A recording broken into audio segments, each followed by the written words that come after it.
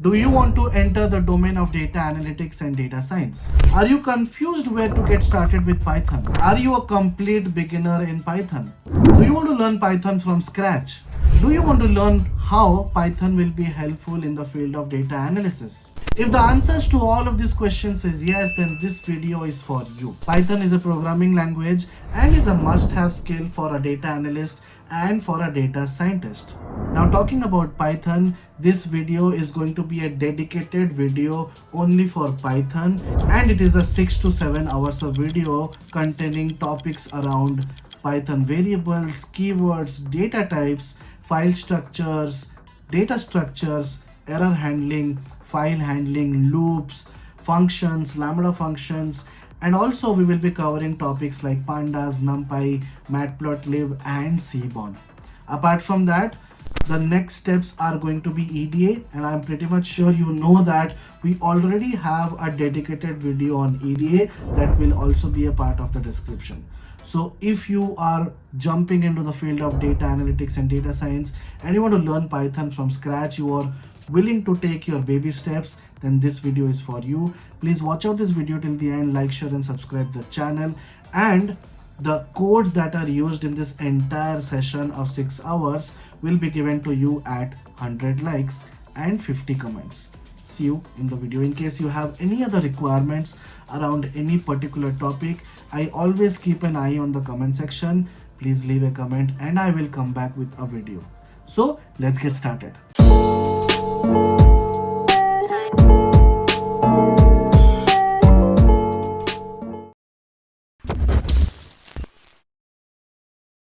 Hi, welcome to this course on Python. In this video, we shall be getting started with Python. We'll be talking about introduction to Python and what are the different features of Python. If I ask you why Python and why are you here in this program, maybe your answer would be Python is one of the most important languages and it is also used in data science. Well, you are partially correct. Python has a lot of applications apart from data science as well. It is a very strong language. Let's try to learn each and every feature of Python in this particular video. Python is an open source, general purpose programming language.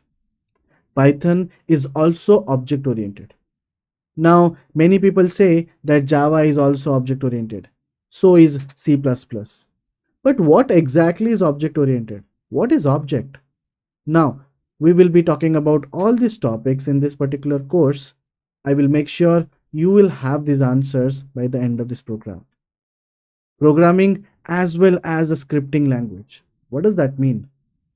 So, Python is used as a programming language, not only in the data analytics and science areas. Apart from that, it is one of the to-go language. Many people pick that as their first preference when it comes to backend development, when it comes to IoT. So in short, any kind of application that has to be developed, everybody is choosing Python these days. So Python is not only used in the data analytics and science areas. Apart from that, it has a lot more applications. So Python is used as a programming language and as a scripting language as well. Python is a general purpose programming language that is often applied in scripting roles. What are the different features of Python? The first and foremost feature is going to be it's one of the easiest languages to learn. Easy to learn and use. Honestly speaking, I come from a Java background. I literally learned Python in just 10 hours.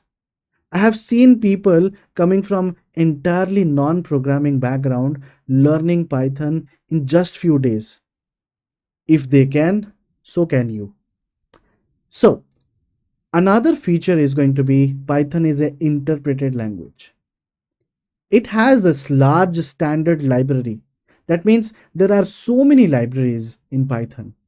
It makes your life a lot easier. You don't have to implement everything from scratch. If you want to find some functionalities, you can definitely search it online. You will definitely get some libraries which is already doing this task.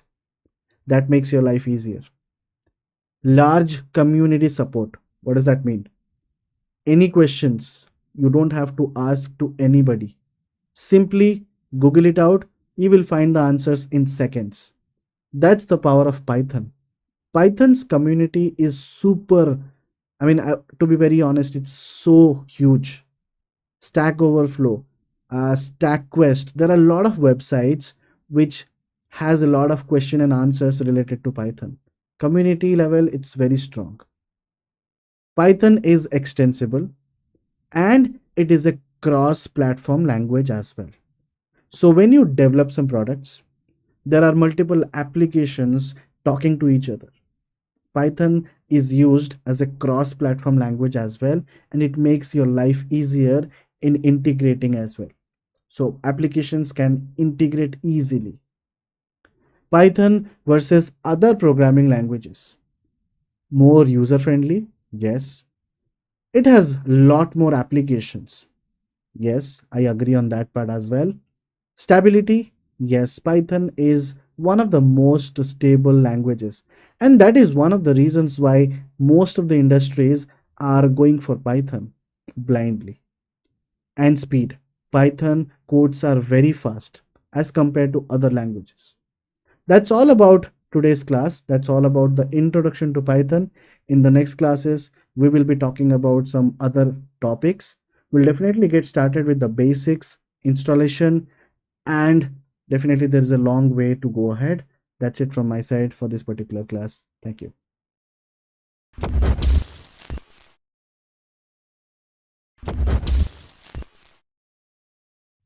Hi, welcome to this course on Python. In this video, we shall be kickstarting our learning process in Python. In this video, we shall be talking about the basics of Python. In the previous video, you have already understood the different benefits of Python programming language. Python language, which is used as a programming language and as a scripting language, is used vividly. It is used in multiple domains, multiple industries, used into data science and analytics industries. A lot of companies are grasping Python these days. Now, that is the reason you are here learning Python. So let's get started. It will all start with the installation of Python. Of course, the basic things. Without installation, how can we learn Python? So to install Python on your machine, what you need to do is go to python.org/downloads. There you will be finding multiple different versions of Python. You can download one of them and install it. If you are using a Mac OS, you probably would be having Python pre-installed in your Mac OS. Make sure you don't have Python. If you have Python, you can use that. If you don't have Python in your OS, then you can download it from python.org. Or else another option is to go through Anaconda Navigator. Just search Anaconda Navigator download and download it. It will download multiple things in a package, so everything will be installed by default. In case your computer or your system is not good enough, it is not having the required RAM or required CPU or required processor, then in that case what you can do is you can make sure that you learn Python from online portals. There are some online IDEs like collab.research.google.com. In that you can easily, you don't have to install Python because Collab comes directly with pre-installed Python. You just have to create a Google account. In case you already have a Google account or a Gmail account, you can use that, log into your collab.google.com, and then you can simply start coding Python. Okay, so after installations, the first thing what we will study in this video is going to be variables. Variables are basic concepts. What exactly are variables? We will be learning in today's class, and then we'll also be learning what are keywords. I'll first talk about the theoretical concepts, and then I'll slowly jump into the practicals to show you more things. Now, variables. What is a variable? See, the programming language is going to be super simple. When it comes to Python, explanation will be even simpler. But theoretically, variable is nothing but a temporary storage space where you can keep changing values. Let's say you want to define your name in Python. Your name is XYZ. you want to define that, you want to assign that value to something, and that something you can call it in the future. That something is variable. That means you are assigning your name xyz to that variable. Let's say your variable name is a, so a equals to xyz. Now if I print a, it will print your name. So a is a variable. Similarly, let's say you are defining your age. Your age is, let's say, 25. So you're defining age equals to 25. Now if I print age, that will print me 25. So that age is 25. So that age is nothing but a variable. It's nothing but a temporary storage space where you can keep changing values. Assigning values to a variable. To assign values to a variable in Python, we use equals to assignment operator. Equals to basically means you are assigning the value. A equals to 10. Now 10 value, the value which is 10 is assigned to the variable name A. A equals to welcome to the class. Now A is nothing but a sentence. Welcome to the class. And A is a variable. No need to declare the data type of the variables as done in other programming languages. Now what is a data type? In Python, not exactly in Python, in any language you deal with, there is a concept of data types. Let's say A equals to 10. We know that 10 is an integer value. So 10 is an integer. Now my A variable that has been created, it will be of integer type. Let's say A equals to hello world. Now hello world is a string. So the type of variable A will be is a string variable. So in Python, we don't have to declare the variables. Like in Java, we used to declare variables. String A equals to hello world. Then only it will understand that A is nothing but a string object. Okay, in Python, you don't have to mention string, int, float or something like that. Just assign the values and Python will automatically understand what type of data it is. Next thing which we will be studying in this video is going to be keywords. Keywords are special reserved words which convey a special meaning to interpreter or compiler. It can't be used as a variable. Few of the example keywords are def, else, if, class, continue, which basically means that these are some of the keywords that are already defined in your Python language. The one who has created the Python language, they have used these variables, they have used these names. That is the reason these names cannot be used as variable names. You can define a variable name as XYZ or ABC, but you cannot create a variable name as class or continue or break because these words are already used as a keyword in the programming language. Okay, so we will be studying about keywords and variables. Let's jump into the practical codes part. So we have the code ready. We have already prepared the code for variables and keywords. This is nothing but a Jupyter notebook file, and you can also run this command separately on Spider or on PyCharm or on Visual Studio, whichever IDE you are using.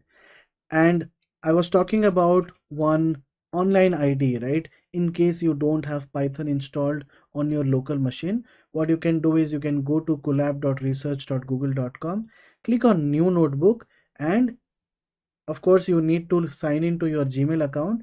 I have already signed into my Gmail account, and here you can easily run this code. Let's say you are running this code, A equals to this, and you want to print A, it will print you hello world.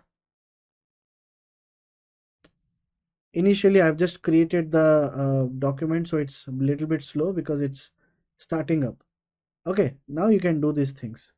Okay, so anyways, jumping on to our Jupyter notebook file. What is variables and keywords? We understood the basics of it. Now once we start talking about the practicals part, you will have better understanding. A Python variable is a reserved memory location to store values. In other words, a variable in a Python program gives data to the computer for processing. Okay, now here I have defined my A value as hello world. Let's say I want to define, my age. My age equals to 25. It's not 25, it's 31, 32. Now, what is my age? Now, if I print my age, I can print that my age is 32. You can also print this way, print my age. This will also give you 32. So what is my age? My age is a variable. And what is the type of variable it is? Is it an integer variable or a float variable or a string variable? There are different types of data, right? Let's say you have data like this, 1, 2, something like this. This is nothing but integer type. You have data like this, 25.4, 7.9. These are float variables. Let's say you have values like this, hello world, Satyajit, okay, like this. These are your string variables. There are something like true and false. These are your Boolean variables. So there are different variables in Python. Not exactly in Python. You go to any programming language, you will find the same concepts. These concepts are very same. Okay, I'm just deleting it.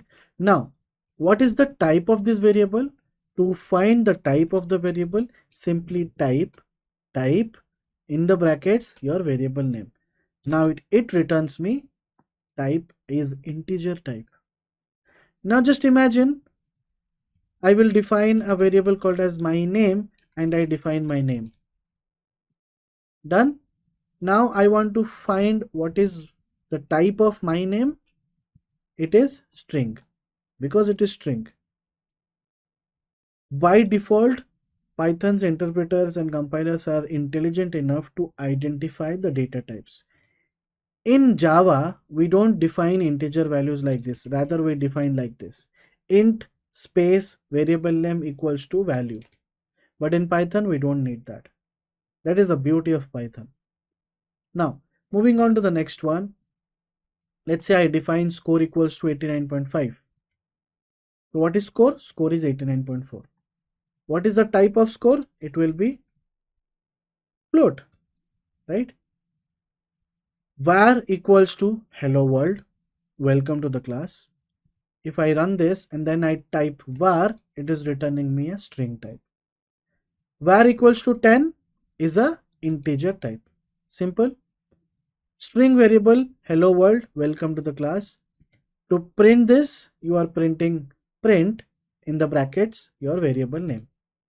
The type of this is string. Now take a closer look on this one. If I define a equals to 10.5, now I am printing print type of a. It will give me float.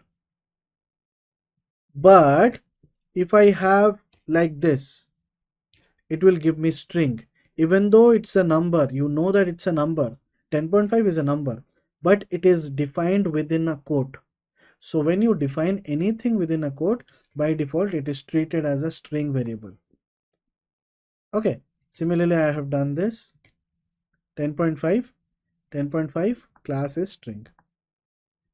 Similarly, I have defined a equals to in brackets true.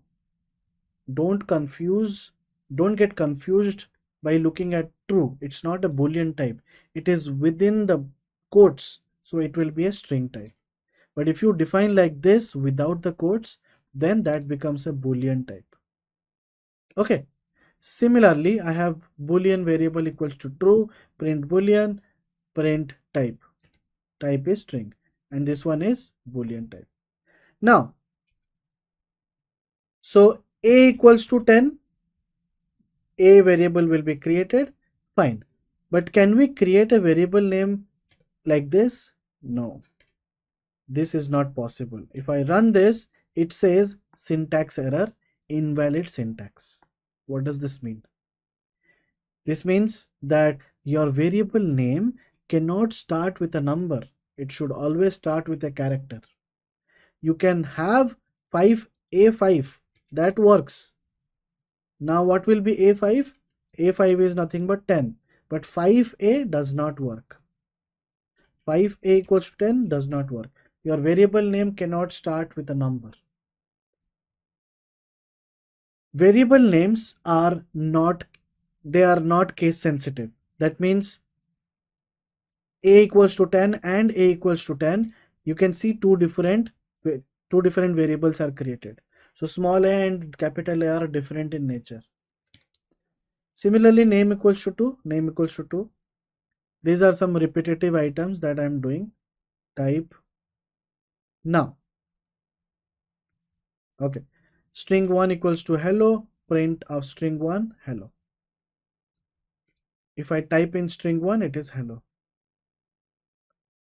Okay. All these things are done. These are repetitive work. Okay. So I'll talk about some of the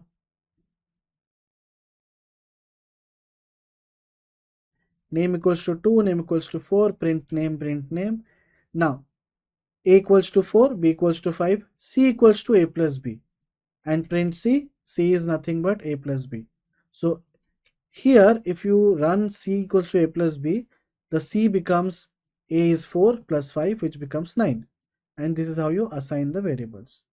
Similarly, a equals to 14, b equals to 15, c equals to a plus b, print c, c is 29. Instead of this, what you can do is you can simply create a function. We will be studying function in details. Let's say I'm creating a function called as sum function. Here I will write c equals to a plus b, return c. That means whenever you are calling this function, return this c value. What is this c value? C value is a plus b. What is this a plus b? We have to pass this a plus b here. Let's say I create this function and here I will call sum function 5 comma 10. That means my a value is 5, my b value is 10. So c value will be 5 plus 10, 15, return 15. So the output will be 15. So this is how you create a function. Functions helps us in, let's say you are doing this sum operation.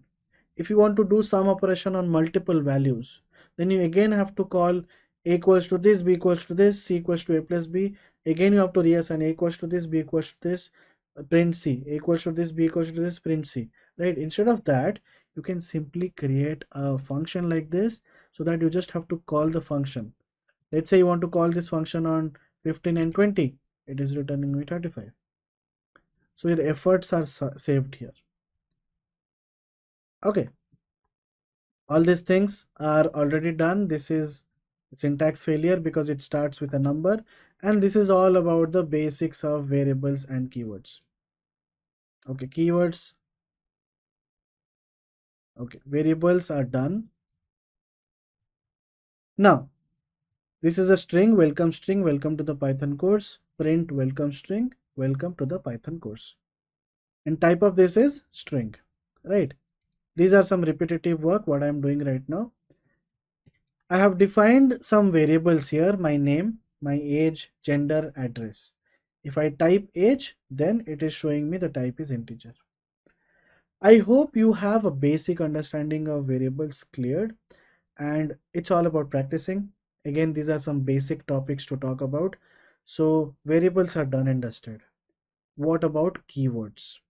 Do we have a separate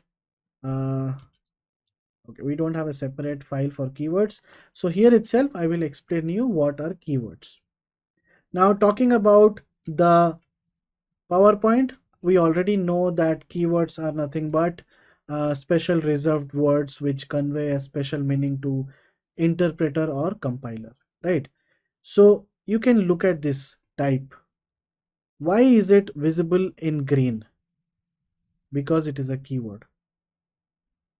Okay, so what does this mean? This basically means you cannot create a variable named as this. Let's say you do this.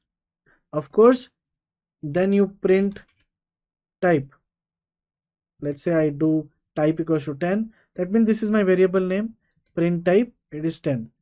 It will give you results because within your cell, you are defining this variable name as a keyword, which is an existing keyword. But this is not recommended. This is not a good practice. So anything that you do in Python, at least in Jupyter Notebook, Anything that turns green while typing, that is basically a keyword.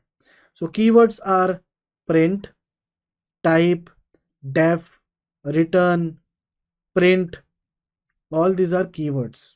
Type, all these are special words or keywords in Python. Print, what else? Anything that turns green. Type, already talked about type, print, def, yes, I already talked about def. So there are various keywords. There are keywords like continue, break. You can see they are turning green. If I write something like this is not getting green because this is not an existing keyword, right? Def, print, type, len, what else? Type, len, info. No, info is not there. In, out. No, out is also not there. What else? I'm not. Let's go back to the slide. Okay, import, yes. Import, none, break, what else? Else, if. All these are your different keywords. Okay, so keywords are special keywords, special words, and they are not meant to be used as a variable. That's all about the basic class. That's all about variables and keywords. In our next videos, we shall be talking about various data types in Python. Stay tuned and thank you for watching.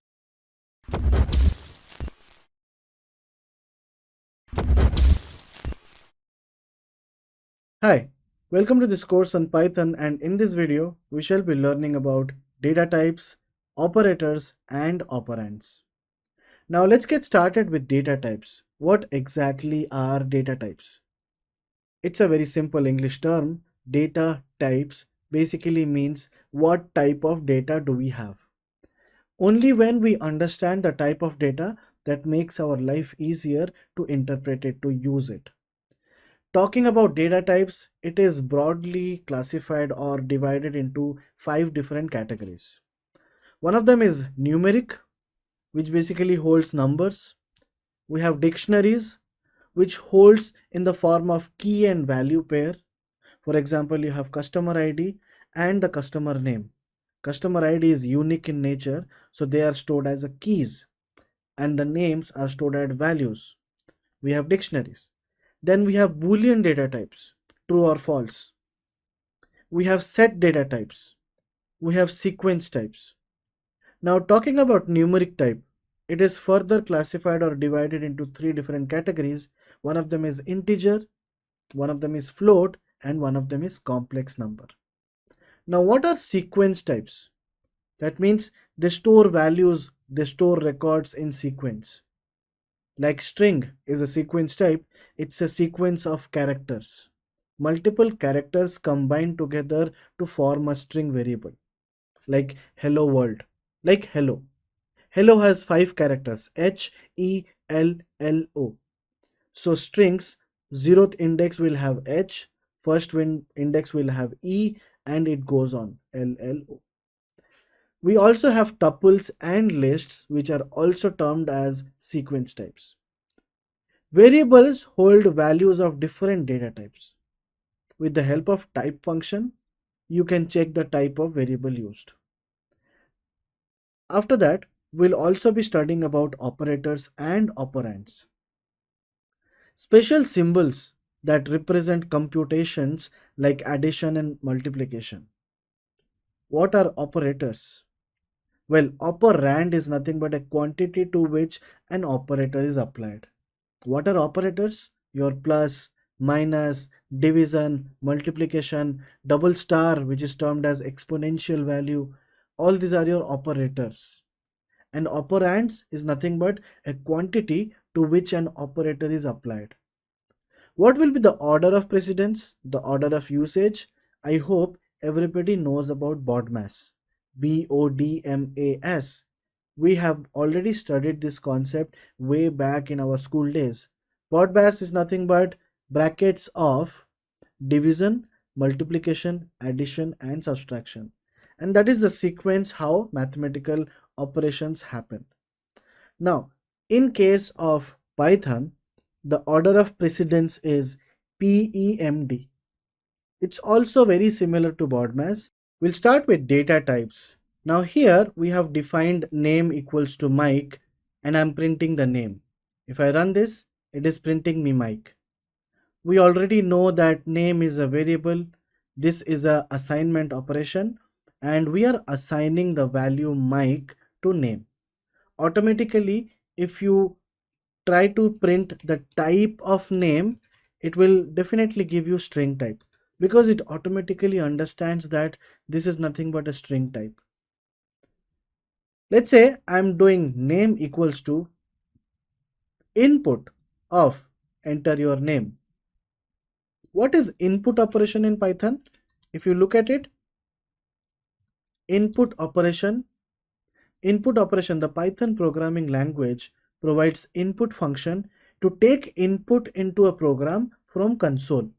That means if I run this, it will be asking you enter your name. Whatever value you pass, that goes as an entry, that goes as a number, that goes as a value to name. Let's say I type my name as Satyajit Pattnaik. Once I click on enter, this value goes to name and I'm printing welcome name. If I run this, you can see welcome this. If you want to check what is this name, just print it. It will give you that name is nothing but my name. What is the type of this one? Super simple. The type is going to be string type. Here I have defined A, which is true, and B, which is again true. But the difference here is the first one is a boolean and the second one is a string variable. If I run this and then I run print type of A and print type of B, you can see the first one I'm getting boolean and the second one I'm getting string. What do you mean by typecasting? What is typecasting? Most likely in Python, there are certain scenarios, there are certain cases where you have to change the type of your data.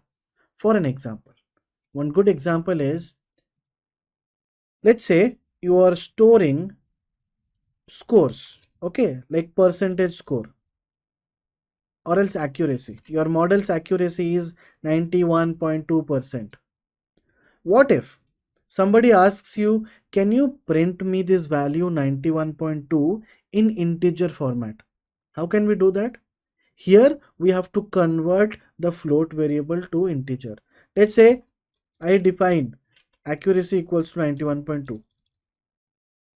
Now if I print accuracy and if I print the type of accuracy, both will return, like this one will be 91.2 and the second one will be float. What if I want the value in integer format?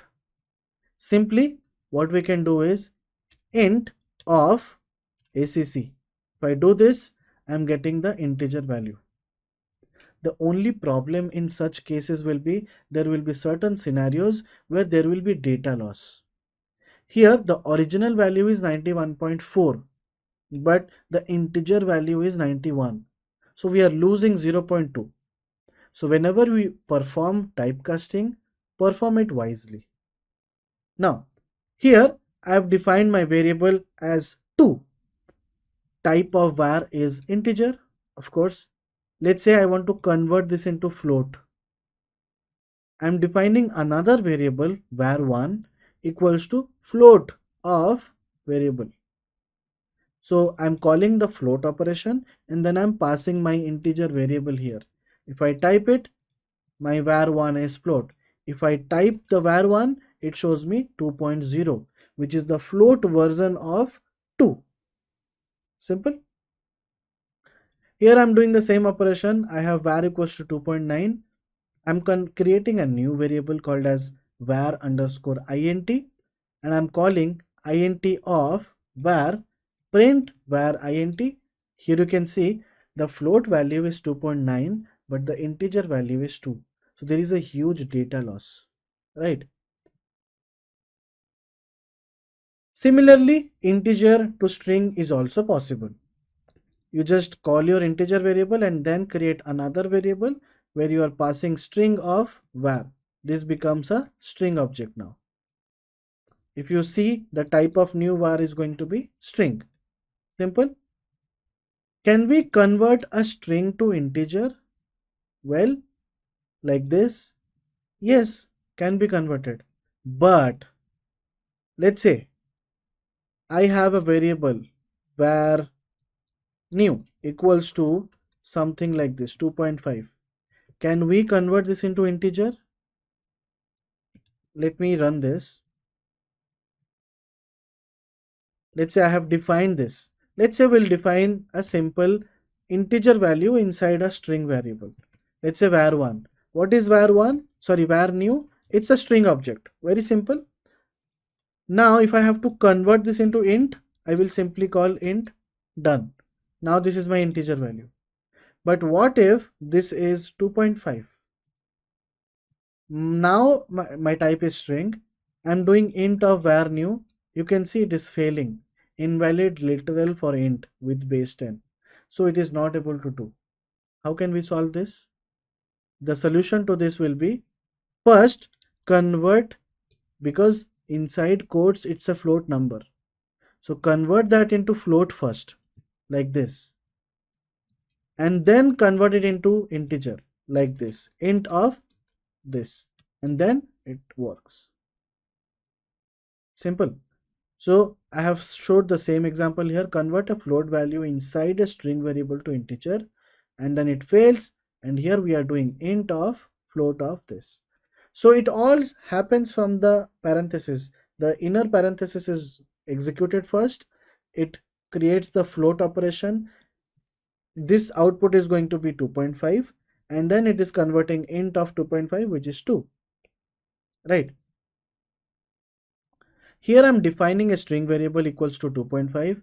I'm doing integer of this. So this is the same activity, right? So these are the various operations, and these are the various basic concepts about data types. Of course, we will be learning more about various data structures in the upcoming classes. We will be learning in depth about lists, tuples, dictionaries, sets, a lot of them. String to integer for float number. Let's say I have defined a string variable ABCDEFGH, another string variable HELO. How to access string objects? Just imagine whenever you are defining a string object, let's say HELLO, your first index H is always 0th index. Your E is always first index. Your L will be second index, another L will be third index, and O will be fourth index. Okay, so if you define this hello, now let's say you want the first character, you simply can do this of 0, it will give you H. If you want the fourth index of 4, it give you 0, sorry, O. If you do 5, it will throw you an error because it does not exist, right? Index out of range. What will be -1? -1 is O. So what happens is when you move forward direction, it starts from 0th index, then first index, second, third, fourth. If you move from the right side, the indexing starts from -1, -2, -3, -4, -5. So this is also called as minus first index, -2, -3, -4, and -5. If you want to check it, you can do -5 is H and 0 is also H. Okay. And on a very similar fashion, list, tuples, dictionaries also work. Now just imagine my string of 0 is H. You want to change this hello to, let's say, yellow, something like that. You want to change H to Y. Is it possible? Can we just assign it like this? No, this is not possible. String object does not support item assignment.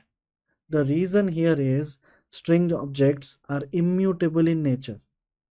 Similar to string objects, we also have some other data structures which we will be studying, like tuples. Tuples are also immutable in nature. There are other data structures like list and other data structures which are mutable in nature.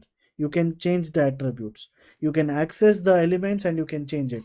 But in string, it is not possible. Okay. Going forward, yeah, we have the same things. Here we are printing the string variable, printing the 2. It's not possible to assign it. But just imagine this way. I have a string variable string1 equals to hello. And you want to change it to yellow. We know that we can access the element, but we cannot change it, right? So how can we change it? In case we want to change it by hook or crook, by any means we want to change it. How can we change it? The only option is to reassign values. So what happens is we will recreate the variable and then assign fully like this. This works. Now if you print string1, it becomes yellow. Okay, so this is possible, but you cannot access the elements and change it. In this case, what is happening is there are a lot of concepts which you will understand in future. Here we are destroying the variable and then recreating it. So a new memory allocation is happening here. Okay, so that's all about the basics of data types. Let's try to jump into arithmetic operations.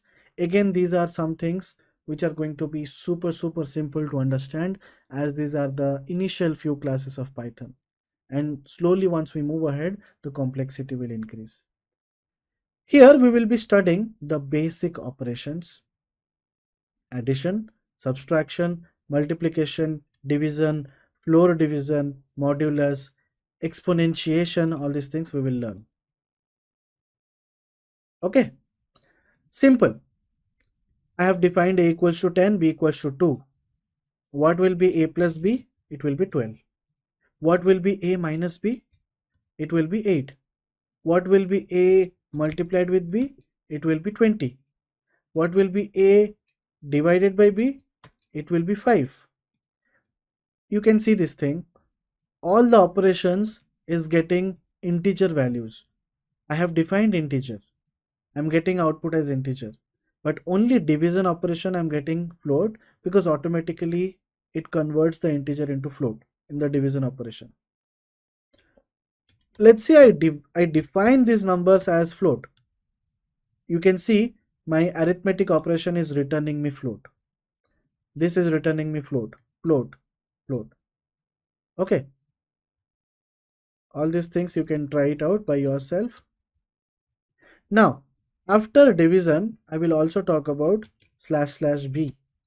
Slash slash b is nothing but, I have already explained here, slash slash b, like slash slash, is nothing but floor division. What does that mean?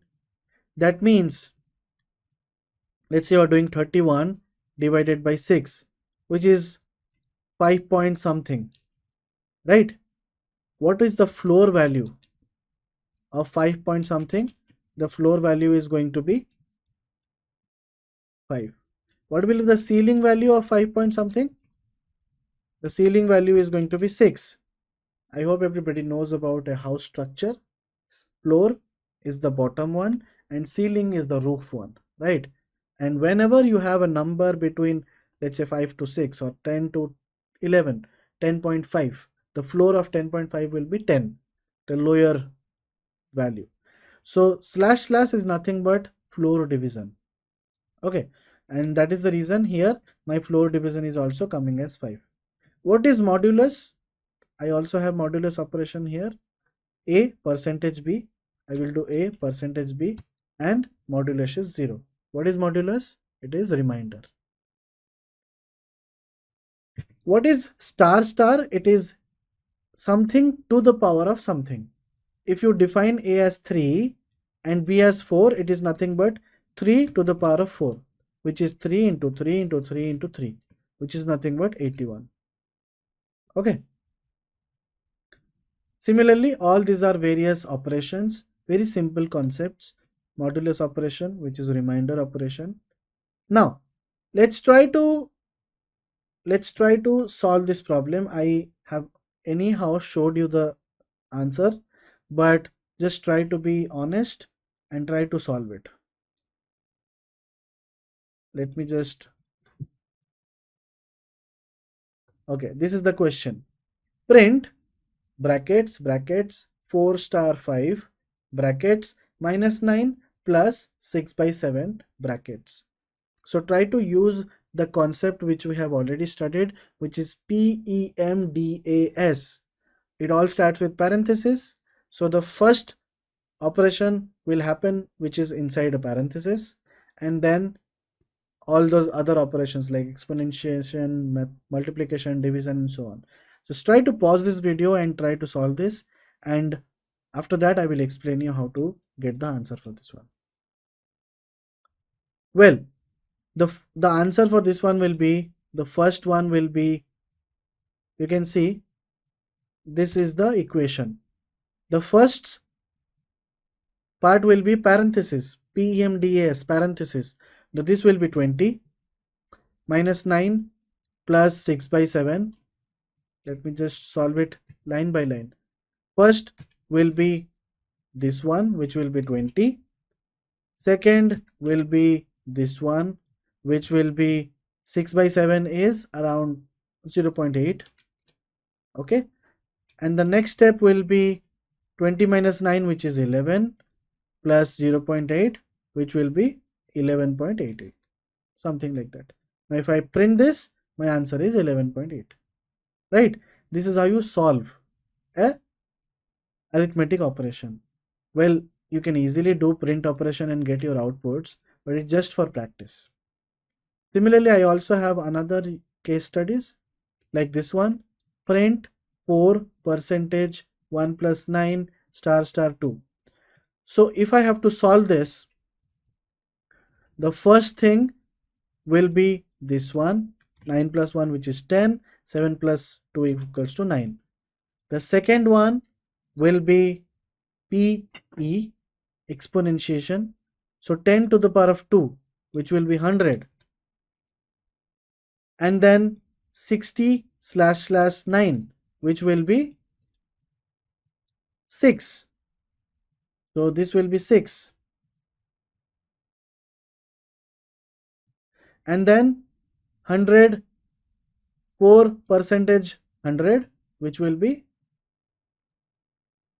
4 minus 6 minus 2. The answer is -2, right? Something like that. 4 minus 6, and then the final answer will be -2.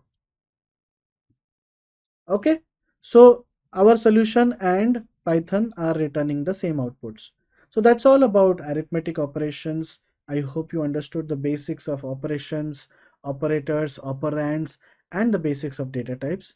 In the next class, we shall be talking more about data structures, and we will deep dive into various data structures like lists, tuples, dictionaries, and sets. Till then, bye-bye.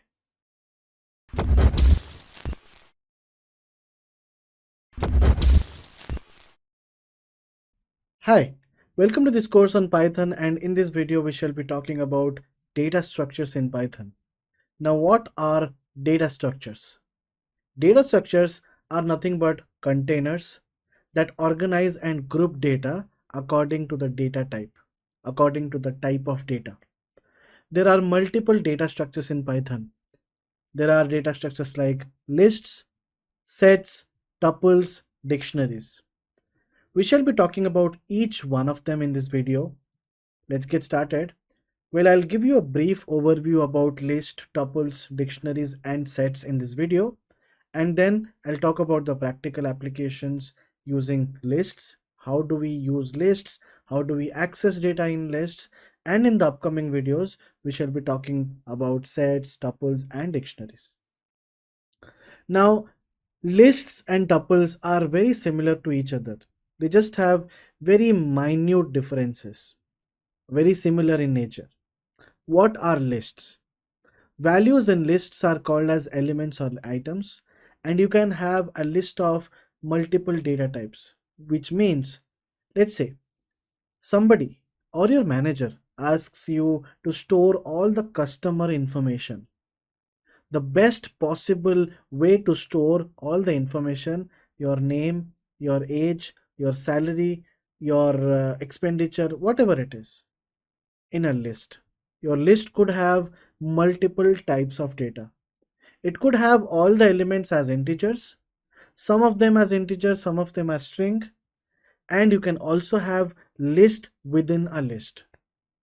So values in list are called as elements or items. You can see this is an example. We have 10, 20 and class, where 10, 20 are integer types and class is a string type. What will be the length of this list? There are 3 elements, so the length of this list will be 3. There are also some concepts like nested lists, which means list inside a list. So there will be some examples which we will be covering in the Python code. Lists are mutable in nature. Mutable, which basically means you can access the elements and change it. And immutable means you can access the elements but you cannot change the elements. So lists are mutable in nature and tuples are immutable in nature. Variable length, accessed similarly like arrays, first element stored at 0th index. The way we studied strings, HELLO. H is a part of your 0th index. Your first index is E, second index is L, third index is L, fourth index is O. Very similarly, lists are also having from 0th index. In this first example 10, 20 class, if I print the 0th index, I will get the output as 10. If I print the first index, it will be 20 and the second index will be class. Similarly, if I print the -1 index, it will be class, -2 will be 20 and -3 will be 10. Tuples are similar to lists, having a sequence of value of any type and enclosed within parentheses. Not only, there are very few differences between lists and tuples, which we will be discussing in the next slide. Let's first discuss about the differences between tuples and lists, and then we'll start talking about lists in the practical terms. The first difference is lists are always defined in squared brackets and tuples are always defined in round brackets. Lists are mutable in nature, which means you can access the elements and you can change it. For an example, you are storing the customer information in a list. Tomorrow you have to change your age, you have to change your salary. So your customer information should be a list.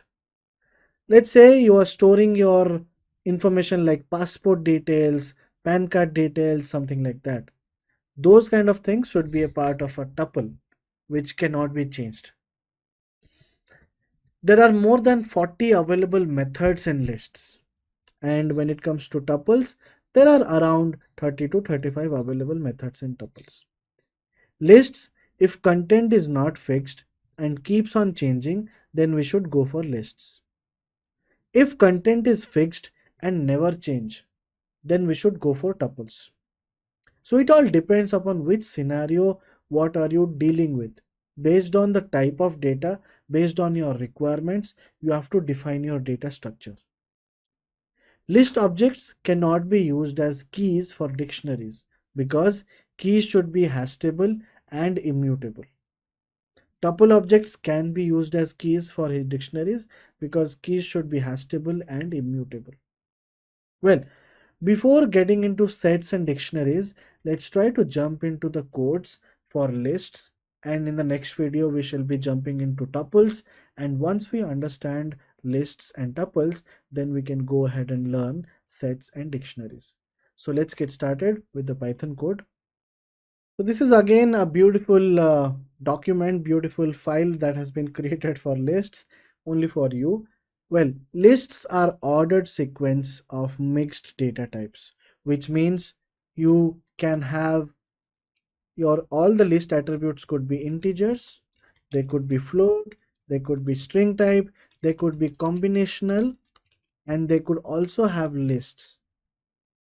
So lists of lists are nothing but nested lists.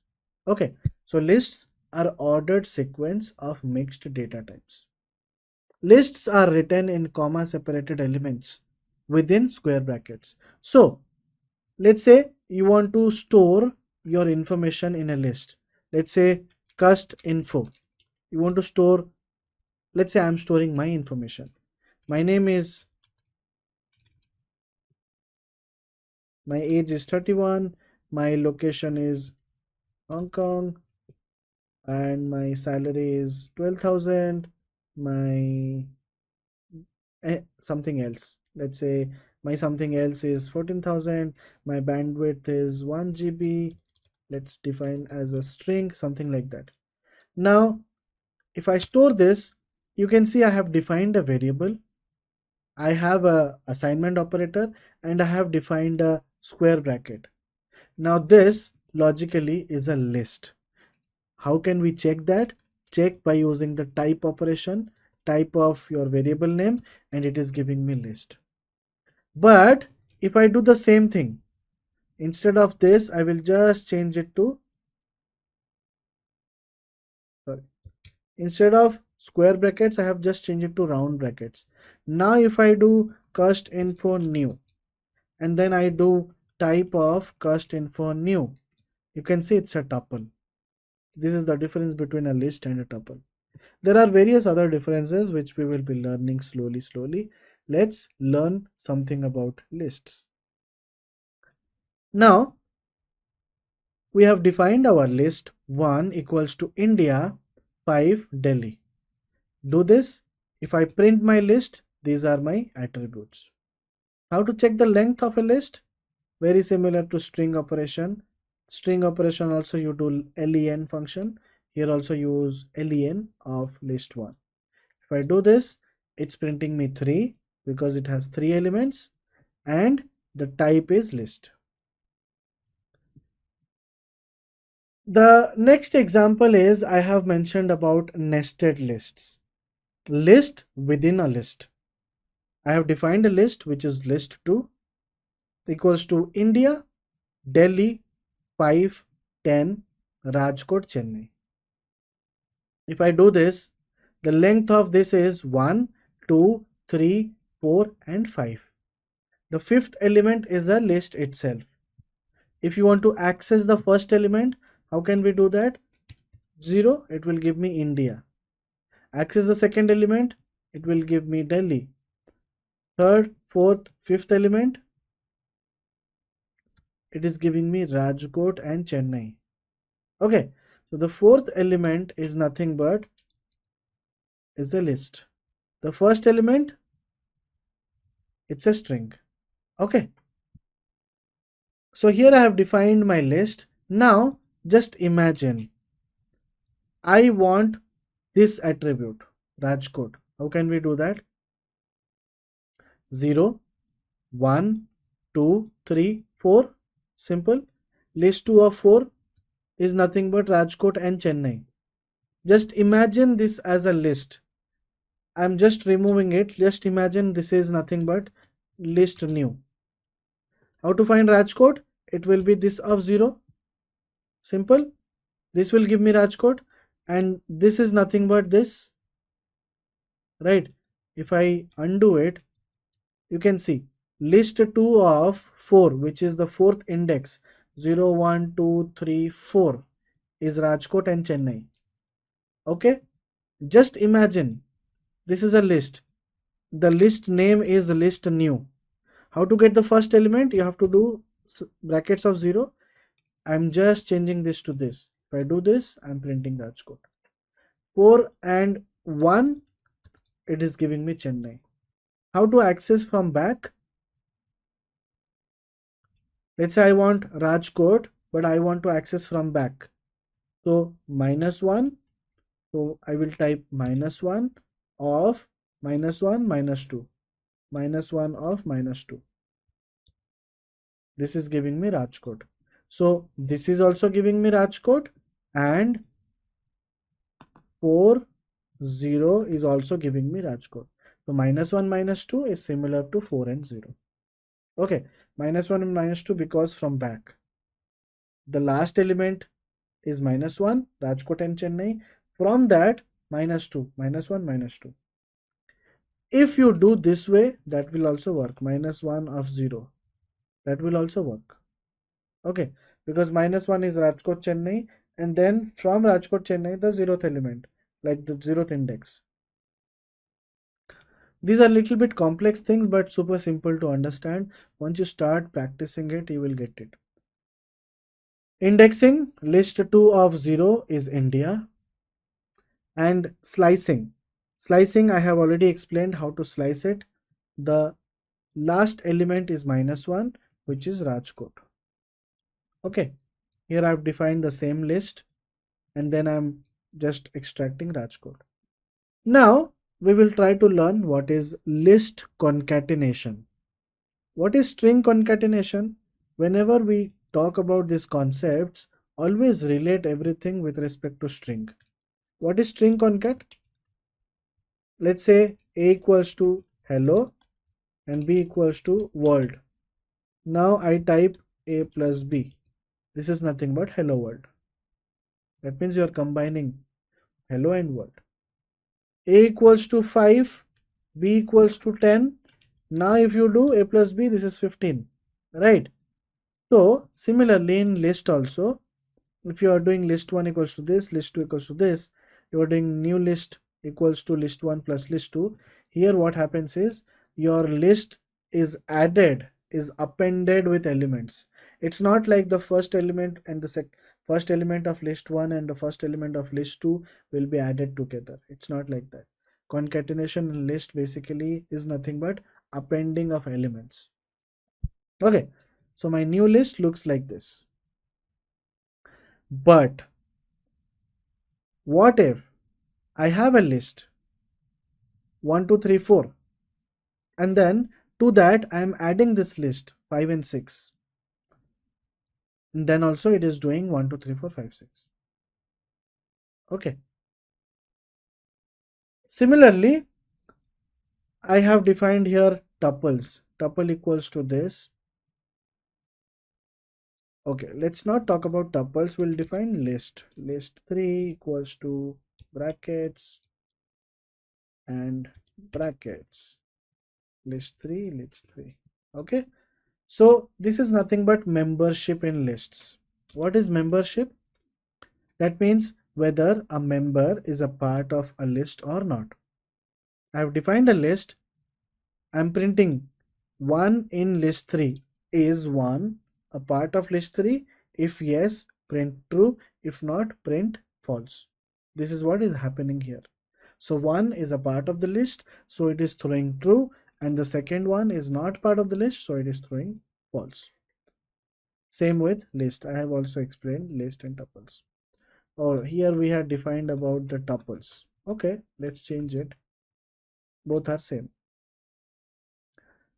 Now we will try to talk about the mutability feature of list. How lists are mutable in nature. How can we access the elements and change it? Okay, so I'm defining a list 1. Let's say one of my candidate is choosing these subjects as his primary subjects: mathematics, physics, chemistry, and biology. Simple. Now, after certain days, he realizes that, oh, I don't want to study biology. It seems to be very difficult. I want to change it to computer science. Is it possible? Well, if you are storing your attributes in list, it is possible. How to access biology first? To access biology, which is 0, 1, 2, 3, simply do list 1 of 3, that is biology. Or else list 1 of -1, right? By no, by now you must have already been knowing about all these indexes. Just imagine now you want to change biology to something else, computer science, and then I'll just delete this because we have already run it. and then my list one becomes maths, physics, chemistry, and computer science. So this is the beauty of list. You can access the elements and you can update it. And this is one of the features which is called as mutability.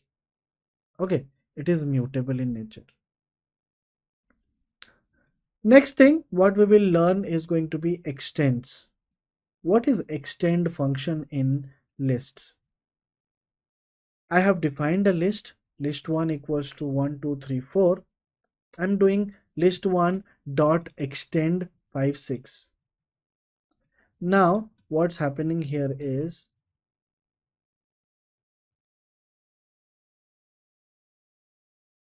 my list 1 becomes 1, 2, 3, 4, 5, 6. That means it is extending. And there is another method called as append. What is append? If you are doing list 1 equals to this, list 1 dot append this, that means this total entity 5, 6 is appended to the list as a new element. So the new element, the fifth element is going to be a list. So here if you print list 1, this becomes like this. The fifth element is 5, 6. So it is a nested list. So this is one of the differences between extend and append. In extend, simply it extends the elements to the list. In append, if you are passing a list, then it appends the full list as a new entity. Okay. The next operation is going to be delete command. Del command or delete command is used to delete some attributes from a list. Let's say I have defined a list 1 equals to 1, 2, 3, 4. I want to delete list 1 of 2. That means 0, 1, 2. The third value, the second index.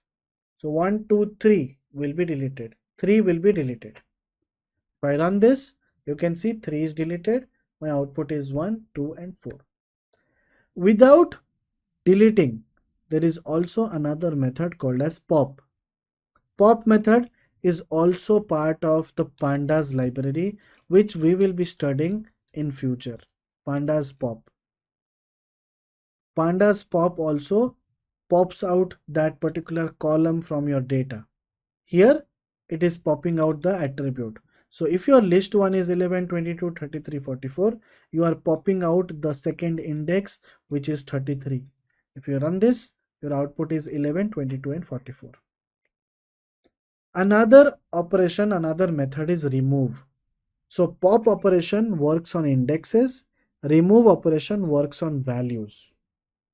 Let's say you want to remove a certain value from a list, you can pass list dot remove and pass that value. If you want to remove or delete a certain index, then pass dot pop, then index value. Okay. Pop by default, it deletes the last object from the list. Pop takes index as an input. Okay, pop and remove are done. Now our next one is sort operation. How do we sort a list? Let's say I have defined my list equals to 9, 5, and 2. How to sort it? There is a method which is called as dot sort. Dot sort will basically sort the values in ascending order. So if I do a dot sort, you can see 952 has been sorted to 259. If you are adding more attributes, 1, 2, 5, 7, 9, 12, ascending order. But if you want to do it in the descending order, pass reverse equals to true. And then your reverse is true. So I will be discussing a very small concept. There is one concept which we already studied, which is dot sort. There is another method called as sorted. But what is the difference between sort and sorted? Somehow both seems to be same, right?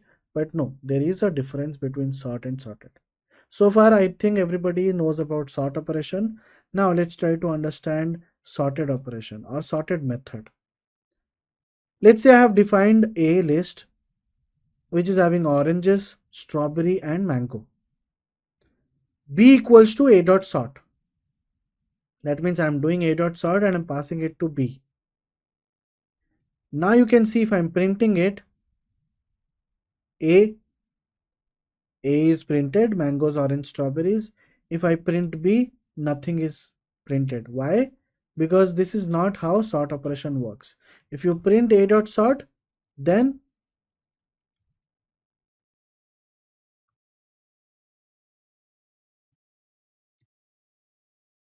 okay, so a dot sort does not print. If you just okay, okay,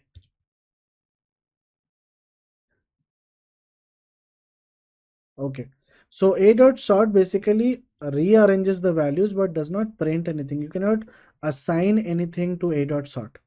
Okay, so that is the reason when I'm assigning this value to another attribute, there is no assignment. There is no assigning is not happening. Okay, so if you simply do a dot sort, then the list will be sorted. If you print a, it will be sorted based on alphabetical order. M comes first, then O, then S, right? But if you want to store it into another list object, then you have to use sorted method. Using sorted method, that means you are sorting it and recreating another object. Dot sort does not create another object. It does not create another variable. But sorted operation, the sorted method creates another object and then you are assigning it to B, and then you can see A is unsorted values and B is the sorted values. Okay, after that we have some other operation to understand, which is shallow copy. What is shallow copy? You can see A equals to oranges, strawberry and mango. Here I am defining B equals to A. If I print this, my A and B are same because I have just assigned A to B, simple. But if I do A dot pop, which means the last attribute mango goes away, right? Now my A is oranges, strawberry. What will be B? B is also getting changed because my B is nothing but A. So this is nothing but shallow copy. Okay. Similarly, here I'm assigning a proper list to B. I'm not doing shallow copy. I'm not directly assigning the A value to B. When you are doing B equals to A, that means you are assigning whatever is A, that becomes B. So anything that happens to A, changes are also reflected to B. That is the concept of shallow copy. But if you are doing B equals to A of 0 to 3 and print B, you can see B is now oranges, strawberry and mango. Now if you pop mango, A, from A your mango is gone, but from B it's not gone. It is still assigned because a new reference, new object has been created in memory. Let's try to solve this. One of the questions to solve: description, add the element Python to a tuple, input tuple equals to, okay, it's not about tuples. We'll be discussing this question probably in the tuples class. That's it. Okay, this is one of the questions related to lists. Let's try to solve this. Split the input. Let me just hide the answer. Split the string input str equals to Kumar underscore Ravi underscore 003 to the person's second name, first name and unique customer code. So it says if your input string is this, try to assign it into multiple variables. In this example, second name is Kumar, first name is Ravi and customer code is 003. Okay, so what we can do here is, I have my input string. So simply, if I run this, this is my input string. How to find the first attribute? Simply you can do string1 equals to input string from 0 to 0, 1, 2, 3, 4. What if we do like this and then print str1 Kumar? So it will be 5 because from 0th index till 4th index, 5th is not inclusive. My mistake. Okay, Similarly, I will do string 2 0 1 2 3 4 5 6 6 colon, sorry, 6 colon 7 8 9 6 7 8 9, so 10, and then print 2, this is Ravi. Similarly, my string 3 will be 0 1 2 3 4 5 6 7 8 9 10 11.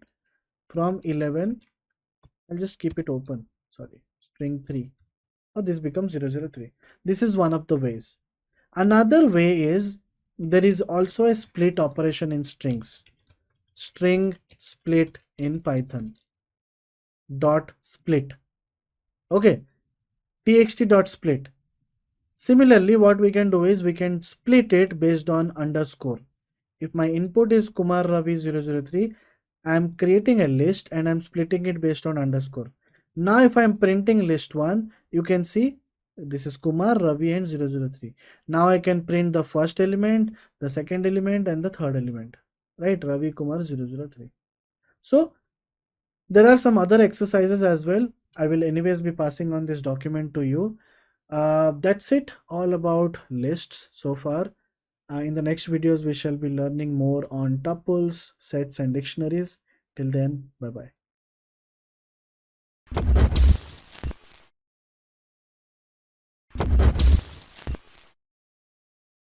Hi, welcome to this course on Python, and in this video, we shall be talking about the second data structure, which is going to be tuples. In the previous video, we learned about the basic difference between lists and tuples, and we also talked about the different characteristics of lists and various methods inside list. In this video, I will just again briefly explain the basic difference between lists and tuples, and then we will quickly jump into the tuples practical implementations. So just a repetition, in case you have already gone through this, you can skip it to the practicals part directly. The first difference between lists and tuples is lists are always defined in square brackets and tuples are defined in round brackets. Okay, lists are mutable in nature. That means you can change the attributes. You can access the elements and change the elements. Whereas tuples are immutable in nature. You cannot change them. There are more than 40 plus available methods in lists, and in tuples there are around 30 to 35 methods. This is not a valid difference, but it's one of the differences. If the context is not fixed and it keeps on changing, it's always advisable to use lists. But if your context is fixed, then tuples are recommended. Lists cannot be used as keys for dictionaries because keys should be hashable and immutable. And tuple objects can be used as keys for dictionaries because they are immutable in nature. Okay, now we'll quickly jump into tuples practical applications, which will be very similar to the last class, the lists class. Let's get started. So here we have the tuples. Now tuples are ordered sequences of mixed data types, very similar to lists, and they are written in comma separated elements within parentheses. So let's start implementing a tuple. Okay, so simply let's say I define my tuple as t and I call 1 2 3 4. This becomes a tuple which has already been explained here. T equals to 1 2 3 4, and instead of square brackets, now this is present inside a round brackets, and if you run type, it shows that the type of t is tuple. If you do the same thing t1, if you do in a square brackets, done, and you do type of t1, that becomes a list. Apart from this, you can also define tuples without the brackets. Let's say I define t2 equals to 1 comma 2 comma 3 comma 4. Now then if you run type of t2, you can see t2 is also a tuple. So even if you are not defining the square, the round braces, it is still identifying it as a tuple. Here, we will define a tuple where we have three different types of data. First object is a string object, second one is an integer object, and third one is a float object. If I run this, this is how my tuple looks like. How to find the length of a tuple? Very similar to the way we find the length of a list and length of a string. The length of tuple here is 3 because there are 3 elements. A tuple can also have tuples inside it. That means it is called as a nested tuple. That means a tuple can have an element which is a tuple. A tuple can also have an element which is a list. Okay, let's say, let me just create it here. Let's say I will create a nested tuple equals to 1, 2, 3 and here 4, 5. What will be the length of this tuple? The length of this tuple will be 4 because there are 4 objects, 1, 2, 3 and this is the 4th object. Similarly, here we have defined a tuple which is T1. The first element is hello, the second element is 5, the third element is 5.5 and the fourth element is a list and it is 2, 3, 4. Now if I run this and if I am okay, you can see here this is T1. If you type in what is the length of T1, it will be 1, 2, 3, 4. Okay, if you want to access this entire element, how can we do that? We can do that using T1 of 0, 1, 2, 3. If you do this, this becomes 2, 3, 4. What is T13? If you see the type of T13, it is a list. So a list is a part of a tuple. Okay, it is possible. Here I have created another variable which is nothing but T1 of 3. And what is it? This is a list. What is the second element? Okay, this is var. So var, what is var? Var is nothing but 2, 3, 4, right? What will be the second element which is 0th in the first index? Var of 1 is nothing but 3. Now, similarly, from this tuple, if somebody asks you, can you access 3? If yes, how can we access it? Simply, what you can do here is, this is tuple 1, simple. What is 2, 3, 4? This is 3, simple. Just imagine 2, 3, 4 is a list and the list name is list 1. Okay, how to find 3? It will be list 1 of 1 and I will change the list 1 to T1 of 3. Now if I print this, I'm getting 3. Okay, this is how you can access different elements in tuples. Tuples can be defined in various ways. I have somehow given you a glimpse on how tuples can be created without round braces as well, right? This is the same thing which we are studying here. Let's say I have defined my variable as T1 equals to 1, 2, 3, 4, 4, 5. If I print my T1 is a tuple. If I print the type of T1, it is a tuple. If I define T1 equals to something comma, that's it. After comma, there is nothing else. In this case, you can see T1 is a tuple. But if I copy paste this, I will not have the comma. That becomes a float. What will be the length of T1? Okay, now it is this one. So I'll just change it to this tuple and then length of T1 will be 1 because it has one element. Okay. Similarly, I can also define a tuple like this, 2 comma nothing else and surrounded by round brace. That also becomes a, if I run this, I do type of T2, that becomes a tuple. T3 equals to 2 comma, what will it be? Sorry, I already have the code. Type of T3 is a tuple. Single value tuple, T2 equals to 1 comma, print T2, this is 1 comma. T3 equals to 1 comma, print T3, which is 1 comma. If I define like this, T5 equals to bracket 1, is this a tuple? No, because this is a single element, so by default it is understandable as an integer. It is always treated as an integer.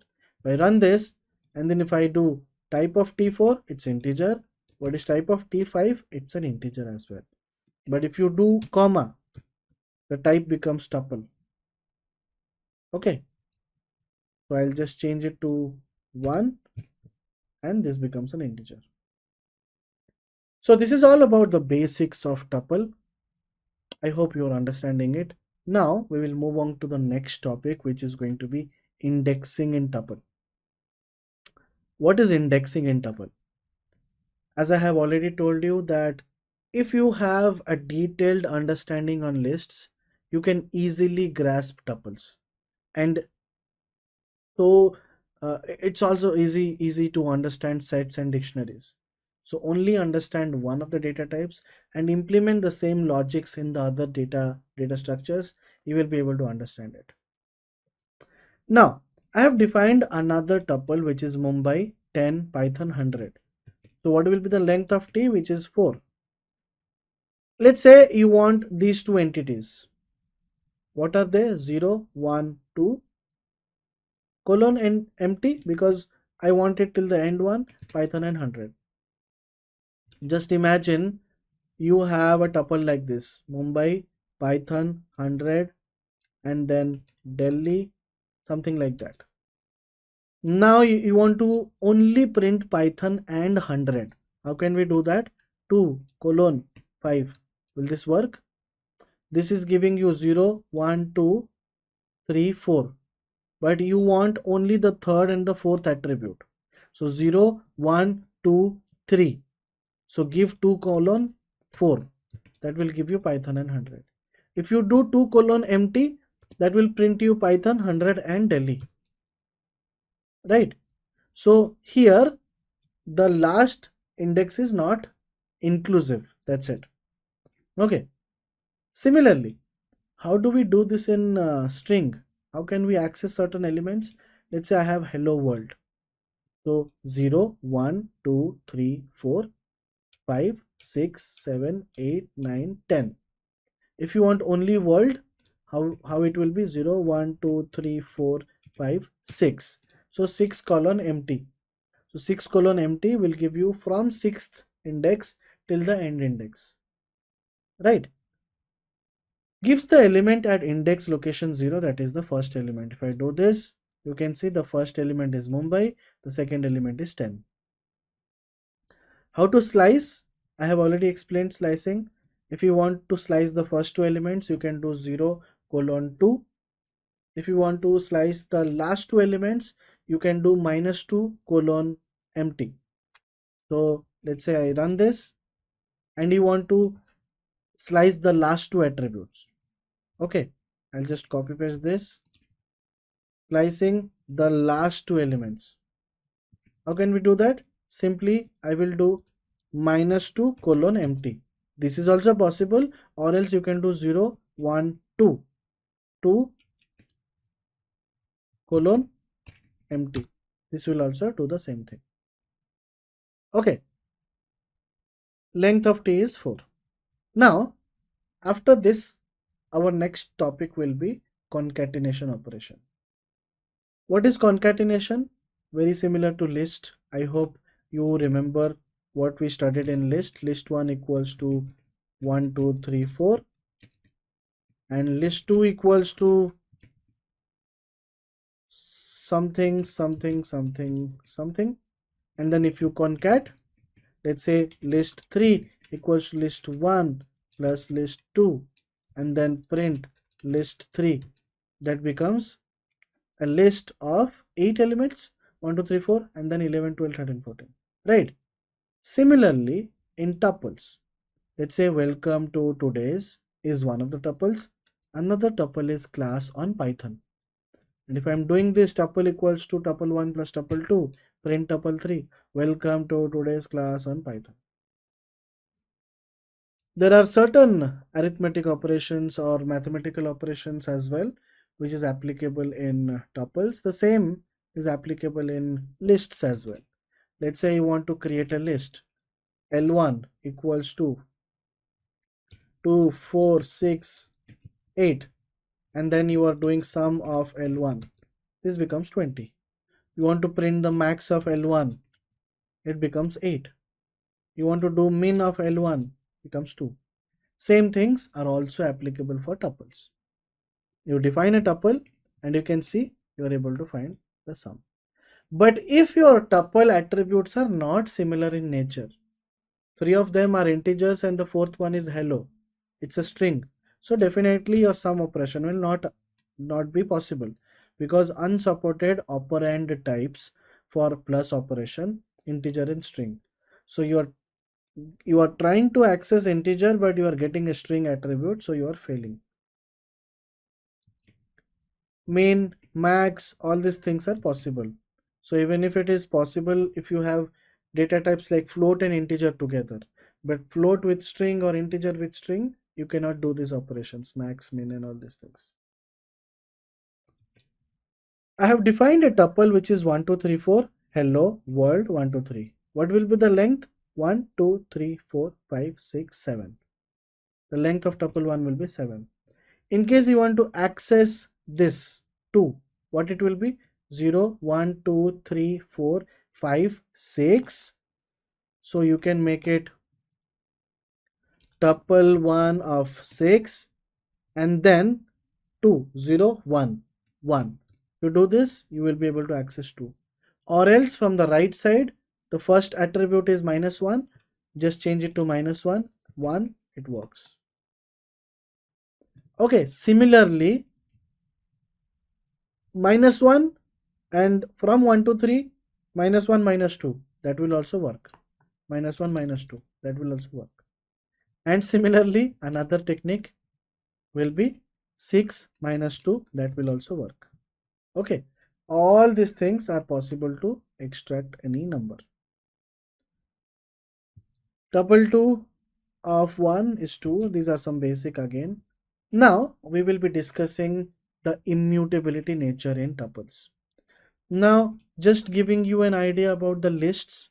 So let's say I have defined a list 1 equals to, if I talk about the same example, biology, chemistry, physics and maths, and let's say the candidate wants to change the subject, so he wants to change biology to computer science. Done. And then if you print your list, the value has been changed. Will this work in list or will this work in tuples? I will recreate the same thing. Instead of list, I will mark it as tuple 1. Instead of this, I will mark it as this, and this is this. I will copy paste this code. After this, I will write it like this: tuple 1 of 0 equals to computer science tuple 1. I'm not printing it. Let me just assign it. You can see while assigning, it is throwing an error that tuple object does not support item assignment. So this thing is not possible in tuples. So now at least you will have some answers that whenever you are storing some information which are not possible to change very frequently, in that case you can use tuples. And when you are using some data types where you know that the number of columns are going to increase, the data is going to be updated, in that case lists can be used. So this is the same example. I have hello, welcome, something something, world of analytics. T of 3 is 10, 0 1 2 3, and I am changing it to 2. It's not possible, right? Now how can we change it? Let's say from this tuple I just want to delete 5 and 10. Hello, welcome to the, I want to change it to 2 and this to the. How is it possible? You can see I have hello, welcome from this tuple. Just imagine this way, this is my tuple, simple. 0 and first is hello, welcome, and this to this is world of analytics. For this one, I will create another tuple. Let's say I will create another tuple. Let's say I will create a tuple which is 2 the, okay, like this. And then I will do this plus this plus this. If I print this, you can see this is hello, welcome to the world of analytics. Now I assign them new tuple, and that becomes my new tuple. Hello, welcome to the world of analytics. If I do a length of this, 1 2 3 4 5 6 7 7 elements, right? Question: how can we, the answer is already mentioned here, but let's say this is my tuple disco 12 4.5. I want to print s. How is it possible?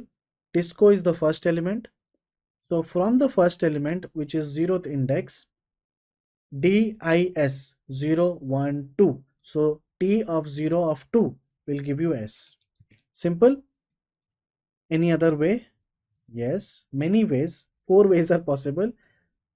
Another way is 0 minus 1 minus 2 minus 3, 0 minus 3, possible. Another way, minus 1 minus 2 minus 3, minus 3 minus 3, s. Another way, minus 3 and minus 1 minus 2 minus 3, 0 1 2, minus 3 2. So all of them are returning me s, right? How to sort a tuple is our next topic. We have already learned about sort operation and sorted operation. So here we will be using sorted. Let's say I have defined my tuple, which is 238541, and I want to sort it. So here I'm defining a new variable equals to sorted of t, and then I'm printing it, and it says the type of new variable is this y. Just focus on the 94th line. I have defined a tuple, right? And I am changing, that means I am sorting the values. And we know that tuples are immutable in nature. That means you cannot access the elements and change the attributes. So in short, you cannot sort a tuple. But in worst case, if you want to convert or you want to sort a tuple, what you can do is you have tuple 1, you convert that into list, sort it, and then convert back it into tuples.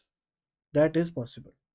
So here what I am doing is my sorted output is a list. Now my new list is this 1 2 3 4 5 8. What I'm doing is I'm converting the new list to a tuple by doing typecasting, and then my t2 becomes 1 2 3 4 5 8. So here we are creating two objects, t and t2, two objects in memory. So it's not just one object. So two objects are created. So if somebody asks you if tuple can be sorted or not, you can say that if I am not allowed to create an object or create another instance in the memory, then it is not possible. If you allow me to create duplicate objects, then I can convert a tuple to a list and then sort it down and then convert that back to a tuple. Okay. X equals to sorted of t, tuple of x. This becomes 1 2 3 4 5 8. What are nested tuples? Tuples within a tuple. 1 5 hello world Java Python. To access Java, it's 0 1 2 3 4, 4 of 0. Okay. Again, 4 of 0 is just one of them. You can also do 4 of minus 2 Java. Similarly, you can also do two more ways, right? Minus 1 of 0, minus 1 of 2 will also give you Java, and minus 1 of 0 will also give you Java, right? So this is one of the questions, a fun question to answer. The question is, I have a tuple 1 2 3 4 5, sorry 1 2 4 3. What will be the output of t of 4? Well, of course it will fail, right? If I do this and then do t of 4, index out of bound exception, right? Because this index does not exist.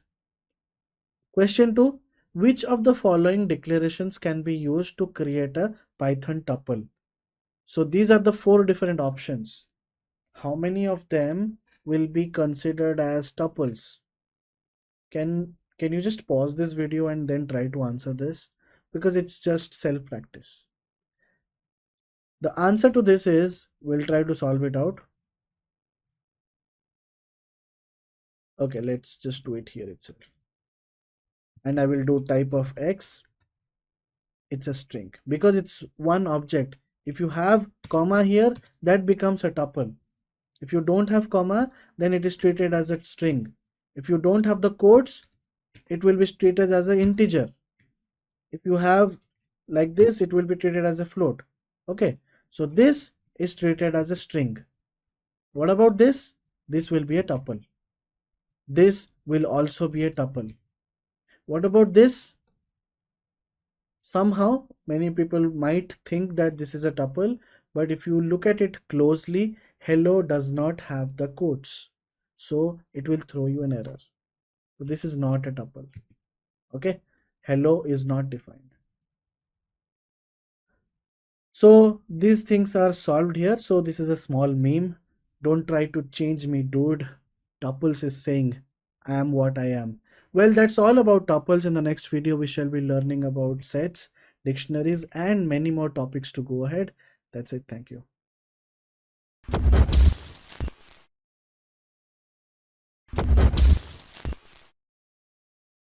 Hi, welcome to this course on Python. And in this video, we shall be talking about our next data structure, and that's going to be dictionary. Well, in the previous videos, we talked about lists, tuples, and sets. We talked about each one of them using examples. We understood the different methods, how to access elements, and how each one of them are different from each other. In this video, we shall be focusing more on dictionaries. Well, before getting into Python dictionary, let's try to understand what is the general definition of a dictionary. I hope everybody have already gone through various dictionaries. Dictionaries has word and their respective meaning. Simple. So word is nothing but unique in nature. Similarly, in Python, when you want to store something like a key value pair, for an example, you want to store all the customer IDs and their salary. So customer IDs are unique in nature and they have their respective salary. So anything which is in the form of key value pair, dictionaries are mostly used in that case to store attributes. So dictionaries are nothing but unordered collection of data. Data in dictionary is stored as a key value pair. Key should not be mutable. That means you cannot change the keys. Keys are always unique in nature. And values can be of any type. It could be a string, it could be an integer, it could be a float, it could be anything. As example is dict equals to name John, age 10. So the name is John and age is 10. Well, dictionary and sets, they both are initiated using curly brackets. The only difference is that in dictionary you have key value pair. If you just define one attribute, like you define name, comma John, comma age, comma 10, that becomes a set, right? Keys are name and age here, and values are John and 10. I will try to do the same thing here. Let's say dict equals to name John, age 30. Simple. Now, if I do type of dict, the name is dict, but it's a dictionary. But if I do like this, let's say variable, instead of semicolon, I'm passing it as entities. And then if I do type of var, it gives me set, right? So dictionary is in the format of key value pairs and sets are, having unique entities. Dictionary stores elements as key and value pairs. Key is like an index and it's always unique and immutable in nature.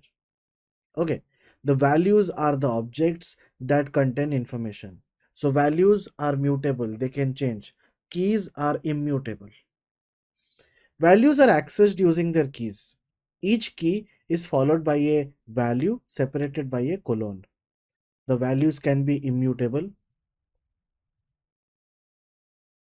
mutable, and duplicates. Each key and value pair is separated by a comma enclosed inside curly brackets. So let's quickly start our practical applications, practical understanding on dictionaries. Here I'm creating a new dictionary.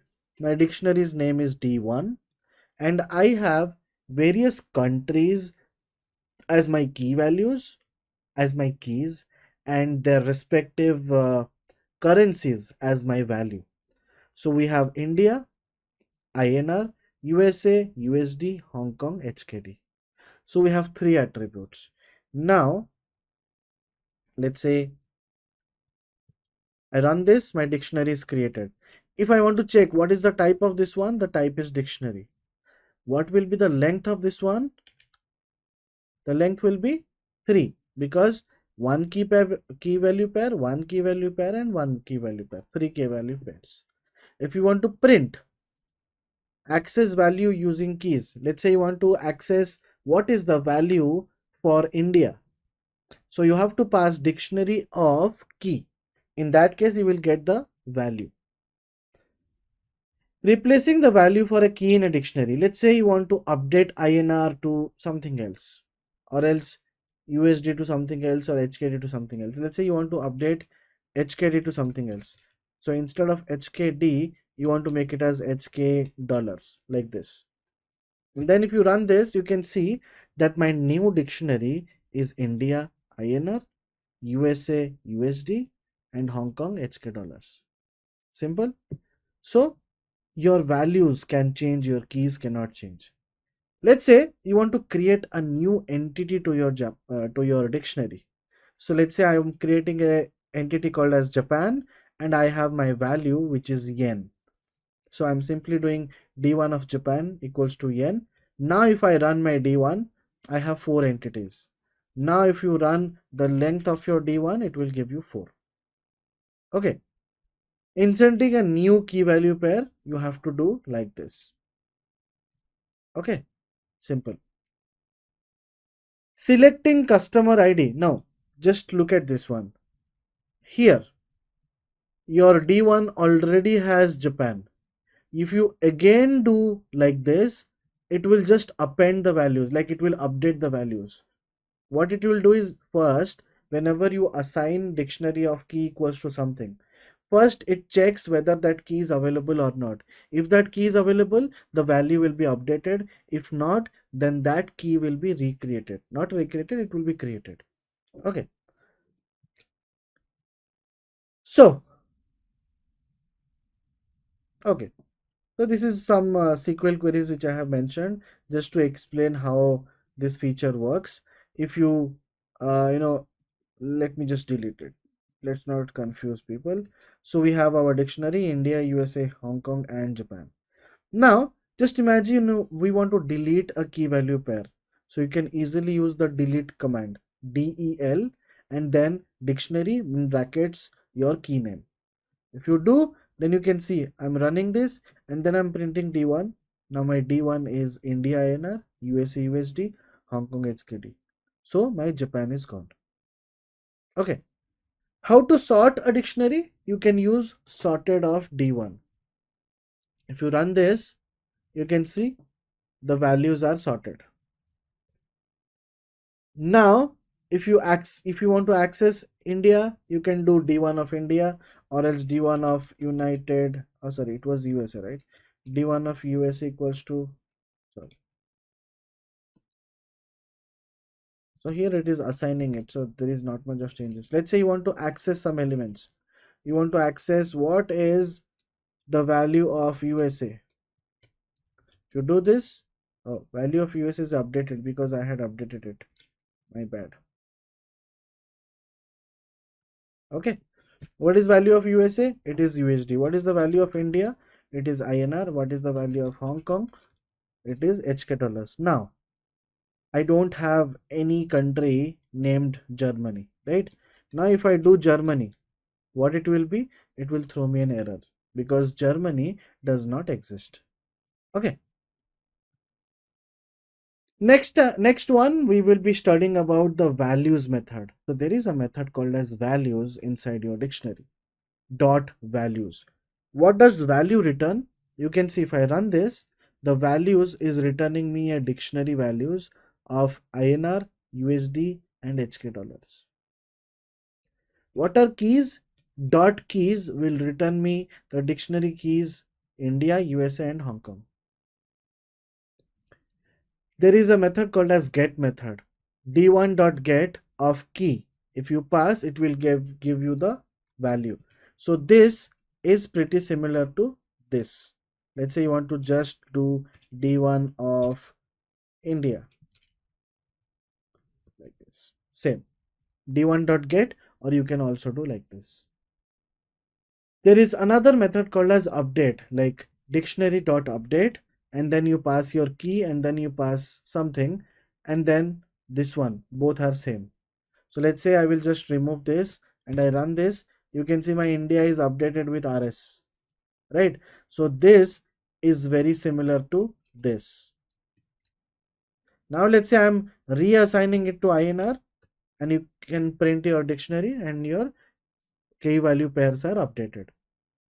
So if you want to do update method, you can use it. If you want to do directly like this, you can use it as well. Now this is where we wind up our dictionary, but we will be talking about some practice codes, some practice questions for our better understanding of dictionaries, right? So let's move on to the first question. The description says, write a code to fetch the profession of the employee with employee ID 104 from an employee input given in the form of a dictionary where key represents employee ID. So your key represents employee ID. Let me just, okay. Key is employee ID, emp ID, and value represents name, age, and profession. Name, age, and profession. Okay. That means, looking at this sentence, this basically means my key is a normal employee ID and my value is a list. Is it possible? Yes, it is possible. Your values could be anything. Sample input is this. So let me just take a sample input. So here I have taken the sample input. Employee data equals to this. Shiva something something. 102 Udit something something. 103 Sonam something something. And so on. We have 5 entries. What is the type of employee data? This. What is employee data? This. Right. If you want to access what are the details of 101, you can simply pass this. It will give you all the values. Right. Now let's move on to the next question.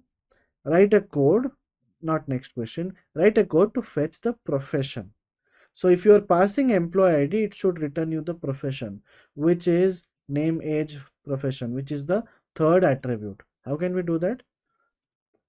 The type of employee data dot get is list. Okay. See, this is a list. Now if I do something like this, simple, as we have already learned list, we already learned dictionary, this should not be very difficult for you. How can we get that? See, employee data, when you're passing the key value, you are getting a list, right? If you want to check what is it, just type in type of this, it you can see that it's a list. Simple. And how to access a list? Zeroth element, first element, second element. So I'm doing second element. You can do this, or else you can also do -1. Okay, both are same. So this is the solution. Similarly, if you want to do it for 104, do it for 104, product lead.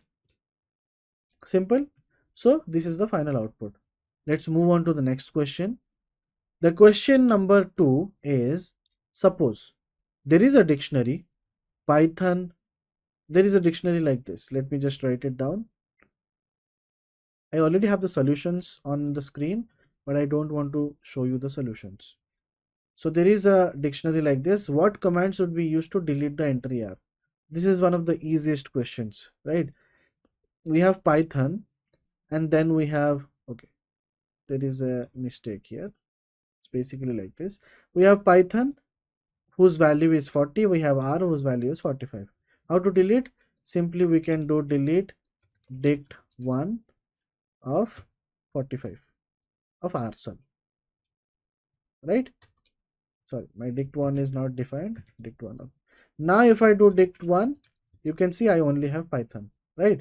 So this is very simple. I have done the same thing here.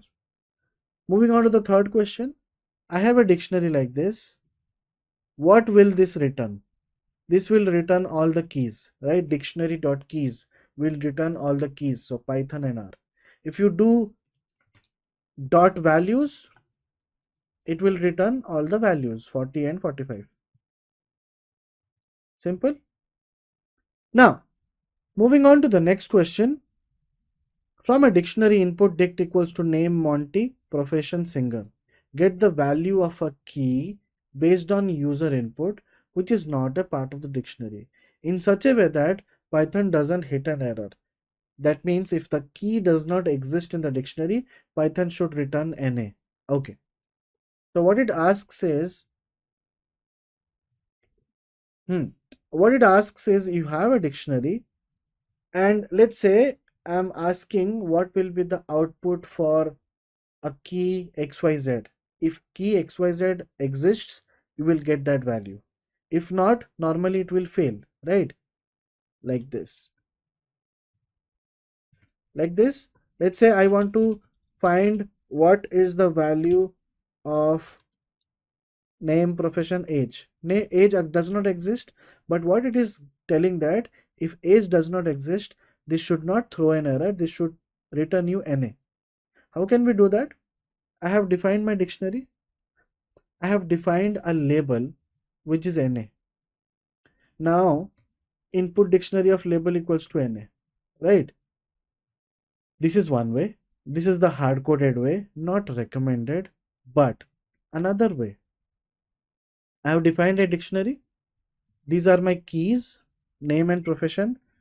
Here what I'm doing is if label in dict, print input dict label, else print NA. Okay, so what I'm doing is if you want a particular column, if that column is present in input dict dot keys, then print its value, else print NA. So my final output is NA. Now moving on to the last question, last but not the least, list of values in a dictionary. Create a sorted list of all values from the dictionary. Input dict equals to this. So sample input is this, sample output is this. That means you want to sort based on your values. How can we do that? So what I have done here is I have defined my dictionary. I'm just simply calling the sorted method and I'm passing the dot values function. So sorted of dictionary dot values will give me the sorted values. That is one approach. Another approach here is I'm creating the dictionary. I'm storing all the values in a list and then I'm sorting the list. So either ways, I'm using the sorted keyword. So anything is fine. You can do any of them. If you know any other options, please let us know as well. So that's all about dictionary, and I hope you understood a little bit about dictionaries. This is where we wind up our data structures program, and in next classes, we shall be talking about some other topics related to file handling, error handling, and many more topics. So stay tuned. Bye.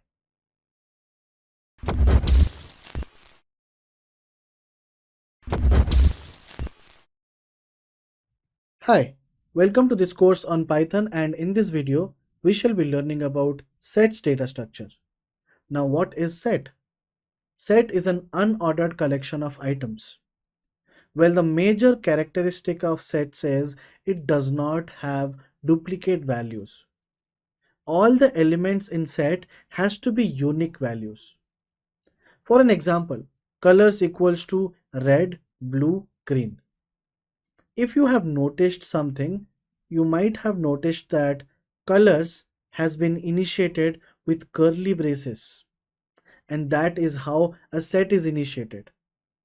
Going back to list and tuples, I hope you remember that lists are always defined in square brackets, tuples are always defined in round brackets or without any brackets, and sets are always defined as curly braces or curly brackets. Sets cannot have duplicated elements. So in case you are working on some objective, you are working on some Python programming, you want to store your data, you want to store your objects, uh, maybe you don't want to store duplicated elements, then probably you can choose sets.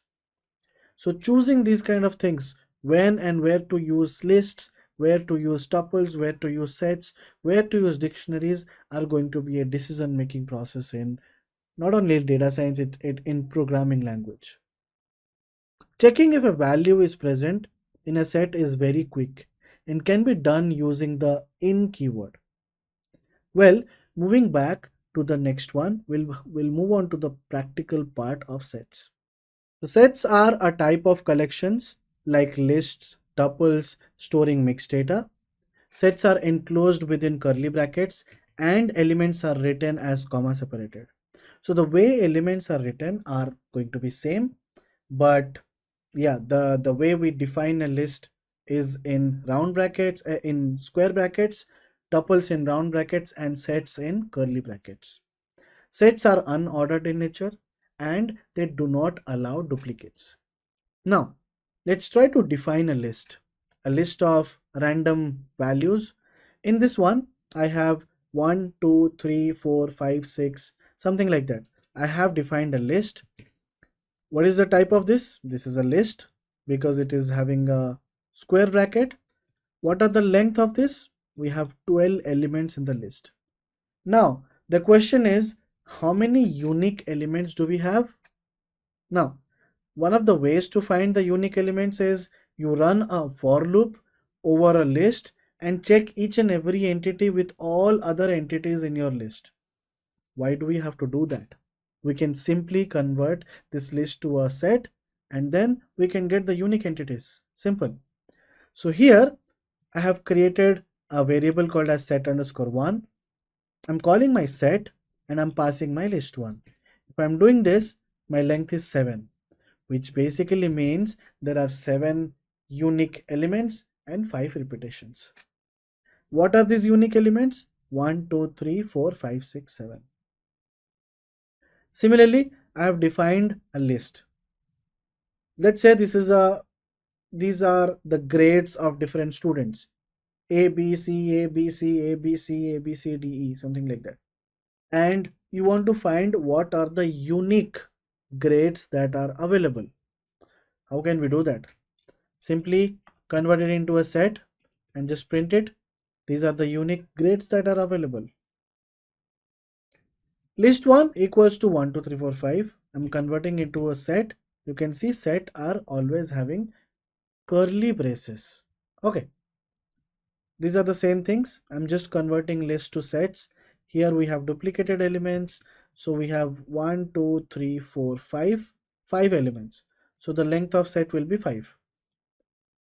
So set 1 is having 1, 2, 3, 4, 5. Simple.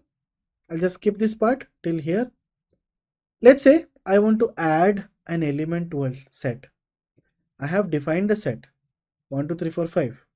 You want to add an element, you can use set dot add in the brackets, pass your values, and that value will be added to the set.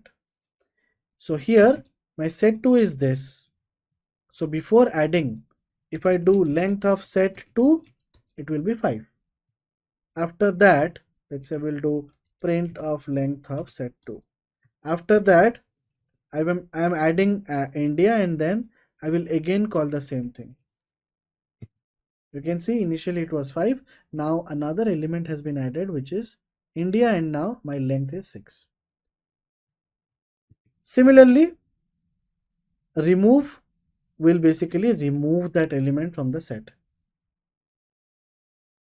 What are the different set operations? Let's say I have defined two sets 0268, 02468, B is 1, 2, 3, 4, 5. What is union operation?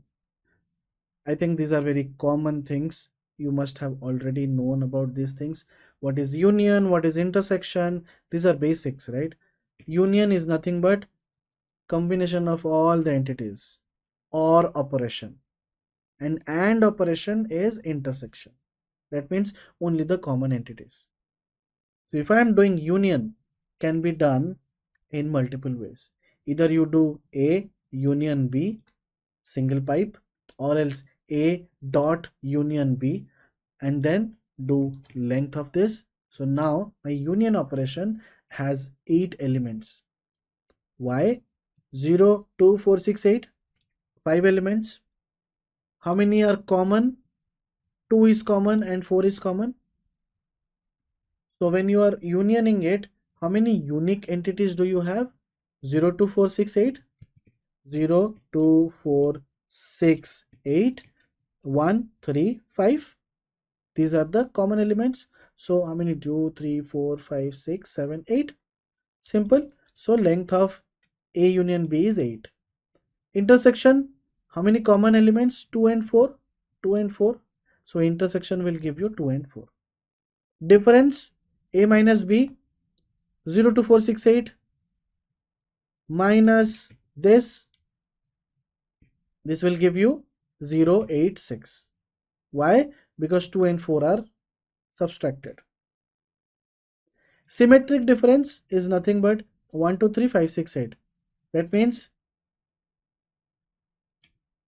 the whole outer join minus your inner join. That's your symmetric difference. Okay, so 0, 6, 8 and 1, 3, 5, except 2 and 4. So just imagine these circles. I hope everybody knows about inner join, outer join, left join, right join, all these things, right? The first one, the first set is having, let me just copy this one just in front of this circle so that we understand. You can see A is nothing but 0, 2, 4, 6, 8. So 0, 2, 4, 6, 8. B is 1, 2, 3, 4, 5. What are the common elements? That's going to be your inner join. Your common elements are 2 and 4.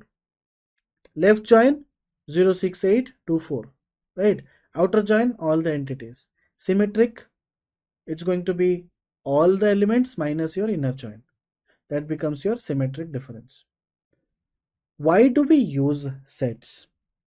Well, that is one of the questions which you might be thinking. Why are we using sets? Let's take a look at one of the examples to understand this better. Let's say you have a huge list that contains student grades.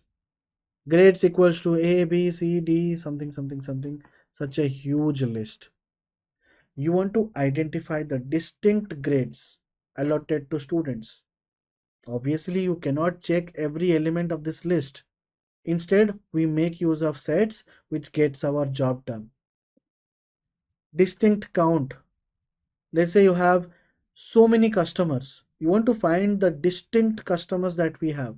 What is the total distinct count? In that case, why do we have to iterate through the whole list? When you are iterating through the whole list, you are implementing a for loop, the time taken will be too much because each and every element will be processed. Simply convert it into a set, right? So here I have my grades. I'm converting into set of grades. My set of grades are returning me A, B, C, D, E, F. So there are 6 valid values in this entire list. So let's try to practice some codes. Description is, let's say you have 2 lists. Identify the elements which is common in 2 lists, A and B, and return them in a sorted manner. For example, this is a sample unit, A and B. What are the common elements? 1, 5, yes, 1, 5, 7, 3. 1, 5, 7, 3. So this is your list A, this is your list B. I am converting it into set of A and set of B, and I'm doing a AND operation. If I do this, that becomes, so list 1, if I just cancel this, if I print list 1, that will have all the elements, and then for the sake of sorting it, I'm just sorting it. Okay, if you sort it, of course you will be having a list as an output.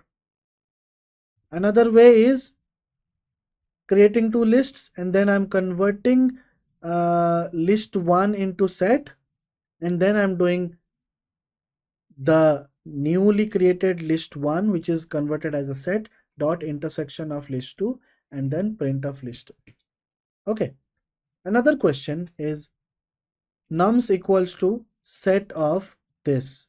What will be the length? 1, 2, 3, 4. The length will be 4, right? Question 3, this is I have two sets, A and B, 1, 2, 3, 4, 5, 6, 0, 1, 2, 10, 11. And then I'm doing an intersection operation. So how many common elements do we have? 1 is common, 2 is common, nothing else, only 1 and 2. So my intersection is giving me 1 and 2. What will be union? It will be 0, 1, 2, 3, 4, 5, 6, 10, 11. How many elements? 1, 2, 3, 4, 5, 6, 7, 8, 9. 9 elements? Yes. 0, 1, 2, 3, 4, 5, 6, 7, 8, 9. Yes. Okay. What will be the difference? Of course, this minus this, right? So this is all about sets. I hope you understood something about sets. I know Python is a little bit difficult, but with some practice, it's going to be super easy to understand each and every concepts of Python. And the more you practice, the more you get closer to the learning part. So your learning curve will increase once you start practicing. Theoretically, it's very difficult to understand Python. Everything looks very simple, but the challenge starts when you start practicing it. So that's all about sets in this particular video. In the next video, we shall be talking about dictionary. Till then, bye bye.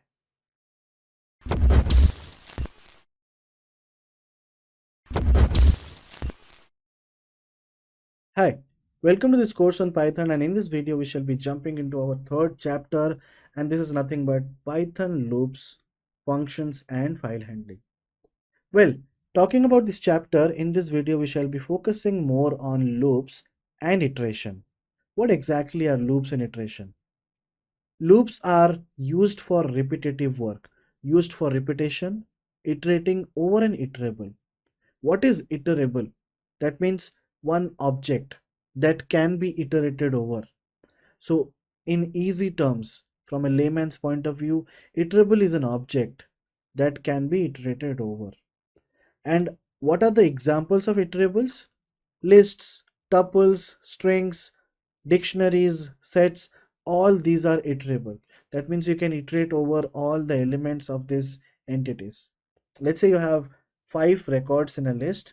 You can iterate over each and every element of that list. What is an iterator? Iterator is a variable that goes through each element in the iterable. Majorly, there are two types of loops. One is for loop and one is a while loop. Well, theoretically speaking, for loops are nothing but when you define a for loop, it keeps on doing until that condition is satisfied. Now, for an example, for I in range of 1 to 5, print I, else print for loop exhausted. So, for the first time, when I is 1, the loop is run, print I is printed 1. Second time, for I in range of 1 to 5, second value of I is 2, and then print 2. So 1, then 2, then 3, then 4. And then your range is done. Next time when for I in range of 1 to 5 where your I is 5, it does not satisfy the if clause. Then it goes to the else block and then it prints for loop exhausted. Right? So this is how a for loop works. And while loop works like this. You have start, then you have initialize your loop counter, then while condition satisfied, if yes, then exit from the loop, if no, code and update the counter. So normally in Java, what it happens is when you are defining your for loop, for I in range of this, do this. And then what we do is we do I plus plus. That means we increment the I value so that when the first time I is run through that for loop, for the second time I value will be done plus plus. In Python, we don't have to do plus plus. It automatically gets incremented. Okay. an example of while clauses here. Well, talking about the basics, talking about the theoretical part, I hope you understood a little bit about it. And while we jump into the practical codes, you will have a better understanding. So let's get started.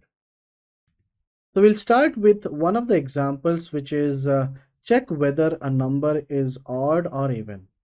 Well, in order to do that, let's try to define a variable. Let's say I define my variable x equals to 101. Simple.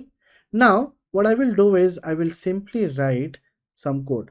Let's say if x percent 2, that means I'm checking whether if I'm dividing it by 2, whether the remainder will be 0 or not. If the remainder will be 0, then I will do print x and then I will print is an even number. Simple. Else I don't have to define anything else. I will just copy paste this code and I will write down that is an odd number. Now if I run this, then you can see 101 is an odd number. If you run the same thing for another variable, let's say 90, 90 is an even number.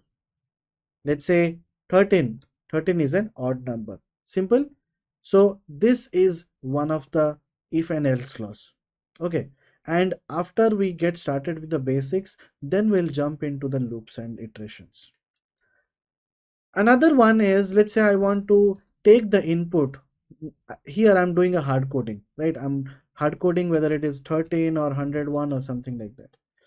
What if I want to take input directly from the console? So what we can do is we'll simply do input. What? Enter your number. Okay. As our number is an integer, I will just make it integer. And then I will press enter. Enter your number. Let's say I'm entering 101. 101 is an odd number. I will run this again. Let's say I'm doing it for 90. 90 is an even number. Simple.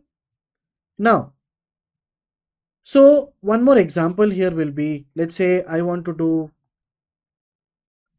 let's say you're going for a party and you want to allow only people who are either greater than age 18 or less than 50. Then what we can do is, let's say I'll just copy paste this code, x equals to input. Let's say allow greater than 18 and less than 50 years of age. Okay. Now here what I'll do is I'll simply take enter your age and then I will do if x less than 18 or x greater than 50, then what? Then print sorry, you are not allowed in the party. Simple. Else welcome to the party. Now if I run this 31, welcome to the party. If I do 51, sorry, you are not allowed for the party. Next we shall be doing some more codes like this. Let's say I'm creating some program to provide discounts or offers. Okay, so here what we'll be doing is we'll be taking the same type of example, shopping amount, and let's say you have done some shopping in a mall and your shopping amount exceeds $5,000. In that case you get $1,000 voucher. If your shopping amount increases 2,500 and then you get a $500 vouchers, else you don't get any voucher. So how can we do? So here I will just type in input your billed amount. Based on that, I will simply copy paste this code. If my shopping amount is greater than equals to 5,000, you have won a voucher of $1,000. Simple. Else if, so instead of else if, we can also write elif in Python. Elif this, you have won a voucher of $500. Else,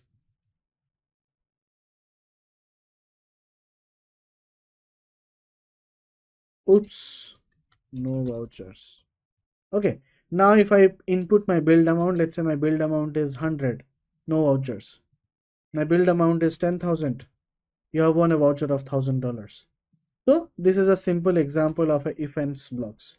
Now why I'm explaining you if else blocks, once you understand properly about if else blocks, these are kind of loops as well, not exactly loop, but these are conditional statements. Once you know these things, it will be benefited, because when we go ahead with the for loops and while loops, we might have to use a lot of if else commands as well. Okay, so this is where we wind up our if else blocks. Here I will quickly create,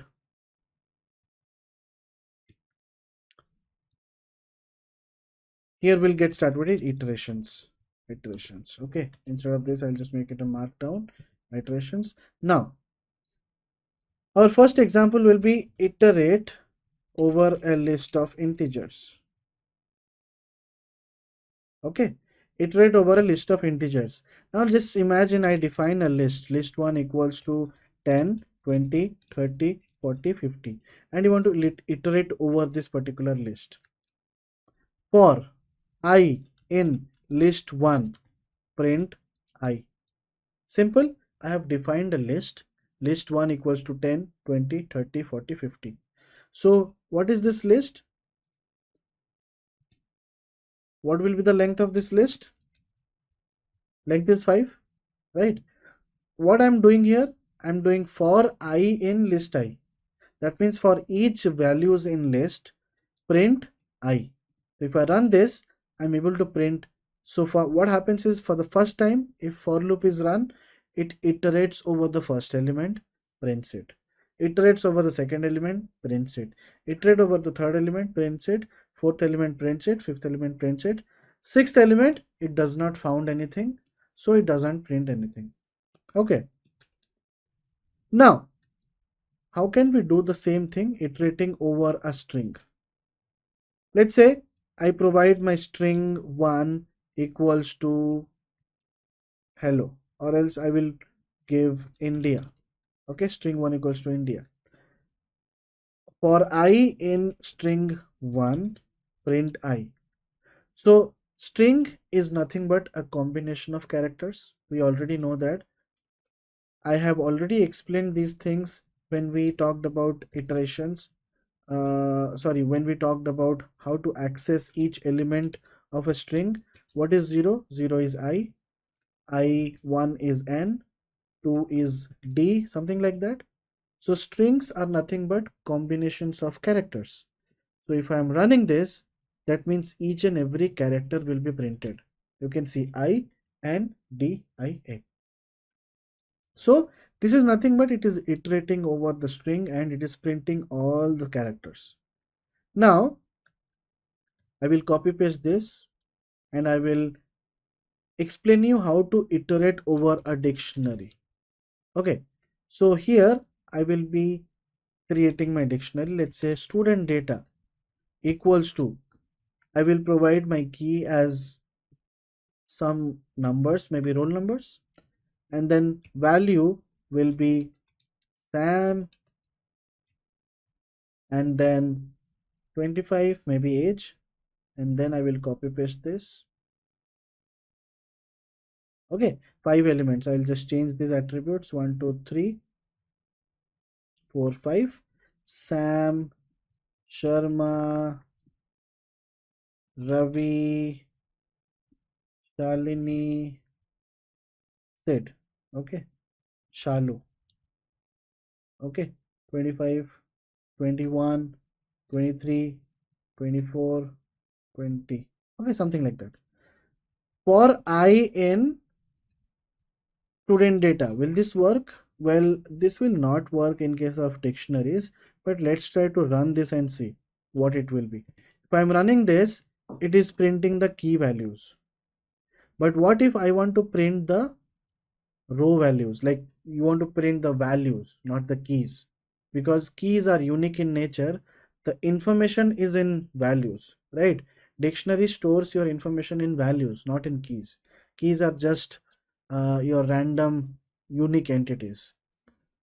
In order to get the values, what we can do is I can simply do dot items. Then if I print it, you can see I'm able to get everything. Now here from I, let me just do it in a separate line. First, I just iterated over the keys. Second, I'm iterating over the whole items. When I'm printing it, you can see I'm able to print both of them, the key and the value, right? So key comma value. So next time what I will do is instead of I will mention it as I and J. What is J? J is your second entity, I is your first entity. Now I will print J. Now I am able to get all the values. Sam 25, Sharma 21, Ravi 23, Shalu 23 and Sid 23.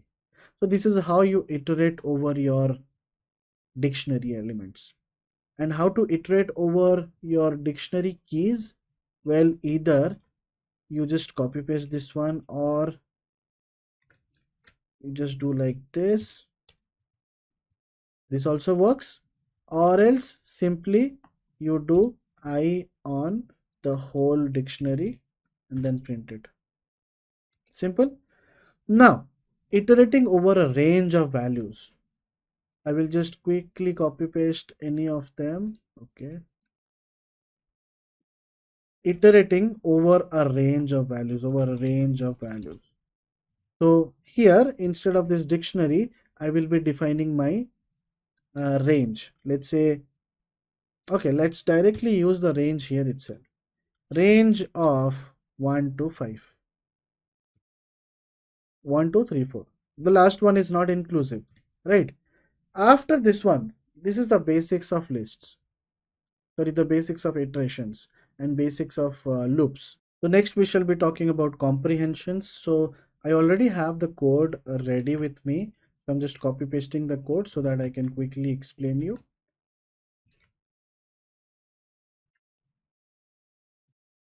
Now, why do we use comprehension? Sometimes your for loops can take a lot of time to run. For loops are normally a bit slower, not bit, as compared to other approaches like math filter reduce or list comprehensions. Your traditional for loops are too slow, and that is the reason we use list comprehensions most of the time. So we'll try to understand what exactly is comprehensions. Here I've defined a list which is nothing but automobiles, Honda, Benz, Maruti and Kia. I have defined another list which is empty list. For each entity in list 1, list 2 dot append of I. That means for each entity, first time when the cursor is on automobiles, list 2 dot append I. So list 2 gets automobiles. Then Honda, list 2 gets Honda. Then Benz, list 2 get Benz. So finally your list 2 is nothing but your list 1. Here, just imagine if somebody asks you, you have a list. From that list, you want to calculate length of each of your elements and then add the length of each of your elements to create another list. So in that case, what you can do, you have defined your list, another list which is blank.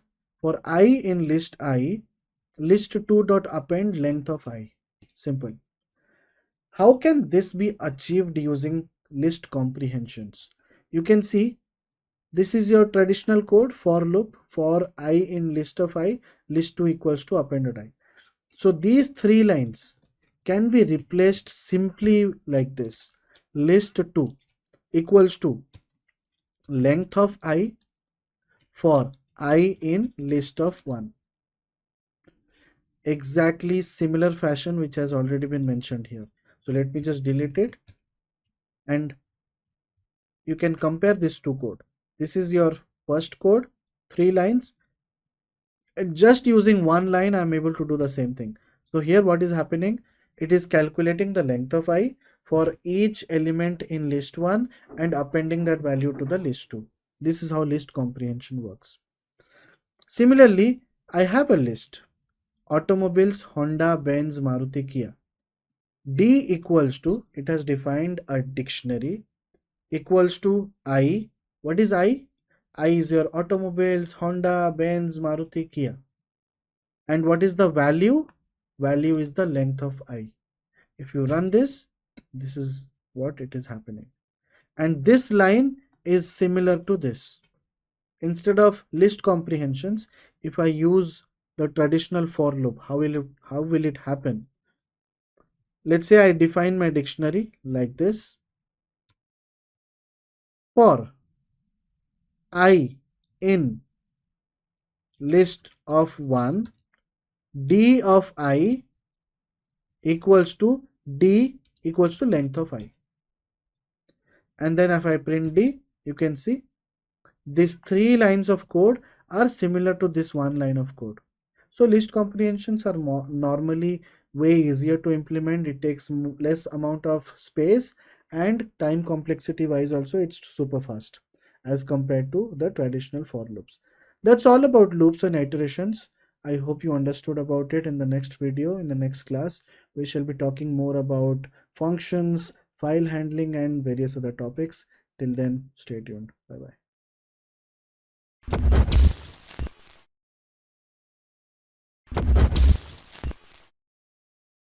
Hi, welcome to this course on Python, and in this video we shall be talking about functions. Now, what are functions and how many types of functions do we have? Well, functions are named sequence of statements that perform some operations. Example, here the name of the function is type when we have used type of something. Now here type is a function, but type is one of the predefined functions in Python.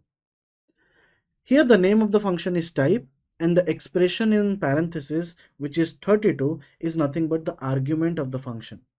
So there are 2 attributes, your function name and your arguments. Well, there are various inbuilt functions of Python. Apart from that, we also create some user defined functions. That means functions which are created by the users, by the developers. Example, type conversion functions converts values from one type to another. This is all about your basic inbuilt functions. Now, as I was talking about user defined functions, what exactly is a user defined function? In simple terms, user defined functions are defined by the users or the developers who are dealing with your code.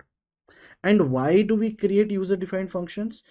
Just imagine you want to do some operation, you want to calculate the salary of a customer based on multiple attributes. Or else, simple example, given weight and height, you want to calculate the BMI level. Well, in this case, you can definitely calculate. You have to just use your mathematical expressions on how BMI is calculated. But the only problem is that you pass your height, weight again and again and again, your gender again and again. But if we define a function which basically calculates your BMI, and then you can simply call that function, just call BMI, pass your height and weight, and it will give you the output of BMI. That basically is a user defined function. And user defined functions are created using a keyword called as def. Unique block of code that is only executed when called to perform a specific task. We will be learning about a lot of functions in this video. Now, this is a normal structure or skeleton of a user defined function. It all starts with a def keyword. Def appears in green, and that's a keyword. That's an inbuilt keyword. Def space function name, in the brackets pass your arguments, and those arguments are user defined arguments. Once you create your functions, and further you can easily call your function, you can see the bottom of the line is use function name to call the function. Here you have to call your function name, in the brackets arguments, right? So this is nothing but a user defined function.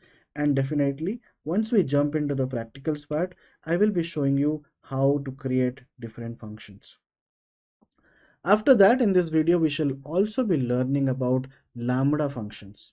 That is also another type of functions studied under functions in Python. Well, what is lambda function?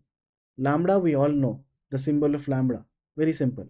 Lambda function is nothing but a small anonymous function to make a developer's life easier. So with this statement, I think lambda functions makes a developer life easier, which means in what terms? How can a function make a developer's life easier? Probably by reducing the number of lines of code, or probably by reducing the computation time of the code, right? Well, lambda function helps you to reduce the complexity of the code, reduce the time complexity and space complexity, and it also reduces the number of lines in the code. If you are not using a lambda function, you can probably take like 4 to 5 lines of code using your for loops or something like that, but using lambda functions you can easily write it down in one line. Well, lambda functions looks very simple, but it's not that simple. So let's get started to understand more about lambda functions.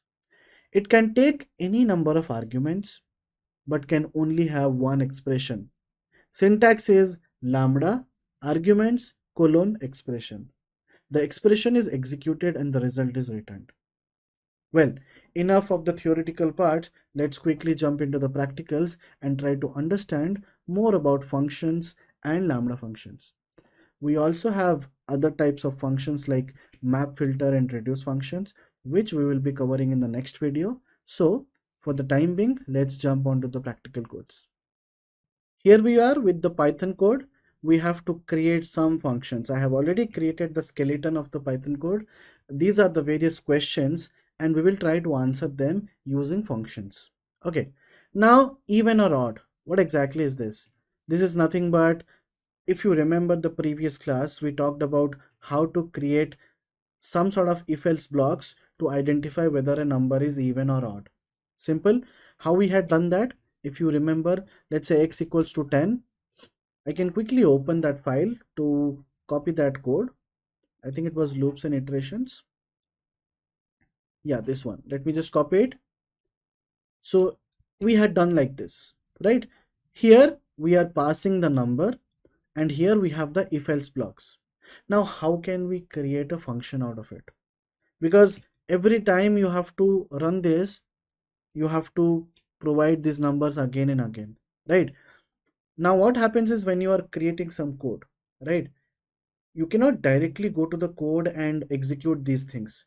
You should create some functions which basically helps you afterwards. So normally what happens is in the backend coding part, when you develop some products, you productionize your code, right? You publish your code, you make it, you freeze your code after your deploy, after your model building is done or after your code part is done. Now you can not go to the codes back and forth and just run them.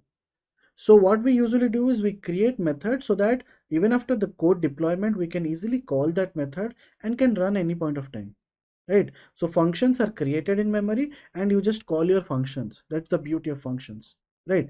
How to create a function out of it? I will start with my def keyword, def, and I will write it as even or odd. Simple. Just imagine I'm going to create a function which will tell me whether a number is even or odd. What should be my argument? My argument should be the number itself, right? X. So here I will mark it as num. Okay. And then I will simply copy paste this code. If this, then print even,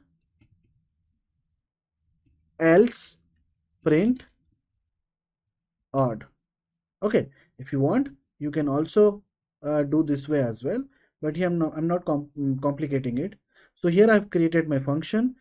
If, just remove this x with num, if my number is %2 greater than equals to 0, that means if there are no reminders, then it's a even, else it's a odd number. Now run it. Your function is ready. In your compiler, your function is ready. Now you can call these functions n number of times. 100, even. Let's try to do this way. We'll do the same, we'll copy paste the same print statement. It looks good, right? 100, okay, 102, okay. Here we are doing num, so we'll just change x to num. Okay, 100 is an even number, 11 is an odd number, 13 is an odd number, right? So you're not calling your functions again and again. However, if you restart your kernel or restart your system, you again have to recreate this function. But till the time your kernel is active, till the time your console is active, you don't have to run this code again and again and again. One time done, your function is created and the compiler understands that there is a function name called as even underscore odd that has been created. Okay, now moving on to the next part, which is factorial. What is factorial? Well, I don't have to explain these things. These are the basic concepts. Factorial means 4 factorial is nothing but 4 into 3 into 2 into 1. N factorial is nothing but n into n minus 1 into n minus 2 dot dot dot dot 1. Right? So, how to create a factorial? Well, we'll try to create a factorial. We'll create a function, definition, fact underscore number. What I'm going to pass? I'll pass n. That means if somebody is passing 4, your output should return 4 into 3 into 2 into 1, which is 24, right? If I am passing 4, I will define a keyword called as fact. Fact equals to 1, and then I will do for I in range of 1 comma n plus 1. Let me just write down the code and then I will be able to explain you. Fact equals to fact into n into I, because we are passing I, and then we'll do return fact, and then everything is done. If I am calling fact number of 4, 24, fact number of 3, 3 into 2, 6, fact number of 5, 24 into 5, 120, fact number of 6, 120 into 6, 800 or 720, right? Something like that. If you want to cross check, you can easily find factorial of 6 of 6 of 6. Factorial of 6 is 720, right? Factorial of 6 is 720. Now what I have done here is I have defined a variable here, fact equals to 1. Okay, just imagine my n is 1 for I in range of, what will happen here? Let me just write it down again. If I am passing n as 1, what will happen here? Range of 1 to 2. So one time the loop will be run. Here I is 1, so fact equals to fact into I. So fact equals to 1 here, so fact equals to 1 into 1. Simple. Return fact, so your output will be returned as 1, right? What if I do 2? If I am doing 2, then it will become I in range of 1 to 3. So first time when this loop is run for I equals to 1, then fact equals to 1. And then when it is running for I equals to 2, fact equals to 2 into 1. So you are returning 2. And it goes on like this. If you are doing 4, so it will be range of 1 to 5. So fact equals to, so for the first time, fact will be 1. For the second time, fact will be 2. For the third time, fact will be 6. And then it will be 6 multiplied with 4, which will be 24. It's very easy to interpret. So nothing fancy in this. Very simple to interpret. Now, we'll talk about another statement. How to find the sum of all natural numbers till the number provided. That means the question is, if I provide you a number, let's say n equals to 3, what is the sum of all the natural numbers till that number? That's the question. So how can we do? Let me just create a function def. I will do sum of natural. I will pass n, and here I will define a number like factorial. I will define a number as 0, and then for I in range of 1 n plus 1, num equals to num plus 1, return num, return num. Okay, now if I run sum natural of 1, the sum of natural numbers of one number is 2, 1, 2 is 2, sorry, my bad, 3 is 3, 5 is 5, no, something is wrong. I in the range of, I in the range of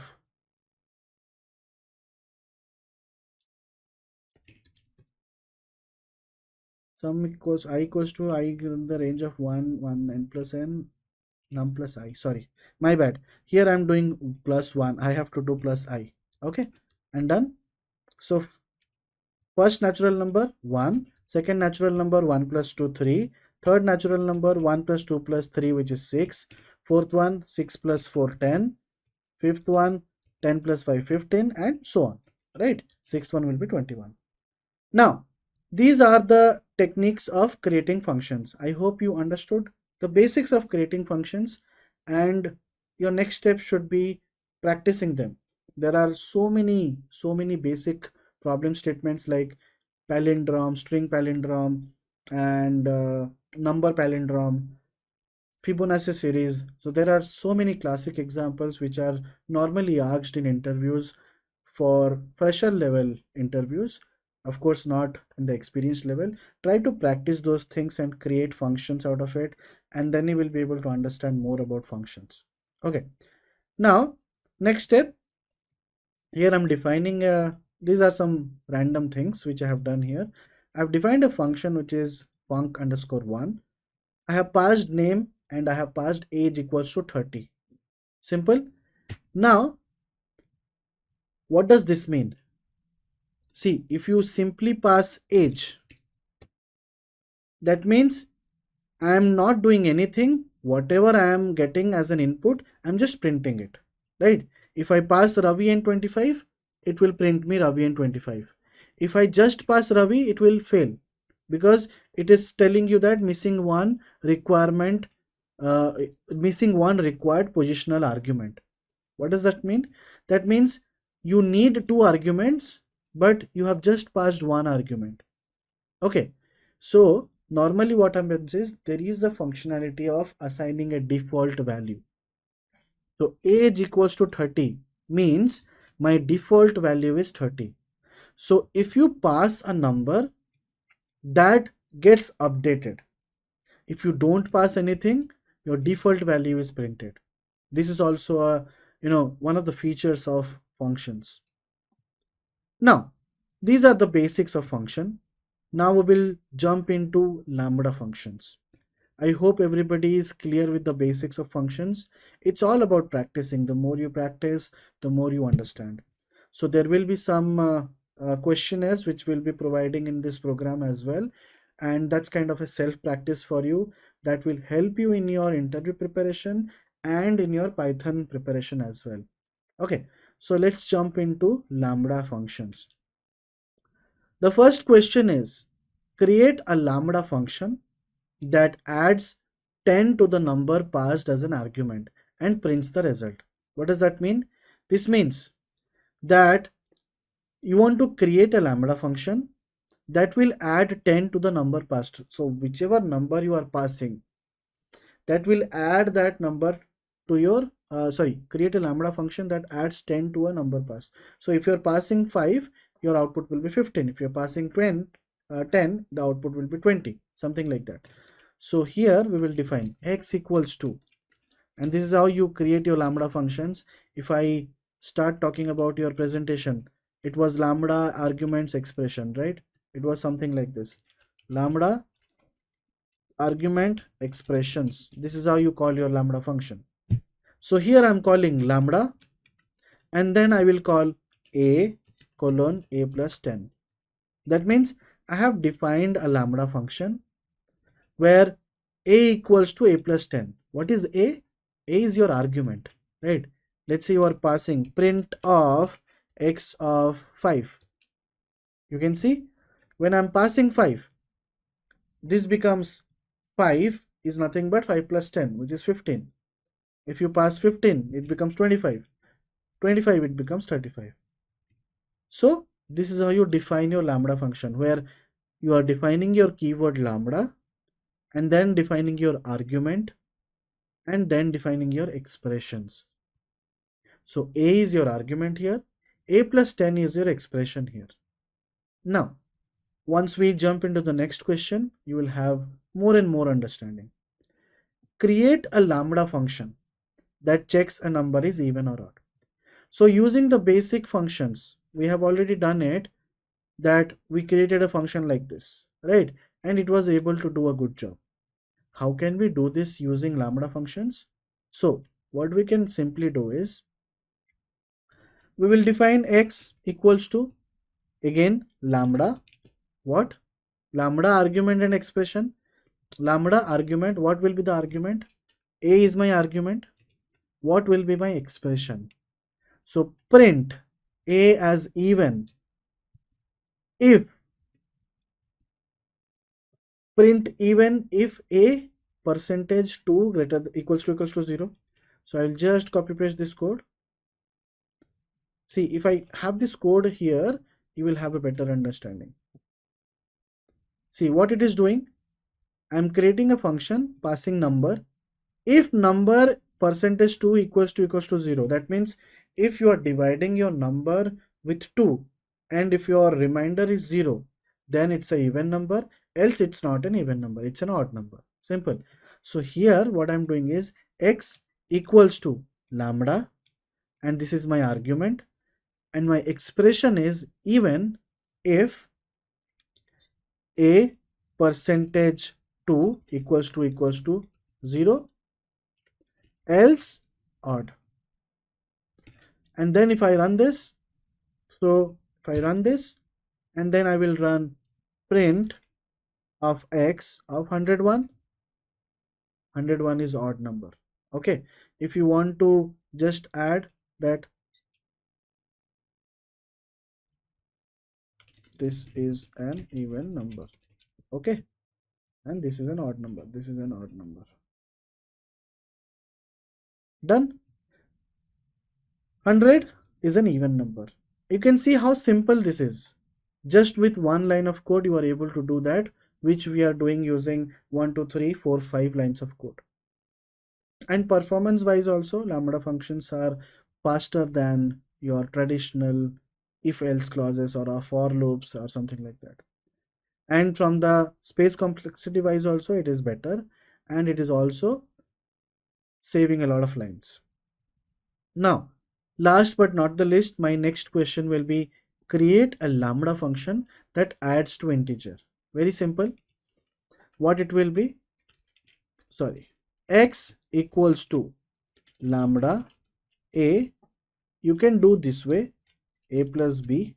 Sorry, a is nothing plus c is nothing but a plus b. You can do this way, or else let me do another way as well. Yeah, a plus b, and then if I type print of x of,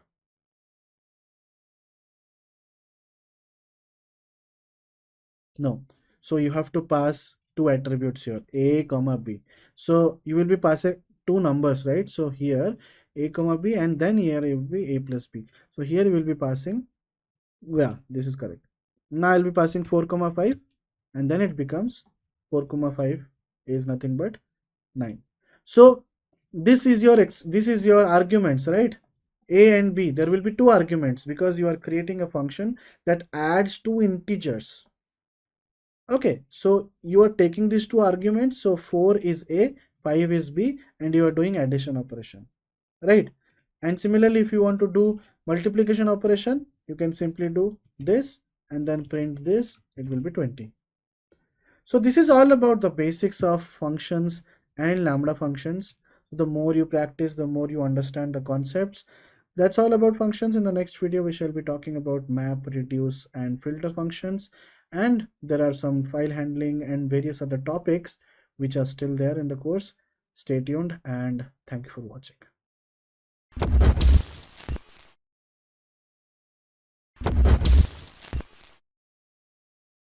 Hi.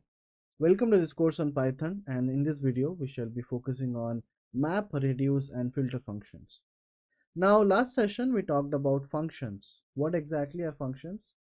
Let's say as a developer you are writing some piece of code repetitively. You don't want to make it a repetitive code. Instead of that, you can put the set of instructions as part of a subprogram and then call that program again and again whenever you need. That basically eases up the work, and that's why we use functions. Now after functions we also studied about lambda functions. What exactly are lambda functions? Lambda functions are again a type of function which makes our life even easier, because using lambda functions you cut down the number of codes, the number of lines. And the way we use lambda function is very simple. We use lambda arguments colon expressions. So in case you are not aware of lambda functions, go back to the previous video, have a deep understanding on lambda functions, and then come into this one. Now, we'll be talking about map, reduce, and filter functions. What exactly are map, reduce, and filter functions? Well, map, filter, and reduce are paradigms of functional programming. They allow the programmer to write simpler and shorter code without necessarily needing to bother about the loops and branching. Now, what exactly are loops? We already know that, let's say, we have defined a set of list. Let's say I have the age of different customers 25, 31, 32, 45. Let's say there is a task. You want to find the second highest number, or you want to find the highest number. Then you have to go through the entire list to find the highest number. Now, how can we do that in a map or a filter or reduce functions? Well, using map, it's very simple. Taking an example here, well, the definition is already mentioned here. Utility functions are maps a collection to another collection object based on certain functionalities. And these are all utility functions: map, reduce, and filter. Map is used, the formula of map is pretty simple. You just call your map function, pass the function, and then pass the iterable object. One of the examples is, let's say here we have defined some names. We have defined Adele, Bob, Carrie, and John. So the list name is first name. Let's say somebody wants to find the names in uppercase. Well, the names in uppercase will be the same names, but it will be in uppercase. How can we do that using map function? Before talking about map, how can we do that without using the map function? Using loops. So for I in list, iterate through the list and then do list items dot upper and then print it, right? That's what we do using loops. Using maps, it's even simpler. You just call your map function. Like you can see here, I have called my map function. Inside my map, just to cut down the number of lines, I have passed lambda function. Lambda, expression, and then arguments, right? Sorry, my bad. Lambda, arguments, and then expressions. So my argument is x, and my expressions are x dot upper, and then I'm passing the first name. So you can see I'm calling map function. The first argument is my lambda function, lambda x colon x dot upper. Simple. My iterable object is first name. That's my list. And then I'm converting into a list. Okay.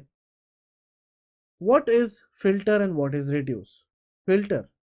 It's a similar function, but it requires the function to look for a condition and then returns only those elements from the collection that satisfy the condition. Let's say data equals to d1, d2 till dn. We are using filter of f and then data. We'll talk about it practically. What is reduce function? An operation that breaks down the entire process into pairwise operations and uses the result from each operation with the successive element. Let's say we have a function f of x, f of xy. Reduce of f comma data. Step 1, I'm creating a variable val1 equals to function of d1 d2. Step 2, val2 equals to function of value1 d3, and then step n minus 1, and we are calling a function of val n minus 2 dn. Well, theoretically it will be a little bit difficult, but let's jump into the practicals, and that's where the fun begins. So here we are, we'll start with the practical codes. We have map, reduce and filter functions, and I have written down the headings. So I'll be doing a code walkthrough right now. So the first task is to create the area of a circle function. Now, what exactly is this? Let's say I'm passing my radii or the radius. My radius is r. What will be the area of a circle? It will be pi r square, right? I'll not be able to write it, of course, but it's pi r square. We have, everybody knows about the area of a circle function. Now just imagine I want to find the area of multiple circles given their respective radius or radii. Let's say I'm passing my radii equals to 1, 2, 3. My output should return the area like this, which is pi r square, 3.14 into 1, 3.14, 3.14 into r square, 2 square, 4, 4 into 3.14, whatever it is, let's say somewhere around 13, and 3.14 multiplied with 9, somewhere around 30. I don't know. Your output should return like this. So given a set of number, I'm doing a mathematical calculation, and based on that, I will be giving the output. Well, traditionally speaking, how can we solve it? Let's try to solve it traditionally without using map functions, and then we'll see how map functions are helping us to cutting down the number of lines of code, and it impacts the computational time as well. Map functions are less computationally expensive. They take less time as compared to the for loops. Let's get started. So here I'm just importing my maths library. So mathematics library or maths library is one of the libraries in Python using which you can do some mathematical operations. Okay, let's say I'm defining my area, def area of n. That means if I'm passing n, or else let's say I'm passing radius r. So let's say I'm passing a radius r, it will be able to calculate the area, right? Return math dot, so here I'm calling the math function, and then I'm calling math dot pi. In case you don't want to call math dot pi, you can simply pass 3.14. It's up to you. But if you want the exact number of pi, because there is a, its pi is a, it's a continuous number. It has 3.1427 and rest of the digits, I don't know, I don't remember, multiplied with, here I will do r square. What is square operation in mathematics? Sorry, in Python, it's star star exponentiation, right? Here I'm returning math.py multiplied with r square. Let's say I am passing my radiuses. Let's say 1, 2, 3, 4, 5. And after that, what I will be doing is I'm creating a area list, which is a blank list, and then for r in radii, I'm passing a for loop for r in radii. That means radii is nothing but my list of radiuses, 1, 2, 3, 4, 5. For an item in that particular list, call my area function and then append my areas list, right? So here for each r, I'm calling a equals to area of r, and then area dot append a. So for first record, when I'm passing 1, my a will be 3.14, and I'm appending that area, I'm appending the a to my area list. Simple. This is how traditionally I can solve it. So if I run this, okay, a equals to area of r, there is some mistake here. List object is not callable. Okay, r math.py area return math.py multiplied with r square, looks fine. Area, okay, my bad. So it should be areas. Okay, Now it will work. Function object has no attribute append areas. My bad.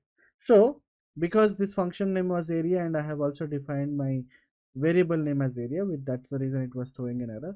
So everything is done. Now I will try to print my areas. If I print my areas, you can see my output is like this: 3.1451599, something like that. Now how can we solve it using my map function? So using my map function, we already know that map function looks like this. You have your map, and then we have our function, and then I have my iterable object, right? So how to call my map function here instead of calling this for loops, which is not computationally good? It will be taking more time complexity will be more. Now, so what I can do is I can simply call my map of area, and then I'll call my iterable object, that is red eye. So here my map function is created. How can I find the output of this one? I'll simply call this and I'll just append list in front of it. That's it. If I run this, you can see that's the output. So this is pretty same as this one. So instead of doing this for loop, I'm simply calling my map function and calling my function, which is my area, and I'm calling my iterable object, which is my list. List is an iterable object, right? Because we pass through each and every element. Now that's all about your map function. Similarly, if you want to convert something else, let's say you want to convert Celsius scale to Fahrenheit scale. That means you are providing Celsius scale as your input list, and your final output list should be your Fahrenheit scale. How can we do that? Simply, let's say I define my dictionary. Let's say my dictionary's name is temp, and I will define it like this.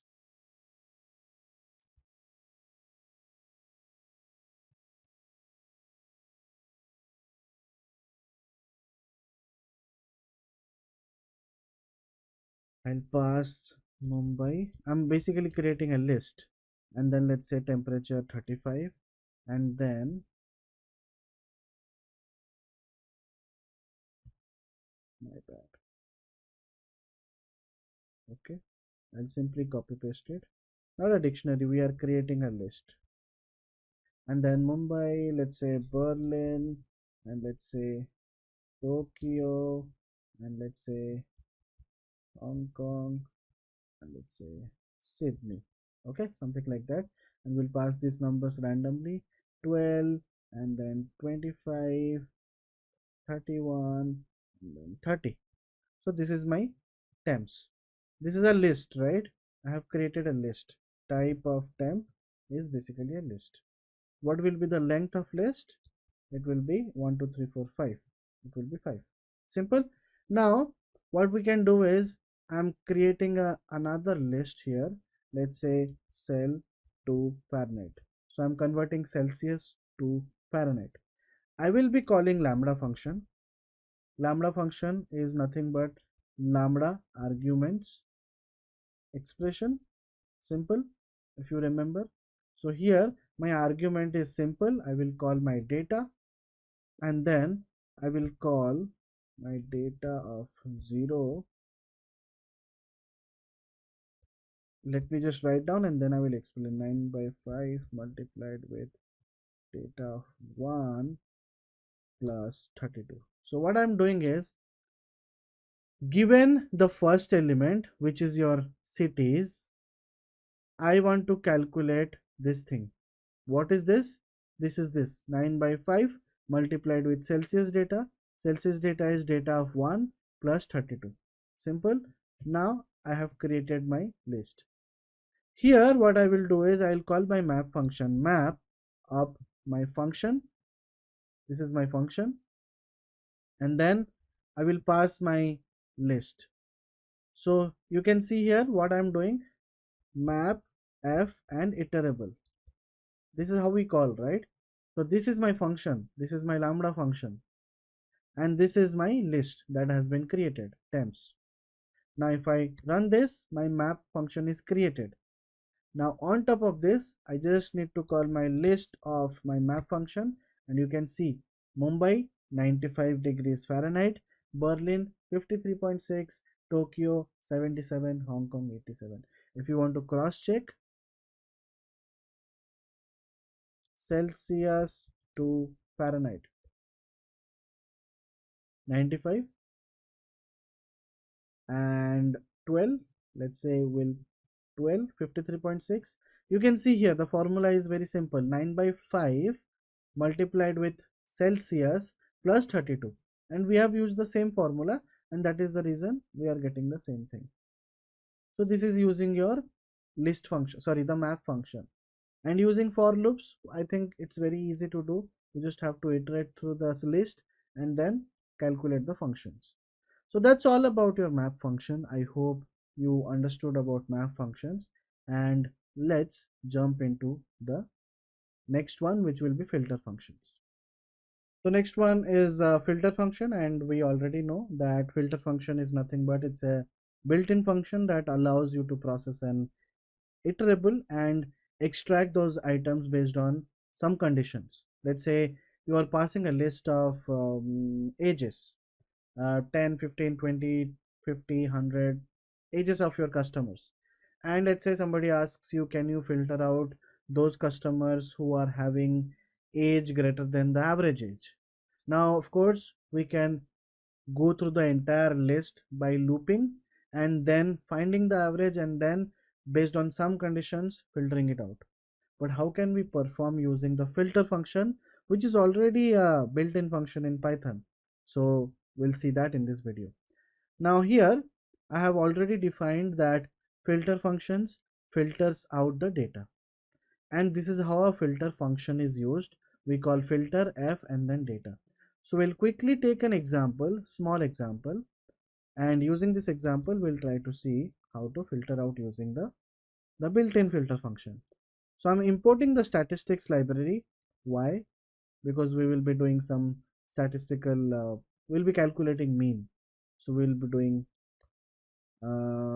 be calculating the mean. So let's say I have defined my data equals to 1 2 3 4 5 9 12 5 4 2 random numbers like this. Okay, and then after that I will be creating the average. Let's say what we are doing here is, I have a list of numbers. I want to find, I want to create another list which contains data which is greater than the average of this list. Okay, so simply what I'm doing is I'm calculating the average. How to calculate the average? Statistics dot mean of data, and then I'll print my average. The average is 5.1. Simple. How to call the filter function? Filter f of data.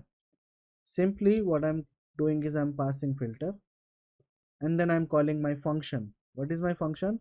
Lambda of x greater than average, and then I'm calling my data. What is my data? Data is this,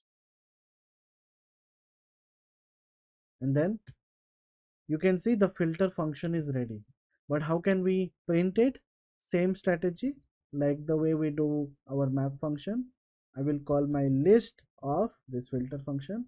This gives me 12 9 12. You can see all the other numbers which are less than 5.1 are not a part of this one, right? This is a simplest example of your filter function. Similarly, let's say you have defined this area, right? And you want to find those areas. Let's say you want to find those areas which are greater than 10. How can we do that? We can simply create a filter lambda x greater than 10, and on what? On my list of areas. I'll go and select this one, a list of areas. What is this? This is a filter function. I'll just convert it into a list.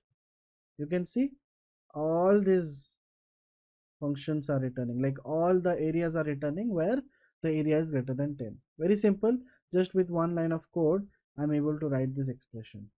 That's the beauty of filter functions. Now, as you have already understood the basics of filter functions, you can try out this particular functionality using multiple other examples. Try to do your for loops and then try to use your filter functions and map functions, and the more you practice, the more most of your doubts will get cleared off, because when you look at the videos, it seems very easy, but when you start practicing, practical codes are very important. So start practicing, and then your doubts will be cleared. So next one will be jumping on to the reduce function. So let's go. So before getting into the reduce function, I also forgot one more thing, is that using filter functions, you can also get rid of null values. What does that mean? For an example, I'll define, let's say I'll just getting rid of the null or n values. Okay, something like that. So let's say we'll define a list, name equals to Satyajit, Neha, let's say 0, 0.0, empty space, number, something like that. Now, this is a list of names and we have some numbers here, 0, 0.0 and space, not space, just empty string. Now, how can we just filter out the names? Using filter function, you can do that. Let's say I have defined my list. Simply, I'll call my filter function. I will pass none as my function, and as my data I will pass my name, and then my filter function is ready. I will call my list and then I'll call this function in between. You can see my output is Satyajit, Neha and Amrita. So what exactly this is doing? This is finding the null values or zero values. Zeros are termed as null values as per the filter function. So it's filtering out all these space, null, 0, 0.0, all these values it is extracting. I mean, it's ignoring these values. So in case you are doing something like this, you can easily filter out your zero numbers. Or else, let's say I will just copy paste this one. Instead of name, I will pass number. Let's say I have some number 12, 19, 21, 0, 0, 11, 5, 9. Now, let's say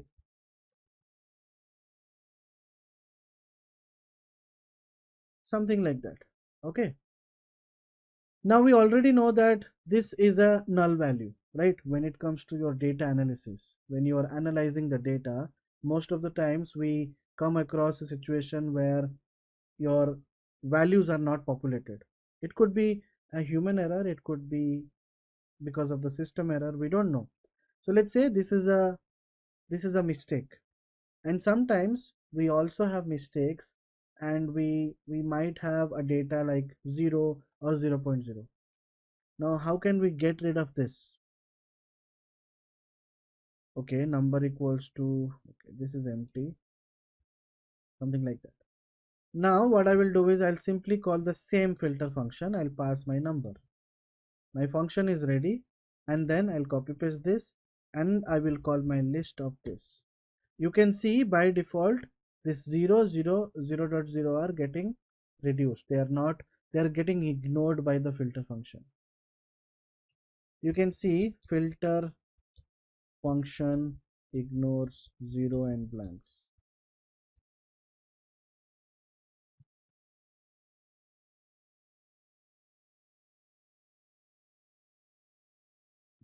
There will be some copyright issues. Maybe you can go ahead and check out details about filter functions as well. But yeah, filter functions get rid of these numbers, space values, numbers and empty values.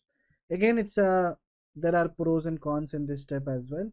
In case we know that 0 or space values could be your null values in your list, it is impacting on data analysis, then you can go ahead and get rid of this one. In case you know that 0 could be a valid number, then don't use filter functions. Simple, right? So that's all about filter functions, and then we'll quickly jump into the reduce function. Now, reduce function, the inbuilt reduce function of Python is deprecated. So that is the reason we will be using one library called as functools.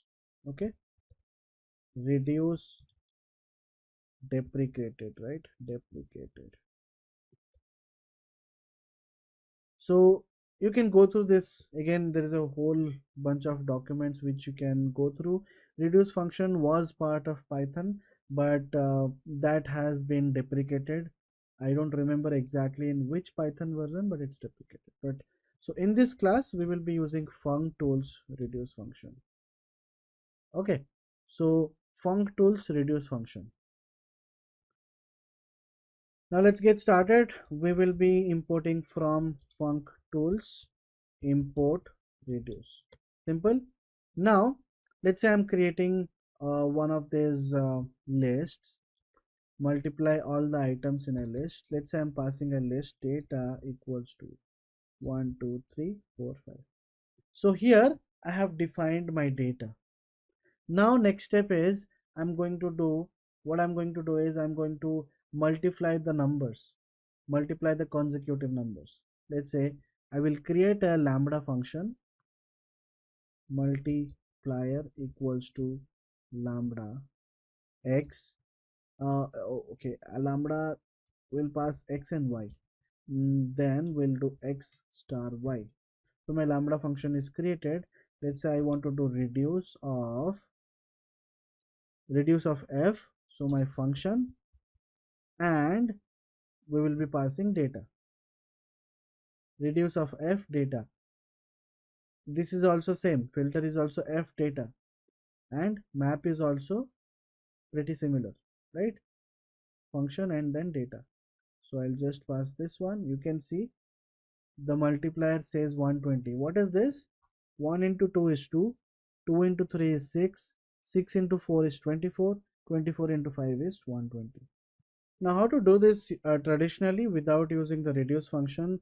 We have to go through the list, right? Let's say your data is defined like this.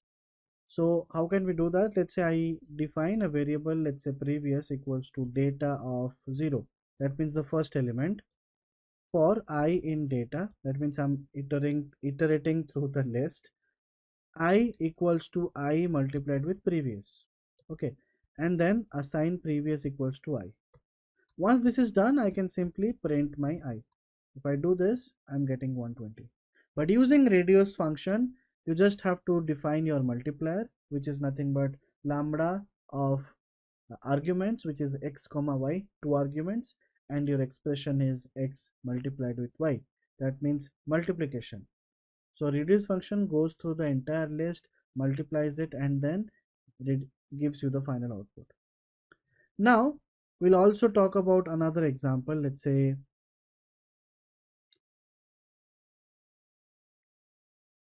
okay, let's try to take another example. Let's say you want to, okay, addition subtraction is going to be very simple. One more example. Not,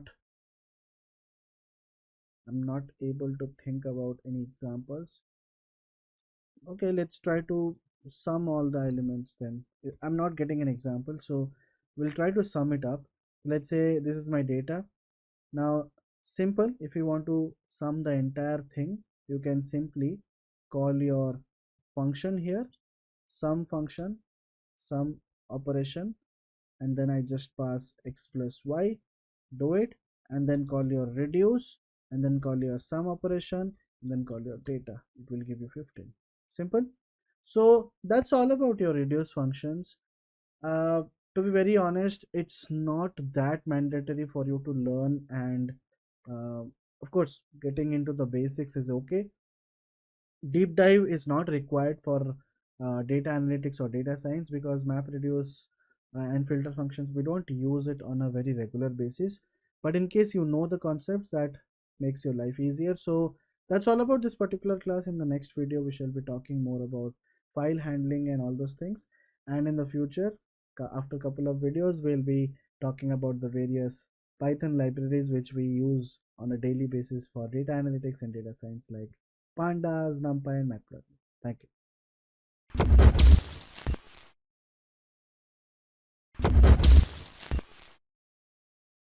Hi, welcome to this course on Python, and in this video we shall be talking about file handling in Python.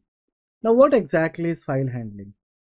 As the name suggests, file handling, that means the way we handle files in Python. Now, file handling is an important part of web application. There are various operations inside file handling: creating a file, reading a file, writing a file, updating a file, deleting a file, right? Now, all these operations we will be studying in this class. Let's get started. So I already have this Jupyter notebook ready. The basic functions and methods are open, read, and close. Open basically means to open a file. Read means to read a file, and close means the closing the file. So when you open a file, normally what happens in Python is a session is created in Python, and that session is active till you call the .close method. So we'll talk about the good practices for sure. So let's get started with the basic concepts of opening a file and reading a file. So for this exercise, I have already created a test file which is hello world. My name is Satyajit Pattnaik. Welcome to the Python course. This is the text file that I have created. Let's try to read the file. So I have defined a variable called as file. I'm calling my open. You can see the first one, the first basic option. I'm calling the open. Test.txt, I'm passing the same file name. And then I will pass the mode. Let's say I'm passing R. R means I'm going to read it. So there are multiple permissions. If you want to know about the various permissions, file level permissions, you can go through it. There are three permissions majorly. One is read, write, and execute, right? Read, write, execute permissions. Python. Let's see that.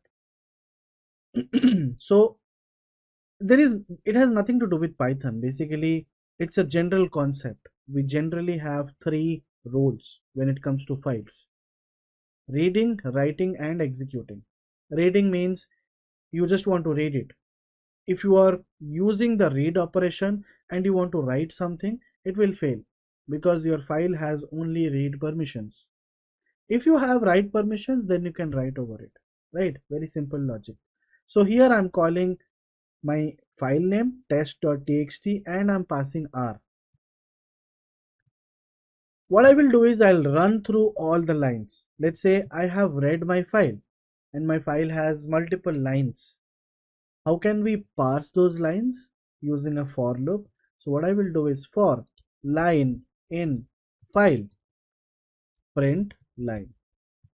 Let's try to do this, and you can see we have hello world.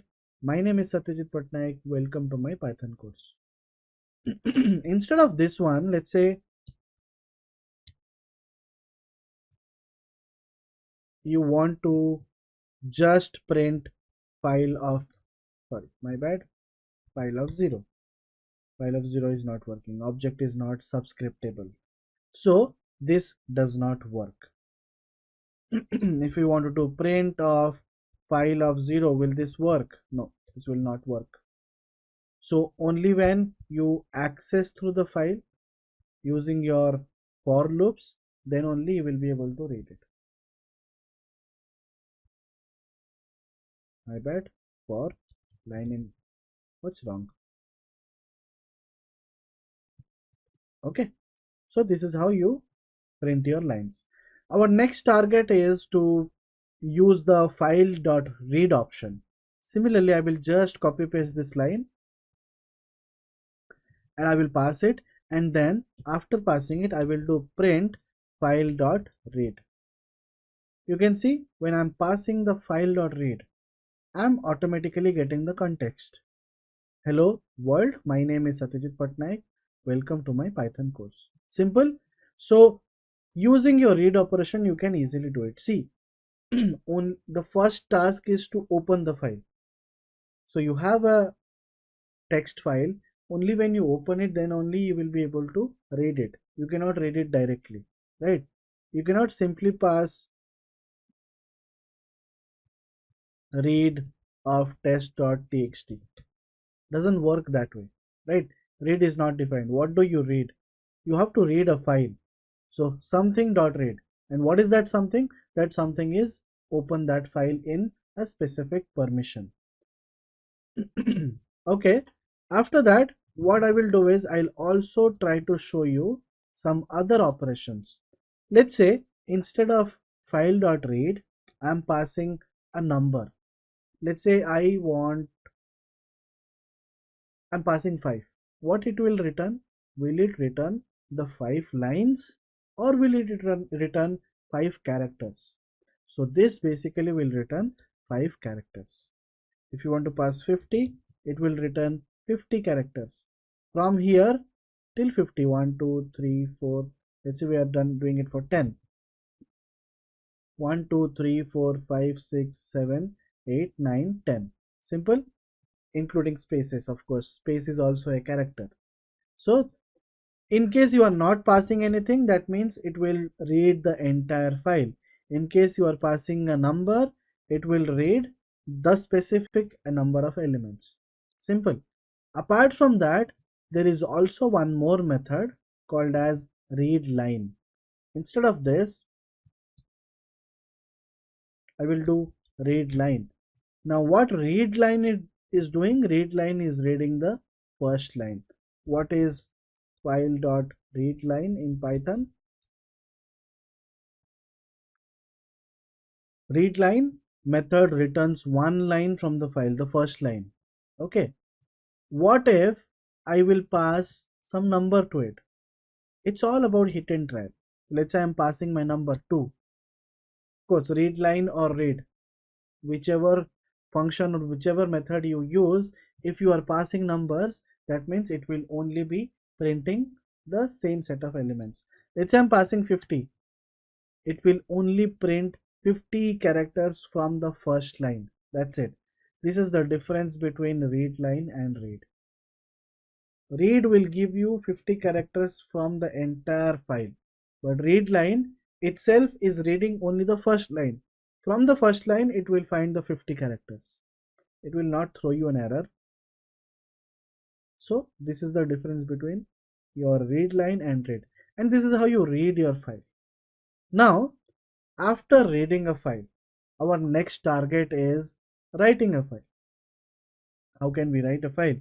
Let's say I'm using the same file equals to open test.txt, but instead of R, I will pass write. Okay. After that, what I will do is I will do file.write. I will pass this is a write operation. And I will also add hello, thanks for joining this program. Do well, the output is 39. What exactly is this 39? We'll talk about it. Let's say I am printing print file.read. So here you have already opened the file. You have the file instance in this file object. Now just make sure that just focus on this one. You have used write operation. So dot write will work. If you don't use the write operation, dot write will fail. Will dot read work? Well, let's see. Dot read will fail. Why? Because unsupported operation, not readable. Because it's not readable. But what if I pass like this?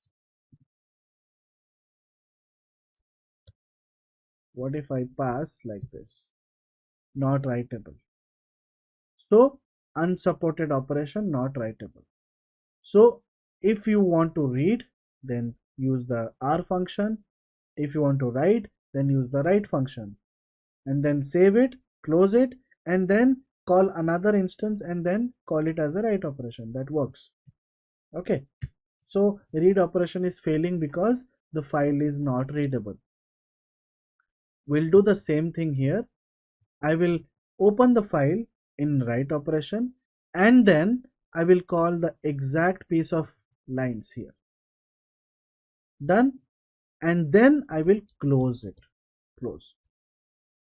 And then I want to again open it using my write operation, sorry, my read operation, and then I will call my file.read. Now this will solve the problem.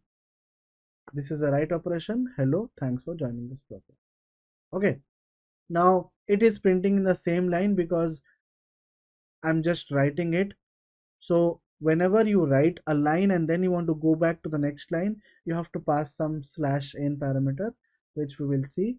But this is a logically this is the way what we need to do. We need to write, while writing, close the session after writing.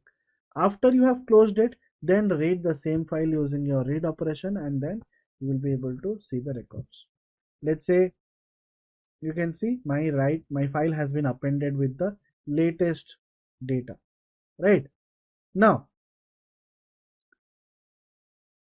let's try to see another option. There is another option. We'll talk about it. I will just convert into markdown. Append operation. Okay, what exactly is append operation?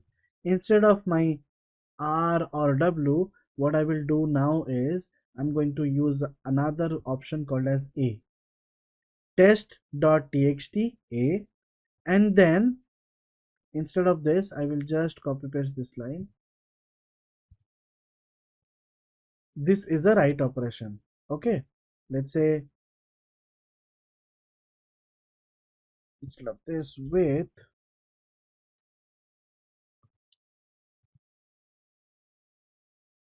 okay. Now if you want to write, you have written it, and then file equals to open of test.txt as read operation, sorry, and then for line in file print something is wrong. Okay, file equals to, so my bad.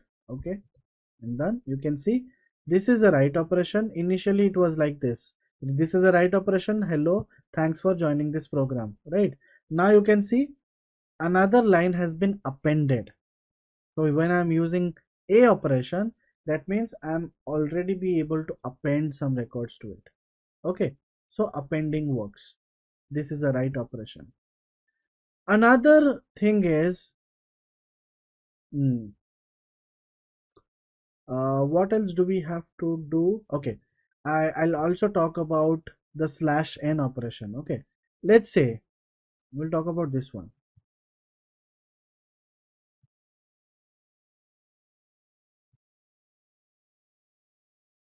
/n operation. Okay, very simple thing. Let's say I'm calling the same thing, file.write something something. This is a write operation, and hello, thanks for joining.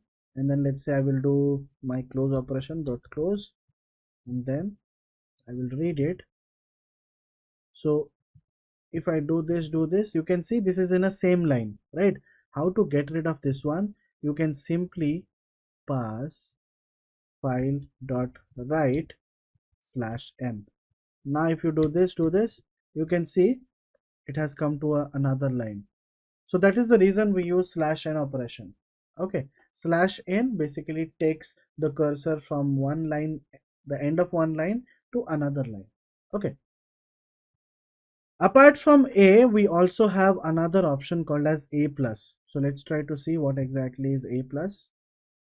Let's say with open test.txt, I'll pass A plus file.write /n file dot write this write option. Okay, not writable because okay, this is not writable.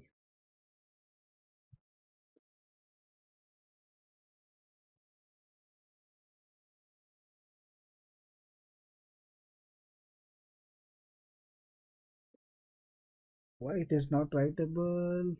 Okay, because of this one. Okay, let's try to run this again. Okay, I have done a close and then I will run this input output operation on closed file. Okay, so a plus is not working here.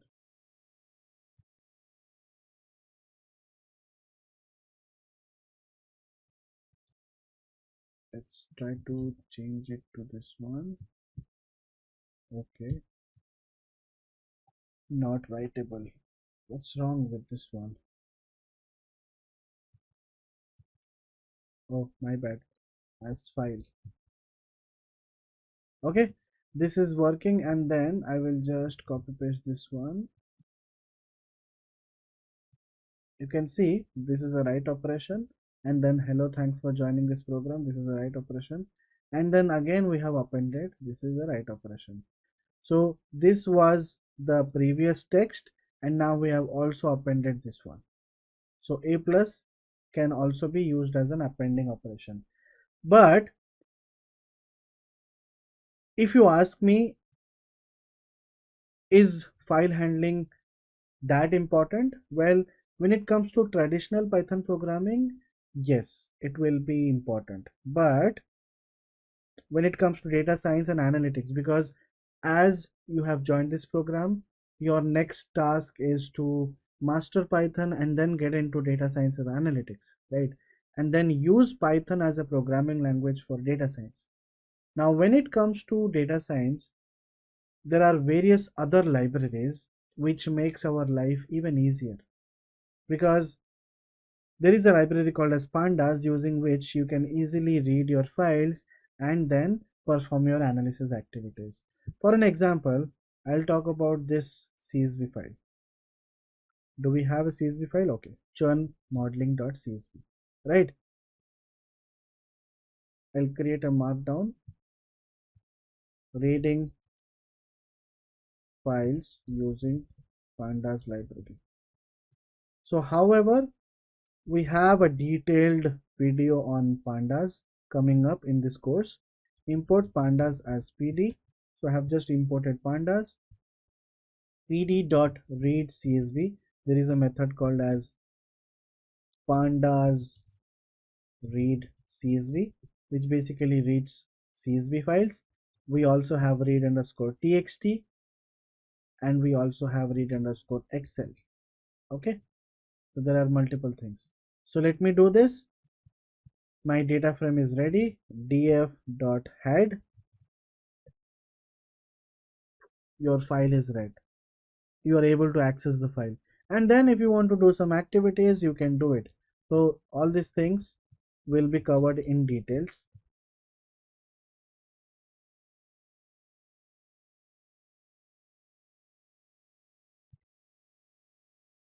All these things will be covered in details in the upcoming classes, but what I'm trying to say is there are libraries which makes our life easier, so we don't really, we don't really use file handling concepts, but sometimes we use it, but most of the times we don't.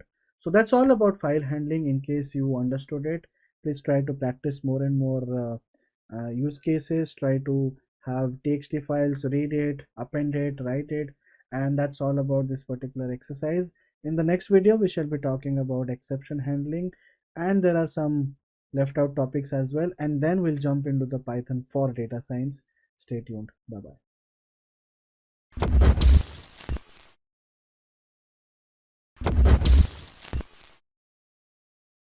Hi, welcome to this course on Python. In this video, we shall be talking about control structures in Python. Now, before getting started into binary operators and relational operators and many more topics, what exactly is control structure? Now, control structures are the blocks that analyze variables and choose directions in which to go based on given parameters. What is binary operator and what is relational operator? Let's try to understand that. Binary operators works with two operands. What is an operand?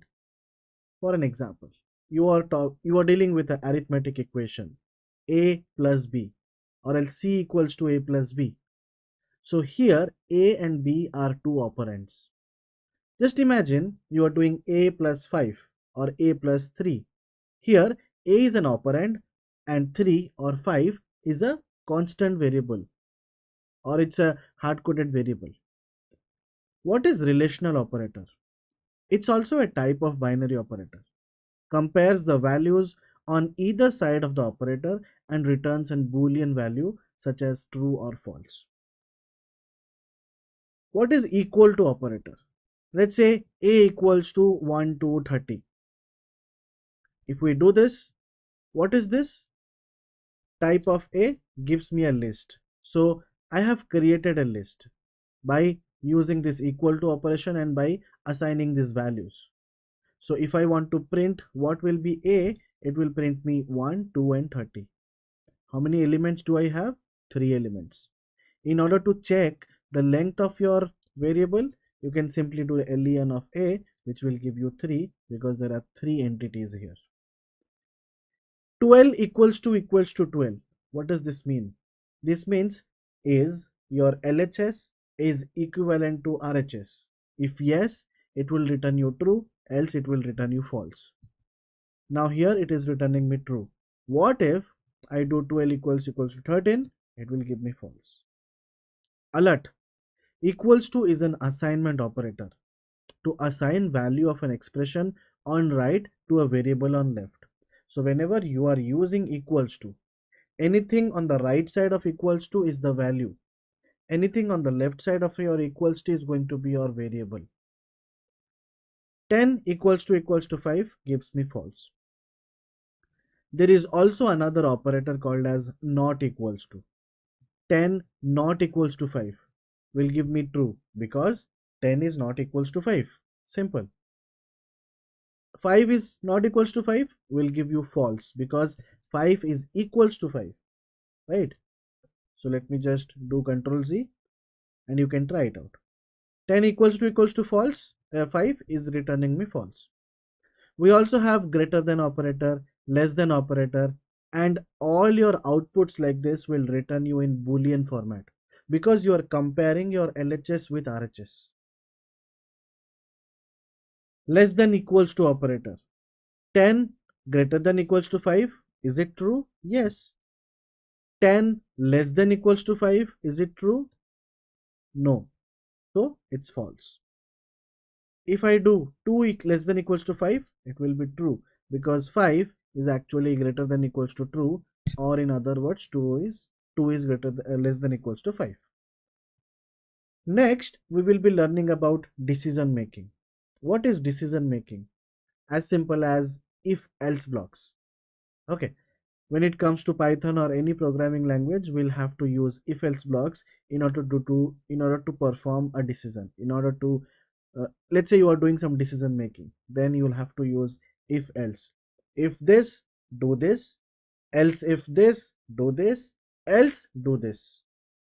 So let's say my age is 51. So I have defined my variable age equals to 51. So 51 is your value and age is your variable. Simple. If age is less than 50, print young, else print adult. Now my age is 51. So this will not be satisfied. This will be satisfied. Now if I run this, I'm getting it as adult. If I change my age to my actual age, I'll not tell you my actual age, but just imagine 25. It's not 25, of course. If I'm doing this, now I'm young, right? We already have an example. So let me just remove this one. So this one is adult and this one is young.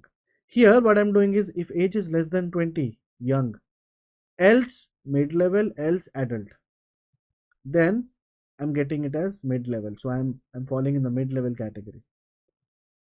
If this, do something, else if this, do something, else if this, do something, else do something. This is your normal if else block architecture. If, else if, else if, else. If you don't have any else if blocks, if you just have two conditions, this or that, then if and else. If you have three conditions, if, else if, else. Simple. Now, write a program to check value in variable x is even or odd. How can we do that? It's very simple. What you can do is you can define number here. Let's say I have defined my number here, x equals to 51. If my modulus operation is giving me 0, that means if 51 divided by 2 is giving me a remainder of 0, that means it's an even number, else it's an odd number, right? So in this case it is odd. Let's say I change my number to 12, it's even, right? Very simple. Here is another technique. I'm just changing the print statement, that's it. I want to print that this number is an even number or odd number.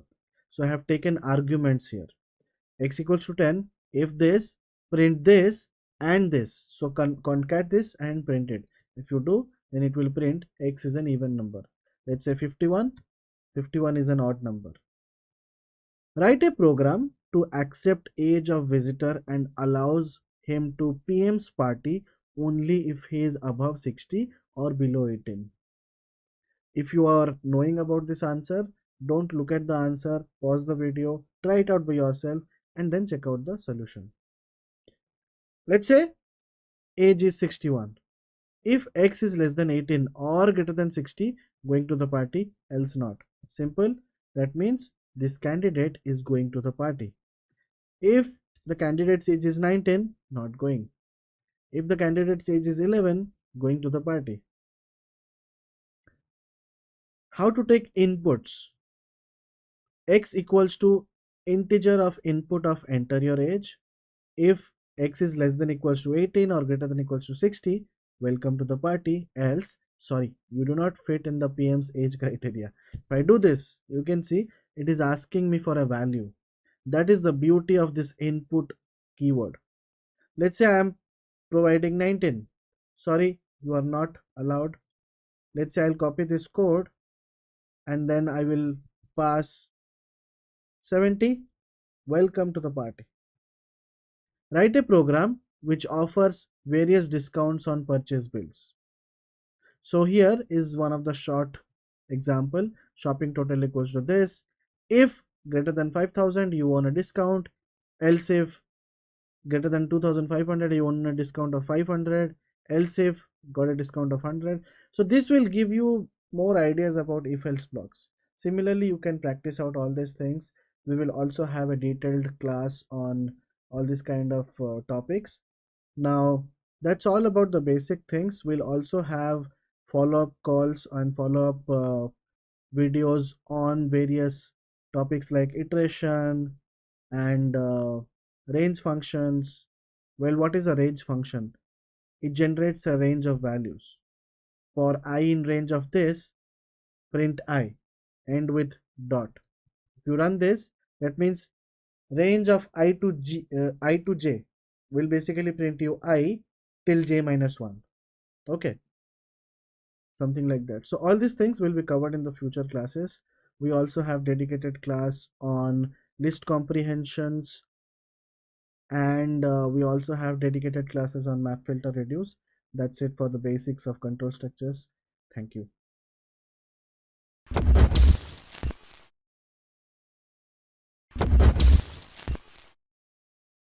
Hi, welcome to this course on Python, and in this video we shall be talking about the various OOPS concept in Python. What exactly is OOPS? OOPS is nothing but object oriented programming language. In Python, object oriented programming or OOPS is a programming paradigm that uses objects and classes in programming. It aims to implement real world entities like inheritance, polymorphism, encapsulation, etc. in the programming. The main concept of OOPS is to bind the data and functions that work on that together as a single unit so that no other part of the code can access the data. What are some of the major concepts in OOPS? Some of the major concepts are class, objects, polymorphism, encapsulation, and inheritance. So in this video, we shall be focusing about all these topics. We will be creating objects, we'll be creating classes, we'll be talking about inheritance, polymorphism, and encapsulation. So let's get started. So creating classes and objects. As I have already explained, in this session, we will be covering the most important concepts in OOPS, which you may come across when working in the field of data science and analytics. An object-oriented programming method enables us to think like we are working with real-life entities or objects.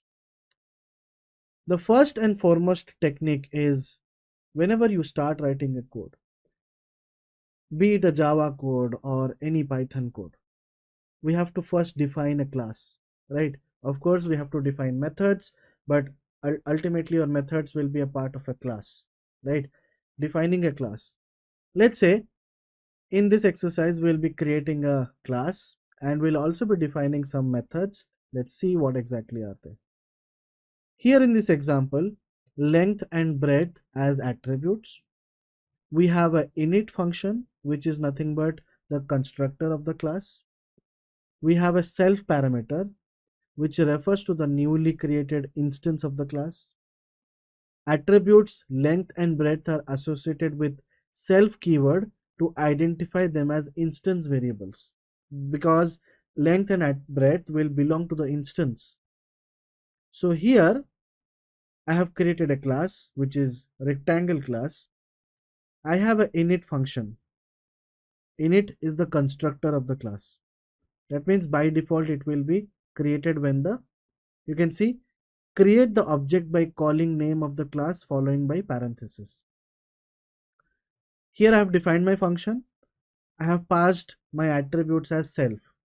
Okay. And here self.length equals to 10, self.breadth equals to 5. So I'm initiating my length and breadth as 10 and 5. Create the object by calling name of the class followed by parenthesis. Print the values using dot operator. Let's try to understand this particular code. Class rectangle, def init, self.length equal to this and self.breadth equal to this. 4 lines of code, nothing complicated. So this is a proper explanation. The class name is rectangle. Simple. Class name is rectangle and here init is a constructor. Self is nothing but the parameter, refers to the newly created instance of the class. Length and breadth are instance variables and these numbers 10 and 5 are the values assigned. Now what is constructor? We talked about constructor. Init is a constructor, but what is a constructor? Does it construct something? Because the name is constructor.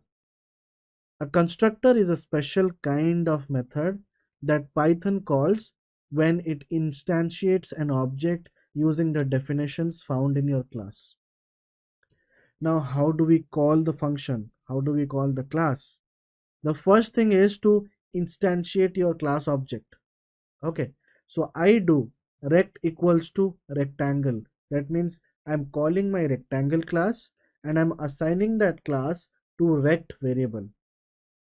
If I'm able to do that, I'm able to call my class. What are my length and breadth values? I can simply access these variables using the class object. So here, that is the reason I have done rect equal to this and then rect.breadth.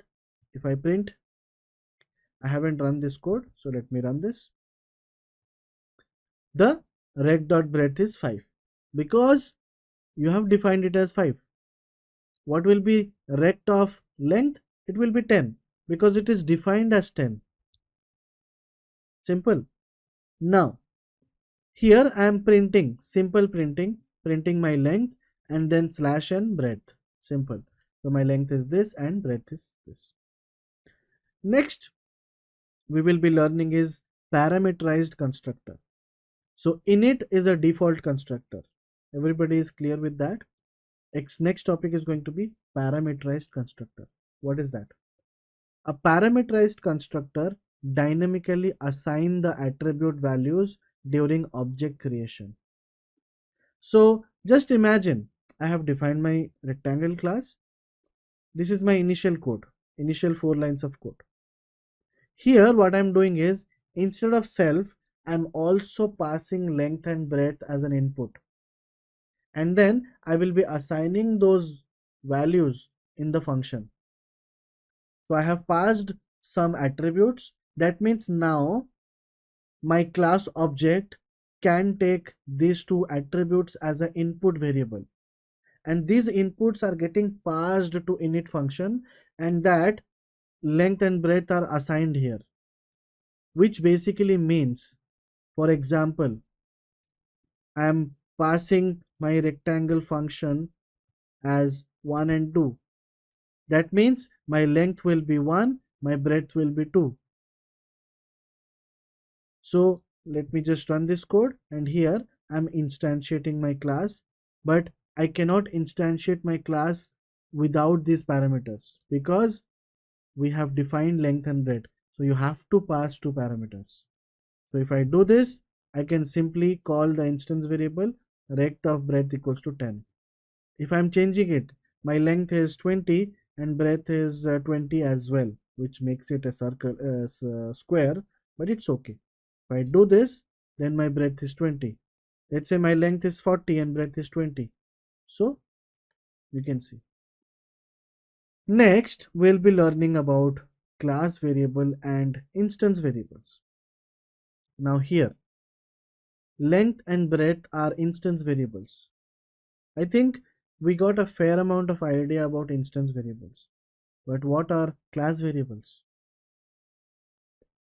Let's say I have defined a circle class, pi equals to 3.14, def of init self of radius, self dot radius equals to radius. Here, your class is a keyword. Everybody knows that because we have already talked about variables and keywords in the first class. Circle is my class. Simple. Pi is my constant value or class variable because I have defined this variable in class. And this radius is going to be your instance variable that user can call and change it. Okay.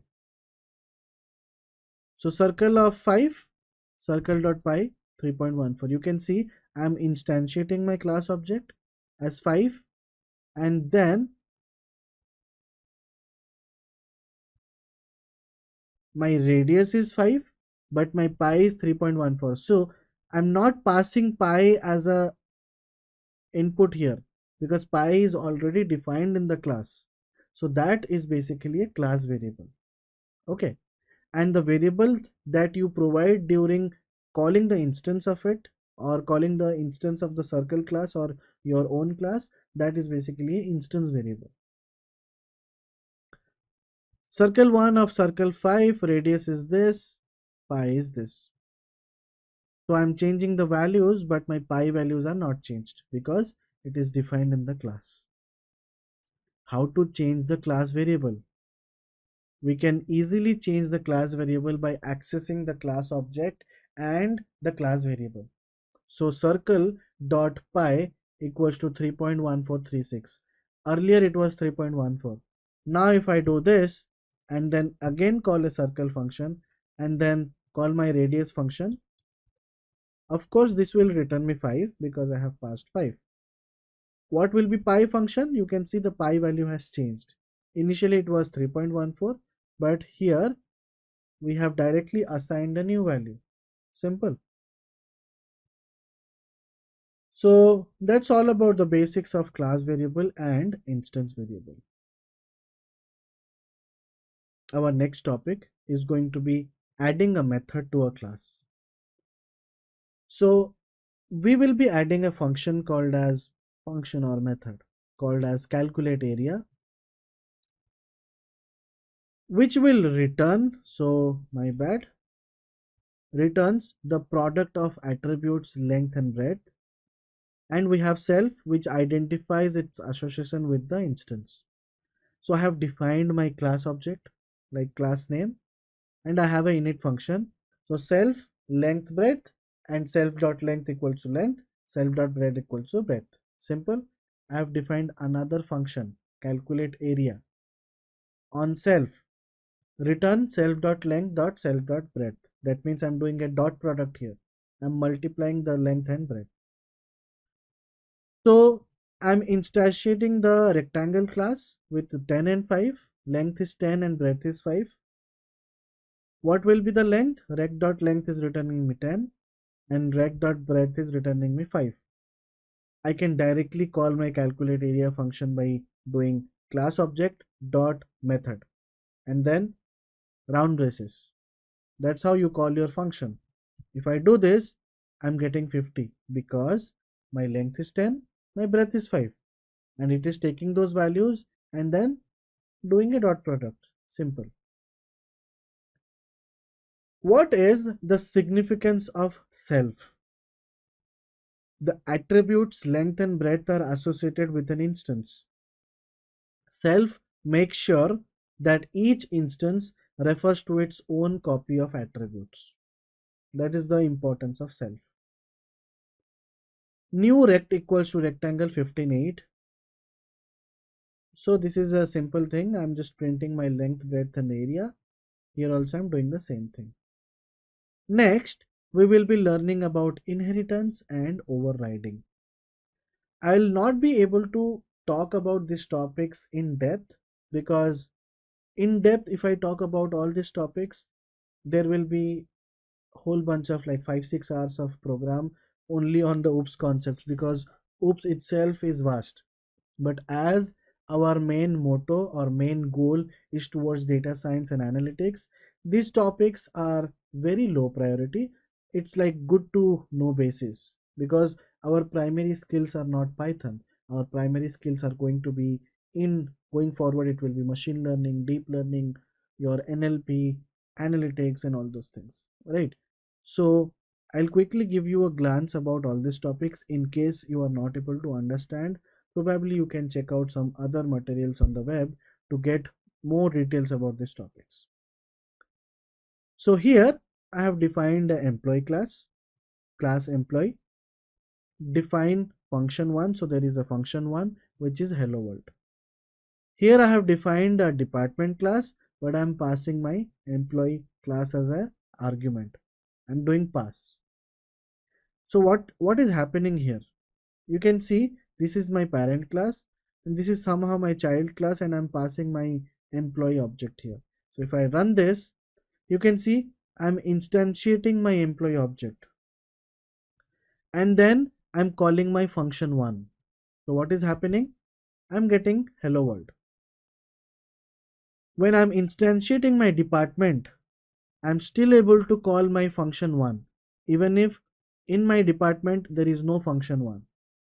Here, even if there is no function in department 1, we are still able to access function 1. Why? Because of inheritance. Because our department is the child class, it is inheriting the properties of your parent class. So that is the reason department.function1 is not throwing any error. If you simply do this, and then let's say you are printing something. Let's say we are printing hello world, or let's say just world. If I run this, and then if I run this, you can see department object has no attribute function one because it has no attributes. But if you are using your parent object here, that means you can still be able to access the parent function. Similarly, we'll also have another example. I have defined a class here, shape. I have defined a method here, set color, which is taking color and setting it. Calculate area, self, pass, color the shape, self, color price equals to red 10, and it is returning me calculate area multiplied with self dot color. So what's happening all these things? Little bit complicated code, but we'll try to deep dive and understand. What is set color? Set color is instance method because it is the part of your instance. When you're instantiating shape object, you will be able to use these methods. So they are called as instance methods. Color is your instance variable, right? Here pass. Method is associated with a class, but it is abstract. There is no logic. So there is no logic why we are using pass here. Let's say I have defined a circle class, pi equals to 3.14. We already know. Okay. So we have defined two functions here, and here I have defined the definition. So these are your instance objects. Method is associated with a class, but is abstract. There is no logic.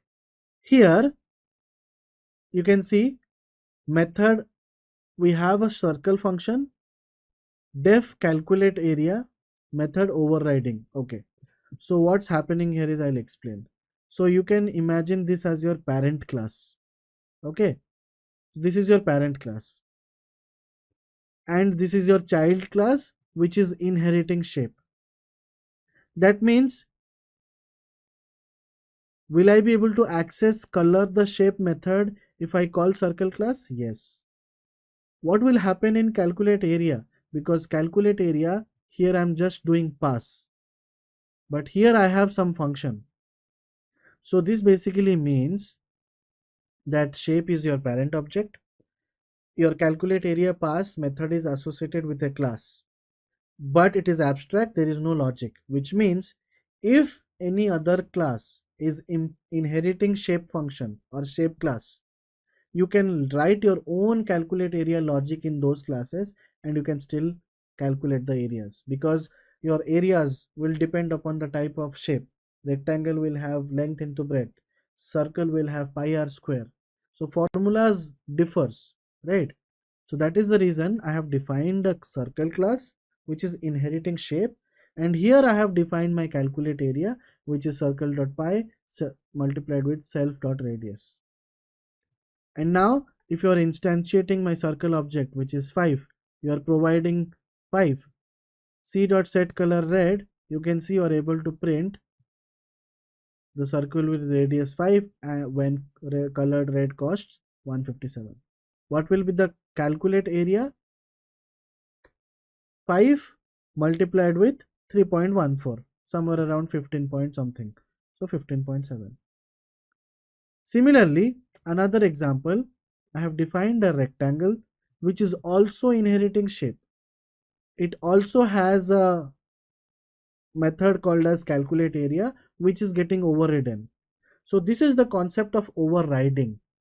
You have your parent class, you have defined a method. You have child class where you have defined the method, the same method. That's basically overriding. You already have a method in your parent class and you are overriding the same method in your child class. This is overriding user defined method. I have also defined a function return area of rectangle. This is also overriding Python default method. If I run this, and if I'm calling my length and breadth as this, set color as blue, it is printing me the length is 5, the breadth is 10, and the R color is blue because I have defined it as blue, and the color the shape, it is returning me 750. Okay, what is color the shape? Color the shape is this one. It is calculate area multiplied with color. So calculate area is taking from your child class, like this one, length into breadth, which is 5 into 10, which is 50, and 50 multiplied with set color, blue has 15, so 50 multiplied with 15 is 750. So that is the reason I am getting here value as 750. Simple. And r dot calculate area gives you 50, and c dot calculate area gives you 15. Little bit complex, but trust me, it's very simple. Once you get this code, once you run these codes on Jupyter Notebook or on Google Colab, you will be able to understand these concepts. Everything has been explained very well, very properly. So that's all about the basics of OOPS concepts in Python. I hope you enjoyed, and in the next videos we shall be jumping into the Python for data science part. Thank you.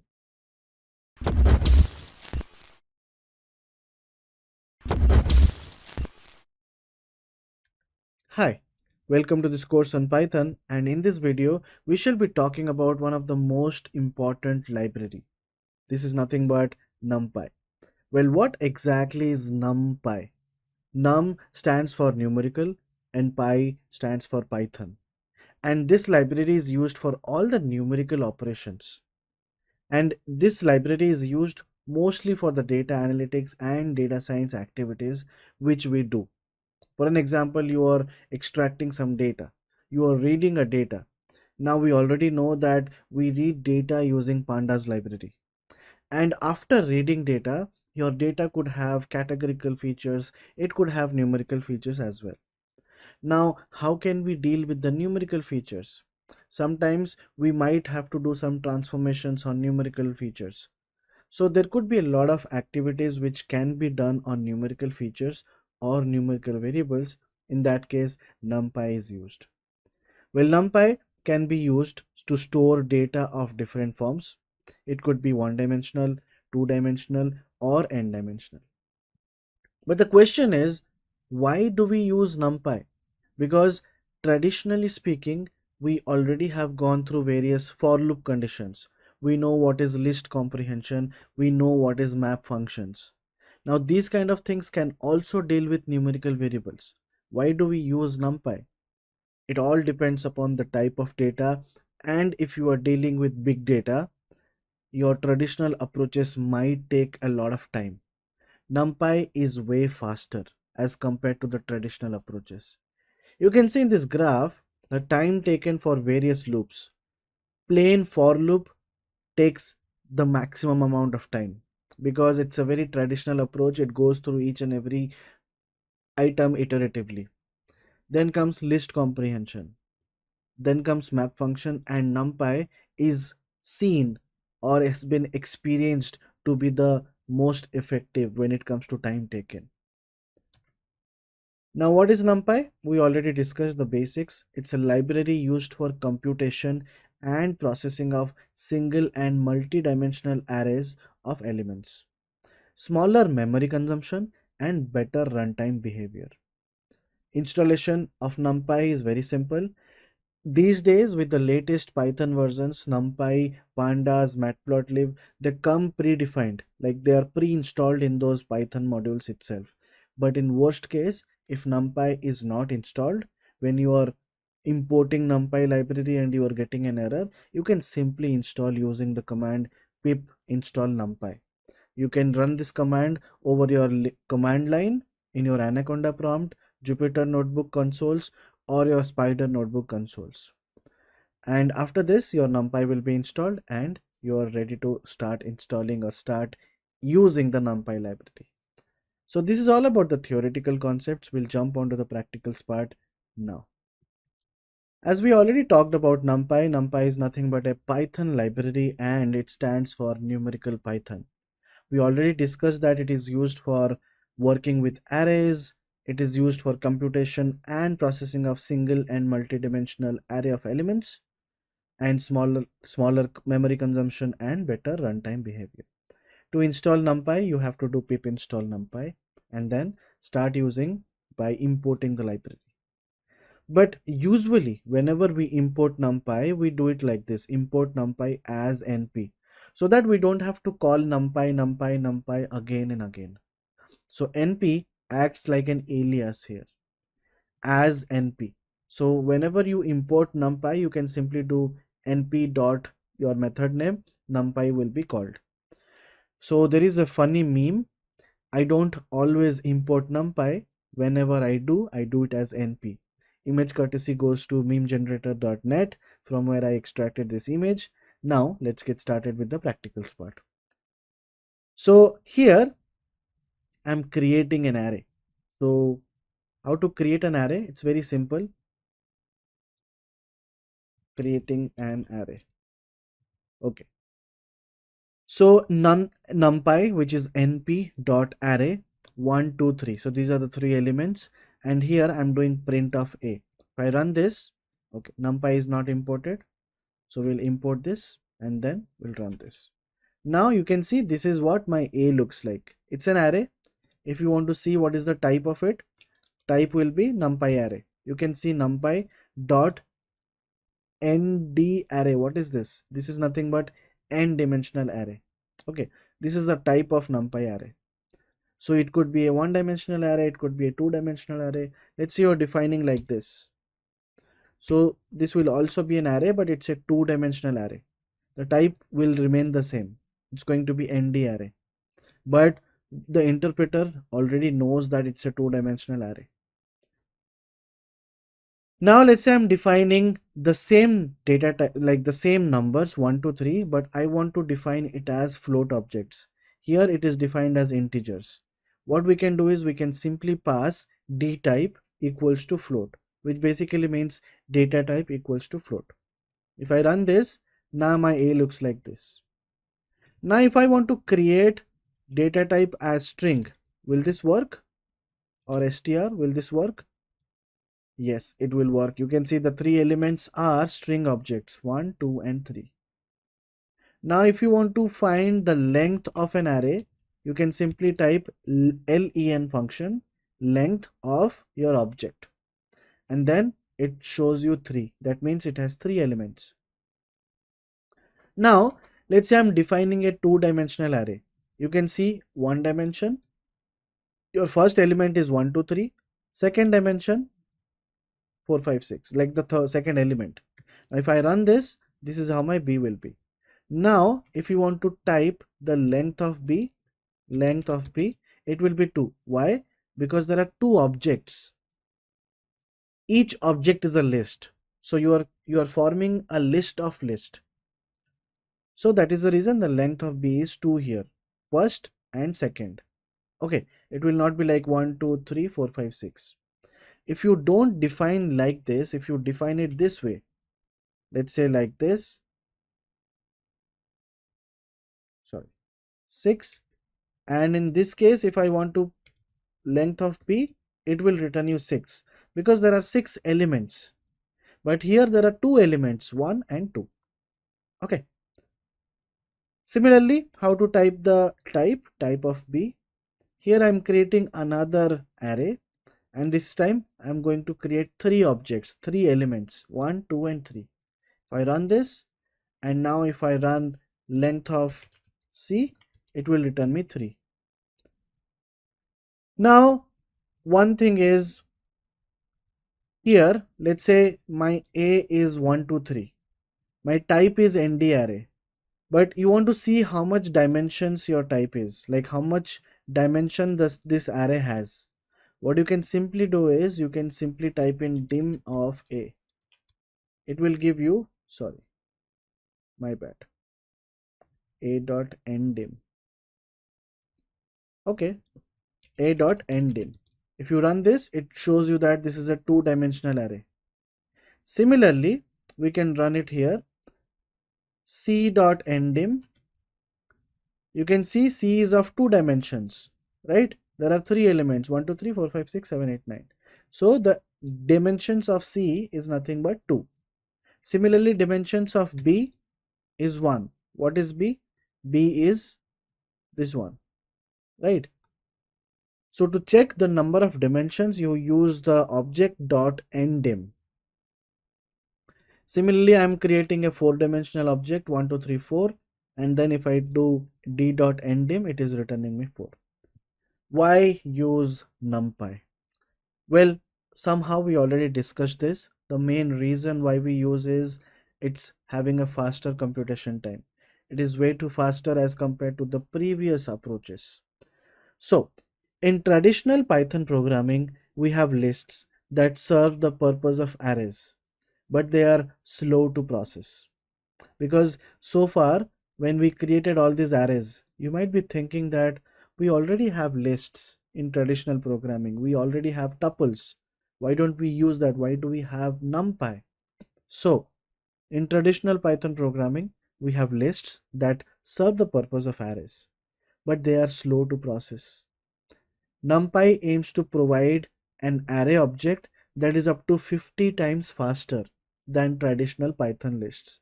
And this is what they claim, NumPy claims. But with personal experience, I can say that it's way too faster. as compared to the traditional lists. I haven't calculated whether it is 50 times faster or not, but it is way too faster. But this is what NumPy library claims. They claim to be 50 times faster than the traditional Python lists. The array object in NumPy is called ND-array, n dimensions array. It provides a lot of supporting functions that make working with ND-array very easy. There are so many methods inside your NumPy library that you will be lost. I will not be able to cover each and everything, but I will try to cover as much as possible. As much frequent methods that we use on day-to-day activities, I will be covering all those basic methods. Arrays are very frequently used in data science, where speed and resources are very important. Because when it comes to data analytics and data science, we deal with huge amount of data, right? Big data. So in that case, your traditional programming will not be able to help you out. So NumPy is mostly used. Can be used to store 1D, 2D, 3D and so on. Time taken for the loop. We have already gone through these things. Now, we'll talk about some other methods. There is one more method called as shape. Shape basically tells you how many rows and how many columns do you have. Now let's say your A is like this. So the shape is 1, 3. Okay, your B is like this. The B dot shape is going to be 6 because you have 6 elements. Here you have one element. Inside one element you have 3 elements, right? So your shape is 1, 3. C looks like this. So C will have 2, 3. Sorry, 3, 3 because there are 3 elements. My bad. 3 elements, and within these 3 elements there are 3 entities. Okay. So if you want to find the data type of a particular NumPy variable, you can simply type in a.dtype or else b.dtype. This will tell you the data type. Okay. So moving on to the next one, let's say I have an array 1.1, 2.1, 3.4, and here I'm printing it. So these are the basic things which we have already covered. Now, the next important thing in NumPy will be accessing or changing specific elements, rows and columns. So these are some concepts which we are going to right now. Once we jump into some real-time data, some real-time projects, then you will have a better understanding on where and how to use NumPy operations. Okay. In this video, we are just focusing on the various methods that we have inside NumPy. Now, accessing or changing specific elements, rows and columns. Here I've defined a equals to numpy.array something 1 2 3 4 5 6 7 8 9 something something. So if I print my a, this is how my a looks like. What is a? A has 2 dimensions, right? What will be the shape of a? It's going to be 2 comma 1 2 3 4 5 6 7 2 comma 7. Okay. Now let's say you want to get a specific element. We will be using 0 comma 3. What is 0 comma 3? You can see 0 is basically means the first index. Python indexing starts from 0, and then 3, that means 0 1 2 3. So 0 comma 3 is basically 0th entity. Inside that 0th entity you are getting the third index. So 0 1 2 3. Now if you want to print 12, what it will be? If you want to print 12, so it will be 1 1 comma 0 1 2 3 4. It should be 1 comma 4. If you print, then it is showing you 12, right? What will be 1 comma 0? It will be 8. First index, so 0th index, first index, and inside first index the 0th index, 1 comma 4. So it's super simple. It's very simple to understand. Get a specific row. Let's say out of this you want to print the entire row. That means 0 colon nothing. That means all the entities from the first row, 0 colon this one. You want a specific column, let's say you want this column 3 10, so colon 2, something like this. Colon 0 is basically printing you 1 8. If you want to do colon 2, it will print you 0 1 2. So 3 and 10, it will print you 3 and 10. Where is colon 2? 3 and 10. Okay, so this is how you access your different operations. Now this is your array. Let's say you want to access some elements and you want to change the values. Let's say you want to change this attribute. What is this attribute? You can simply access this attribute by 0 0 1 2 3 0 comma 3. This is 4. Now if you do this equals to 40, like I am doing here in this line, if I do this and then print a, you can see the elements have changed. So NumPy arrays are mutable in nature. You can change it.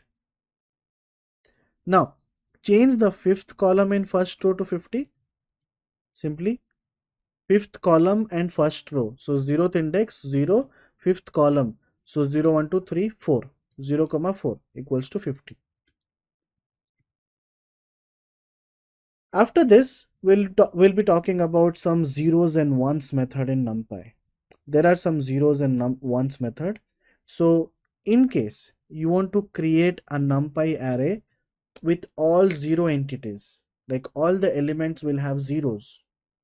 Why do we do that? There are specific scenarios where we use these kind of logics. So we do have some functions like zeros, ones, and something like full. Now if I call numpy.zeros, then I call the dimensions 3 comma 3, that will give me a 3 comma 3 matrix. So a 3 cross 3 matrix with all 0 entities. You can see if I'm printing it, I'm getting the values as 0 0 0 0 0, but these values are in float format. How can we change it to integer? You can change it like this.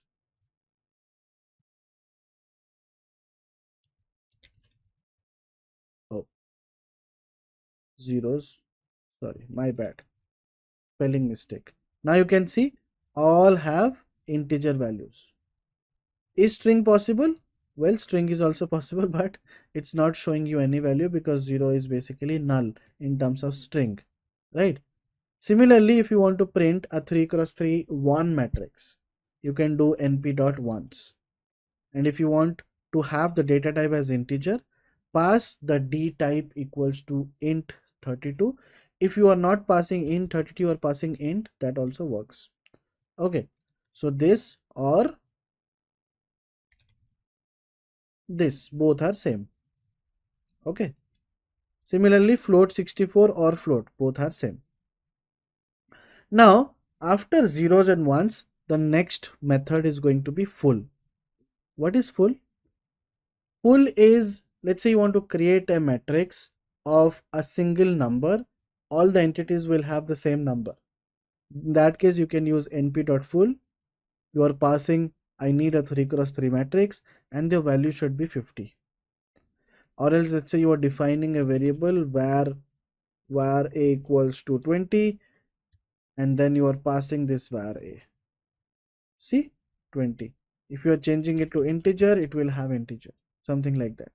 So if you pass it or if you hard code it, it's going to be same. So np.full creates a full array of a number which you pass. If you want to create a numpy array of a random number, you can pass np.random.rand, 4, 4. So this will give you a random matrix and all these numbers inside your numpy array will have a number between 0 to 1.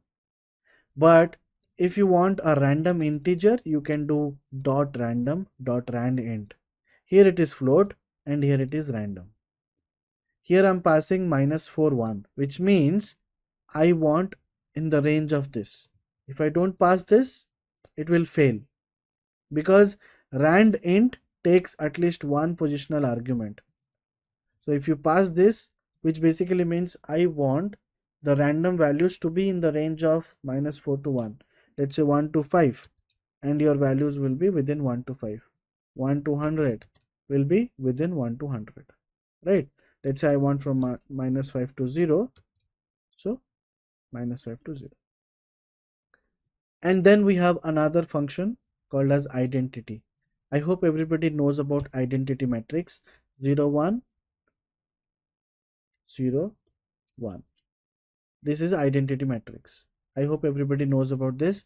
Now to create an identity matrix, you pass np.identity5, np.identity3, which will be 1 0 0 0 1 0 0 0 1. Identity 5 will be 1 4 zeros, 0 1 3 zeros, 0 0 1 0 0, 0 0 0 1 0, 0 0 0 0 1. Okay, this is the identity matrix.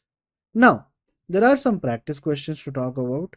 Let's say extract all the first 3 rows of the last 5 columns in a given NumPy array A. So this is the array which has been given. Okay, this is not the array. This is the array. Okay, 1 2 3 4 5 6 10 20 something something something. Extract all the first 3 rows.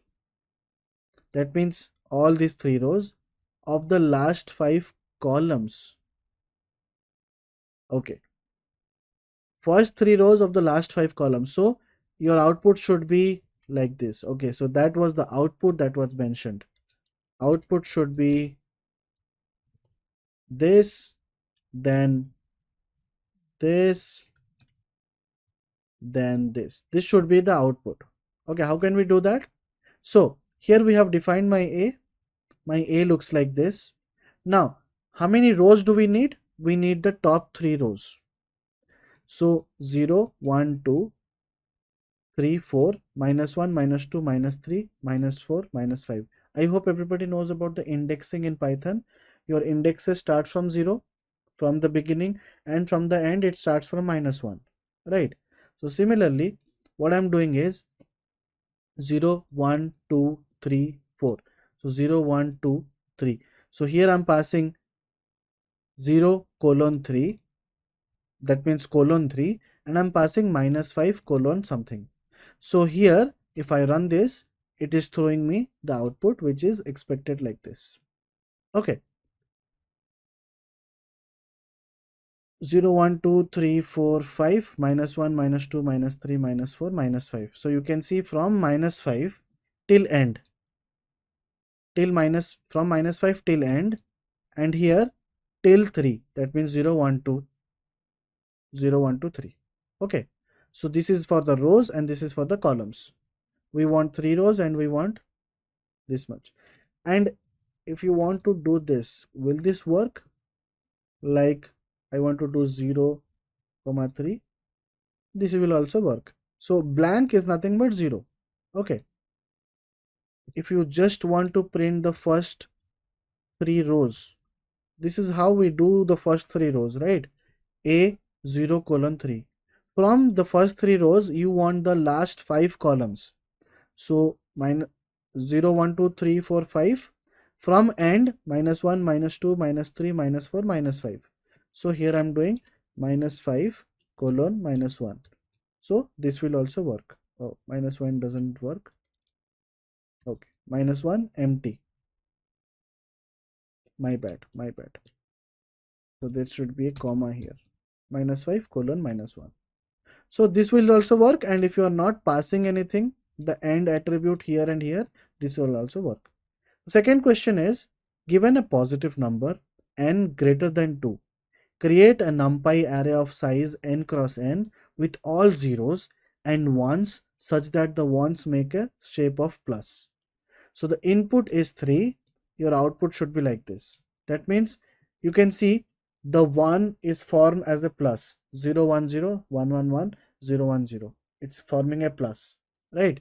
If you are passing 5, this is forming a plus, right?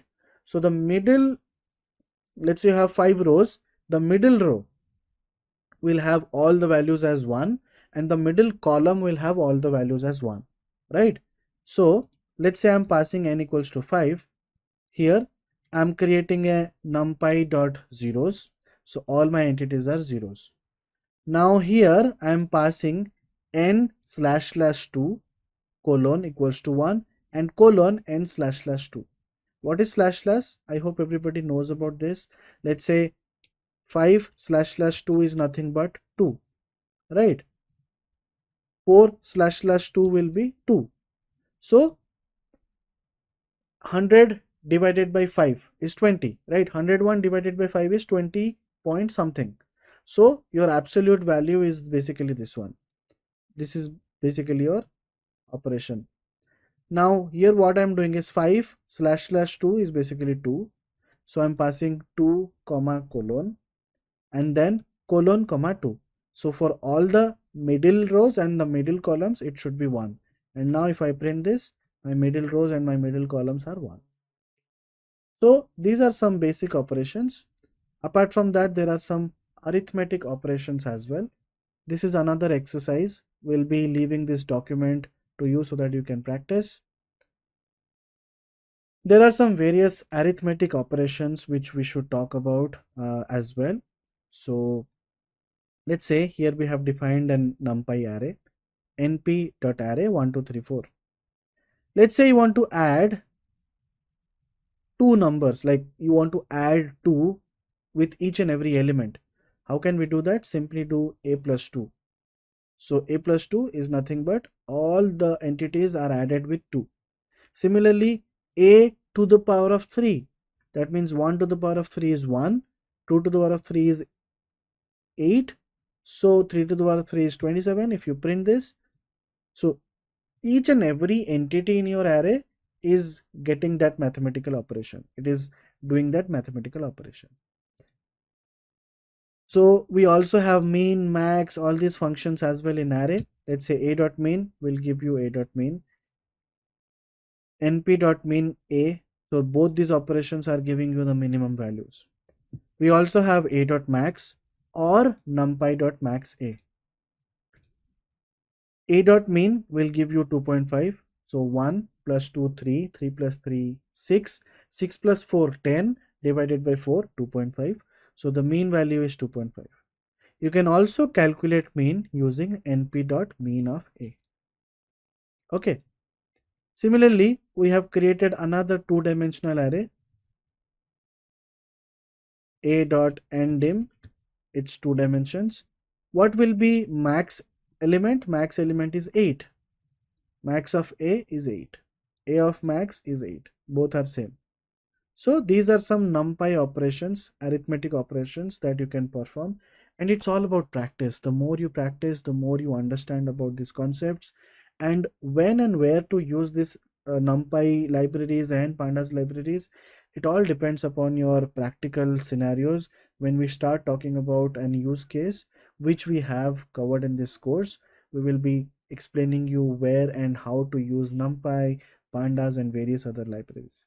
That's all about NumPys. In the next video, we shall be talking about Matplotlib and Seaborn libraries. Thank you.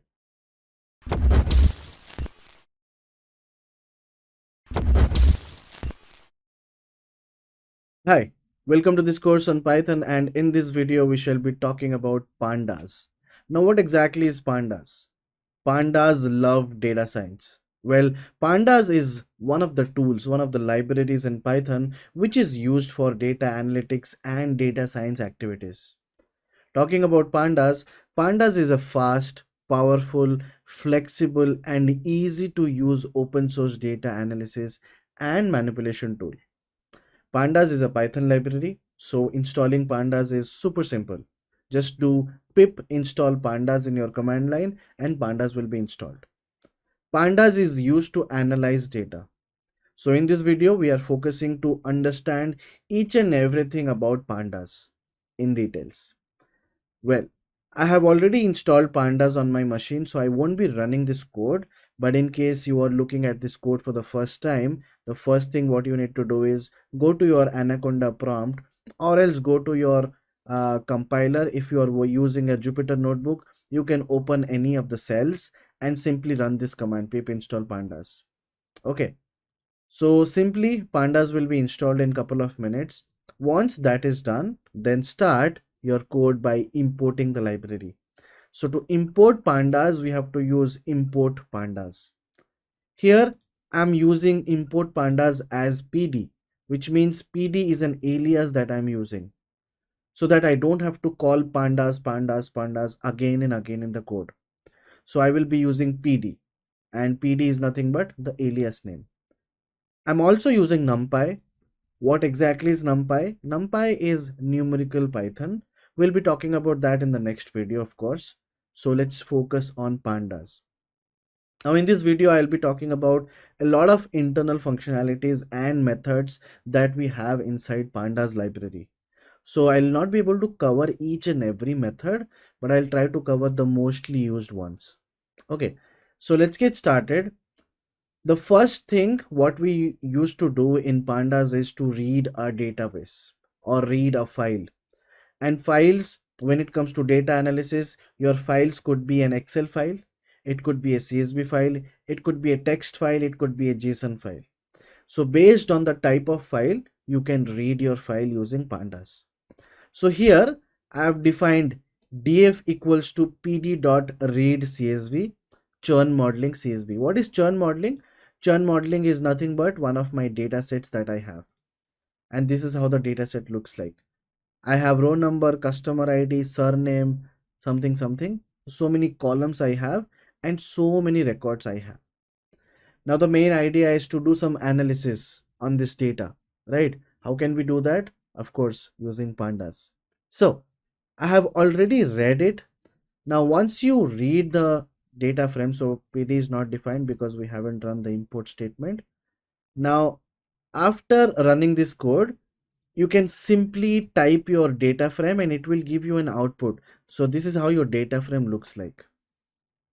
And now you can see the data frame has 10,000 rows and 14 columns. Simple. The second method which we will be discussing is head and tail. Now, as you can see here, there are 10,000 rows, right? And you just want to see a glimpse of your data. You want to have a glimpse on your data. Let's say you want to see the top 5 records or the bottom 5 records, or top 10 records or bottom 10 records. In that case, you can use head and tail commands. So you can see if I want the top 5 records, I can simply do df.head 5. If I want the top 10 records, I can do df.head 10. So if you are not passing any argument, by default, it takes 5 as an input, as a default value. Similarly in tail will give you an idea about the bottom 5 records or the bottom 10 records or the bottom n records. If I don't pass anything, of course, I will be able to see the bottom 5 records. In case you want to print the bottom 10 records, you can do df.tail 10. I hope everybody is clear with the data frame concept. Data frames are nothing but a tabular data, which in terms of pandas is called as a data frame. Okay, you can read your Excel sheets, your CSV files, your JSON files, and then you can convert that into a pandas data frame. Once you have the pandas data frame, then you can use the various pandas methods to manipulate the data. Now, moving ahead from head and tail, which are the most basic methods, our next method is going to be info.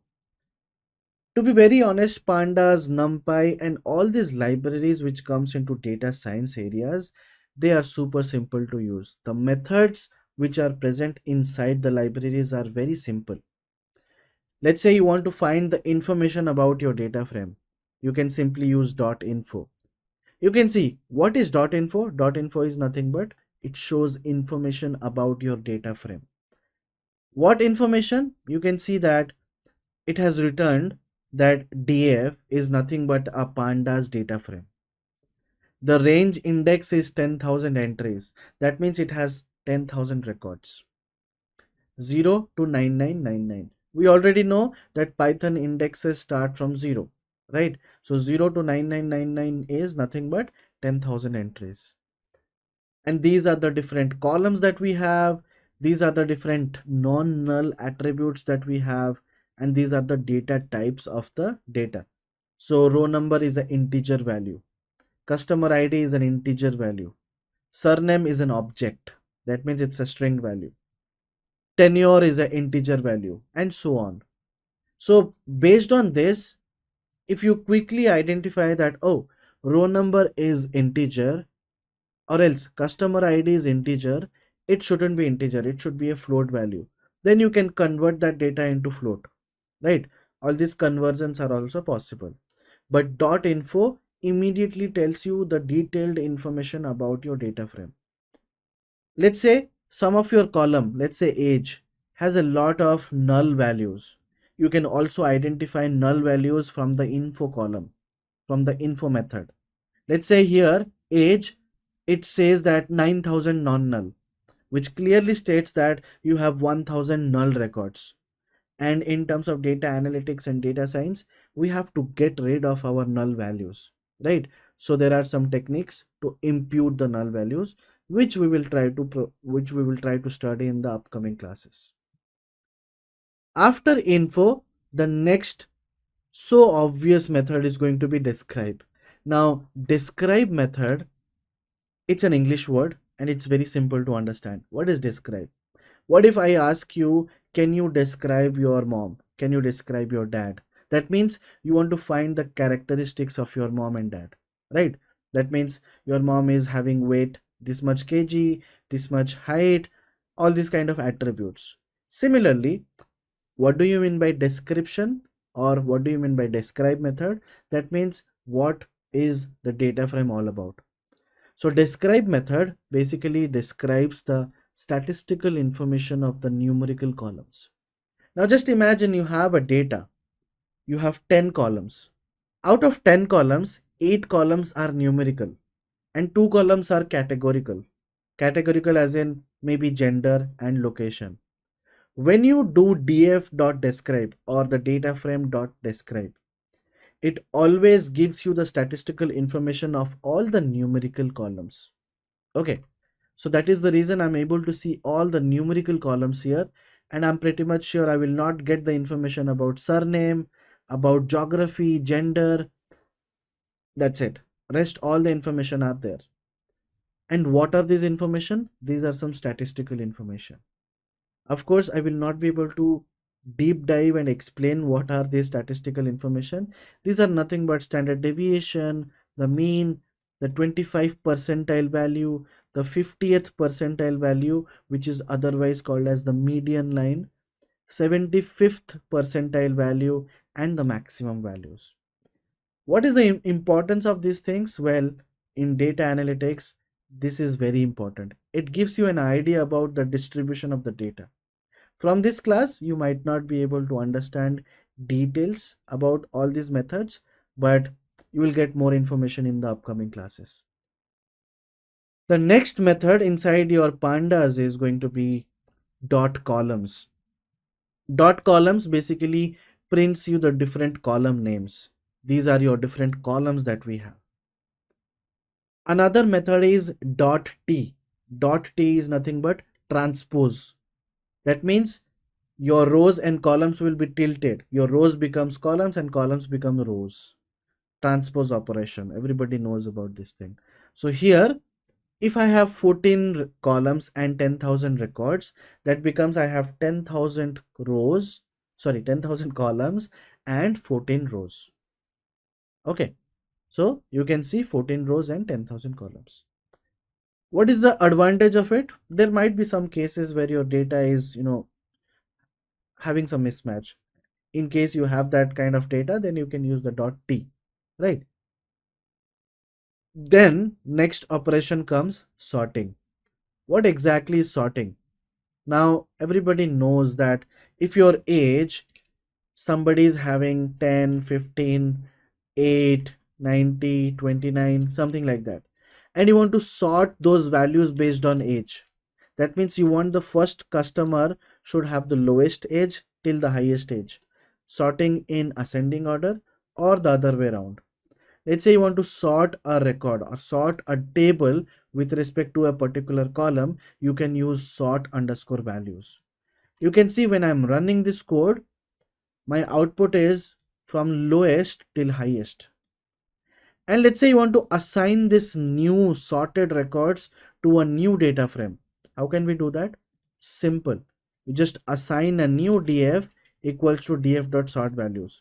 Now if you do new df.head, it gives you the top 5 records based on age sorted as ascending order. Okay, the youngest attribute is this one. The youngest customer is having this customer ID. He's from Spain. He's a male customer with 18 years of age. Okay, let's say you want to print a particular column. Let's say you want to print balance, because we already have balance here. Let's say you want to print balance. You want to print a specific column. Then you can do df in your square brackets, pass your column name, df balance. Another way is df dot balance. But this technique will not work if your column name is having space inside it. For example, let's say you have a column name called as first name. Okay, first name. Then you can either do like this. Let's say you want to print first name. You can do like this. But if you do like this, it will not work, right? Because it will only treat df.first as the column. It will not find the column and it will throw the error. All these things are hit and trial. Once you start working and learning, you will have a better understanding. Our next task is to create a new column. Let's say you have this column called as balance. You want to create another column which should be balance plus 1000. Okay, you just want to arbitrarily add $1000 to your balance. Now what you can do is simply, this is balance, I can simply do balance plus 1000. You can see the first attribute is 0, now it is 1000. Second attribute is 83k, now it is 84k. So I have added 1000 to all the values. Simple. Let's say you want to assign them to a new column. Very simple. You can just simply do df of new balance equals to df balance. So doesn't matter if your data frame is having a column called as new balance or not. Let's say in my data frame there is no column called as new balance, right? Here I'm creating a new column called as new balance, which is nothing but balance plus 1000. If I run this and then if I run df.head 5, you can see now I have a new column called as new balance. That's also another beauty of pandas. You can recreate or create new columns. So creating derived metrics is very simple. Here I'm creating another new column and I am hard coding the value as good day. If I run this, then you can see a new column is created whose name is random column, and I can see the value as good day. Now these are the basic steps, right? Basic steps are quite simple to do. Now comes accessing rows and columns. How to access a certain amount of records. Let's say you have a data frame. If you want to print the top 5 records, I have already discussed, we have to use dot head. What if I want to find 10th, 11th and 12th record?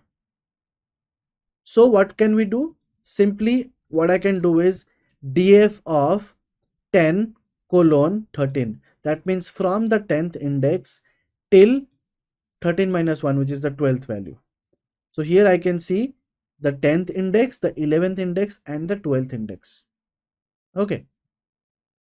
Similarly, if you want to see 20 till 25, then you can pass 20 to 26, which shows you 20, 21, 22, 23, 24, 25. Okay. Similarly, now our next step is, now imagine you have a data frame, you have 10,000 records. Your manager asks you, can you create another data set, or can you analyze how many of them are having age greater than 50? That means this is where a where clause comes into picture. When it comes to SQL, what exactly is this? Select star from table name where age is greater than 50. Simple. So the same thing in data frames in pandas is nothing but this one.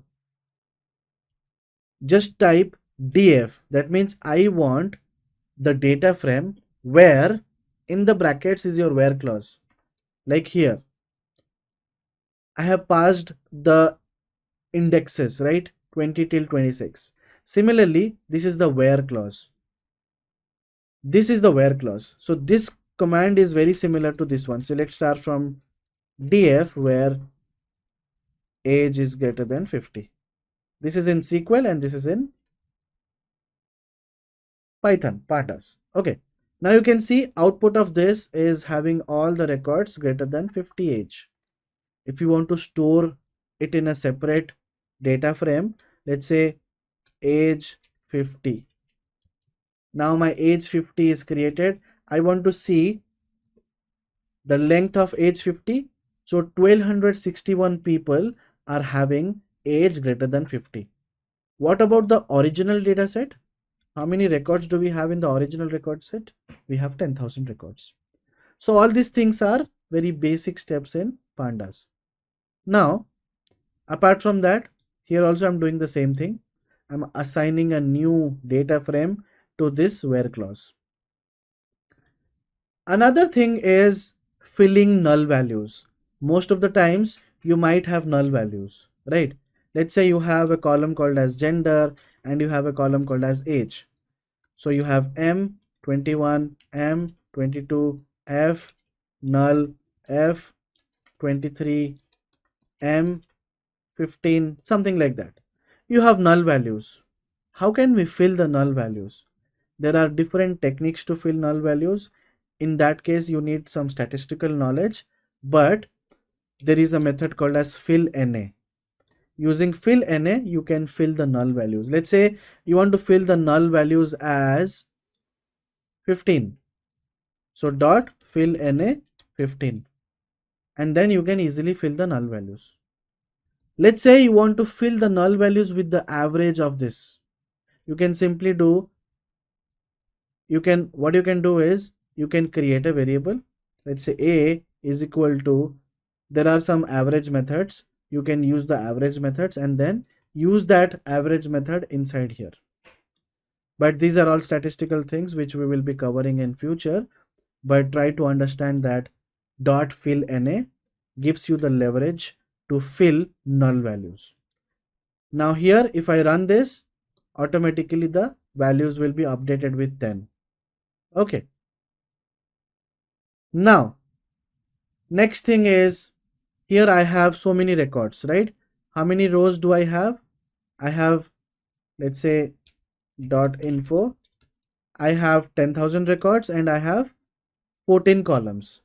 Now you want to remove some columns, row number or customer ID. You want to remove them. So to remove the records, you can use, I will just add a text here, remove columns. How to remove columns? Simply use dot pop. There is also another method called as dot drop. You can also use that. Dot pop directly pops off this row number. Now if I do new df dot head, you can see there is no row number. Initially there was row number, right? There was row number. Now there is no row number. Now let's say on this you want to delete customer ID. What you can do? Simply dot pop customer ID. Done. Now if I do new df dot head, my customer ID is gone. I have surname. Okay. So how to use drop functions? You can also use drop functions like this. Data frame dot drop row number axis 1. That means remove the row number from the columns list. And then once you do this one does not exist because we haven't run this code. Okay. And then if I run this code, once you go through the code, then you will have better understanding. Of course, we will be providing you the codes for reference. Okay, all these things are done. And then there are some NumPy applications, like we have some apply method. What is apply method? pandas data frame apply. Apply is one of the functions. Apply a function along an axis of the data frame. Okay, let's say on balance you want to apply a function, you want to do some square root operation, you want to do some mathematical operation. Let's say here I have passed dot apply np dot square root, that means numpy dot square root. So if I run this, you can see before this is how my balance looks like, right? And when I am doing dot apply square root, you can see 0 square root is 0, 83,000 square root is 289, right? If you want to cross check it, okay, square root of this is 289.49. Simple. So this is nothing but applying a function. Similarly, here also I am applying the function and then storing it into another column called as df square root balance. If I want to see df dot head, you can see there will be a new column which is square root balance, which is nothing but the square root of this balance. Okay, how to drop null values? There is a method called as dot drop na. Dot drop na basically drops all the null values from your data frame. So this is where the basic operations of pandas are done. Now our next step is to combine some data frames. Why do we combine data frames? The first question is that in data analysis, there will be certain number of times, certain times you will have to combine data. Just imagine one real life use case. For example, you have customer recharge details and customer personal details in a separate file, in a separate database. And what is common in between them? Probably customer ID is common. You can still combine the data, right? So there are some join operations. In case you don't know about join operations, uh, you'll have to search and find out what exactly are joins in SQL. You will definitely figure it out. But okay, uh, I can give you some explanations as well. Here we have explained join operations. Now there are majorly four types of joins. You can see the left one is inner join.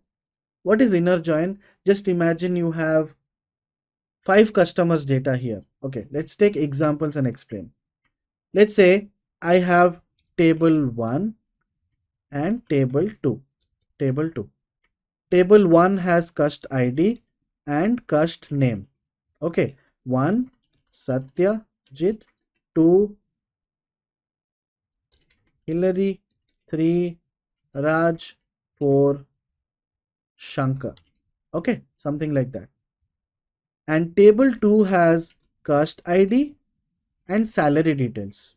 So I have 2, salary is 10k, 10k, let's write it as numbers, and 3, salary is 25k. Simple. Now, if somebody asks you, can you find me the list of all the customers along with their salary details and provide the results, provide me an inner join result. Now, in this case, you can see inner join is nothing but the internal area. Table 1 and table 2, the common areas, the common data points is your inner join. So what are the common areas? If somebody asks you, my output should be customer ID, customer name, and salary. First of all, whenever you are joining multiple tables or multiple data frames, the first thing you should understand is that there should be a common attribute. There should be a common column. In this case, the common column is cust ID. Okay. So if I do a inner join, your output is going to be 2 Hillary 10,000, 3 Raj 25,000. If I do a left join, Left join will basically give you all the entities from the left one, and that's it. The most of the entities from the left one. Right join is most of the entities from the right one, and outer join is the combination of all. Just imagine there is another okay, with this example, what will be the left join? Same customer ID, left join will be 1 Satyajit, 2 Hillary. Let me just copy paste everything, 4 Shankar. And then for first there will be nothing, for second there will be 10,000, for third there will be 25,000, for fourth there will be nothing. This will be the output of a left join. What will be right join? Right join is all the records from the right table and the common records from the first table. So here the output will be Hillary 10,000 and 3 Raj 25,000. In case, just imagine here there is another guy with customer ID 5 and salary as 20,000. Now this 5 does not exist here. So as part of a right join, here there will be an entity for 5/20,000. That means I don't have the name in the table 1. Okay. So these are different concepts of inner join, outer join, and right join. Now moving ahead to the concatenation and merging operation. Let's say this is my data frame. These are my column names and these are my values. If I run this, and then if I print df1, this is my df1, and print df2, this is my df2. Okay. Now I have concatenated both the records using pd.concat. What is concat? That means you have one data frame and then you have another data frame. You are just merging it. Okay. So the result is having 8 records. Now I will be performing the same steps. I will define a data frame df1 and df2, and then I will do a join. So let's say this is my df1 and df2. Let me just remove this. Let me print my df1, df1. Let me print my df2, df2. This is my df1 and df2. Okay. After this, I will just zoom out so that everything is visible. Let's say I want to merge these two data frames or else combine these two data frames based on an inner join and based on this column called as C. How many common attributes do we have? C0 is common, C3 is common, that's it, right? Let's say I will do pd.merge df1 df2 on C, how inner. In case you want to write this in your SQL format, this is how it looks like. A dot star b dot star from A inner join B on A dot C equals to B dot C. This is how your inner join looks like in SQL. Okay, just deleting it and then running it.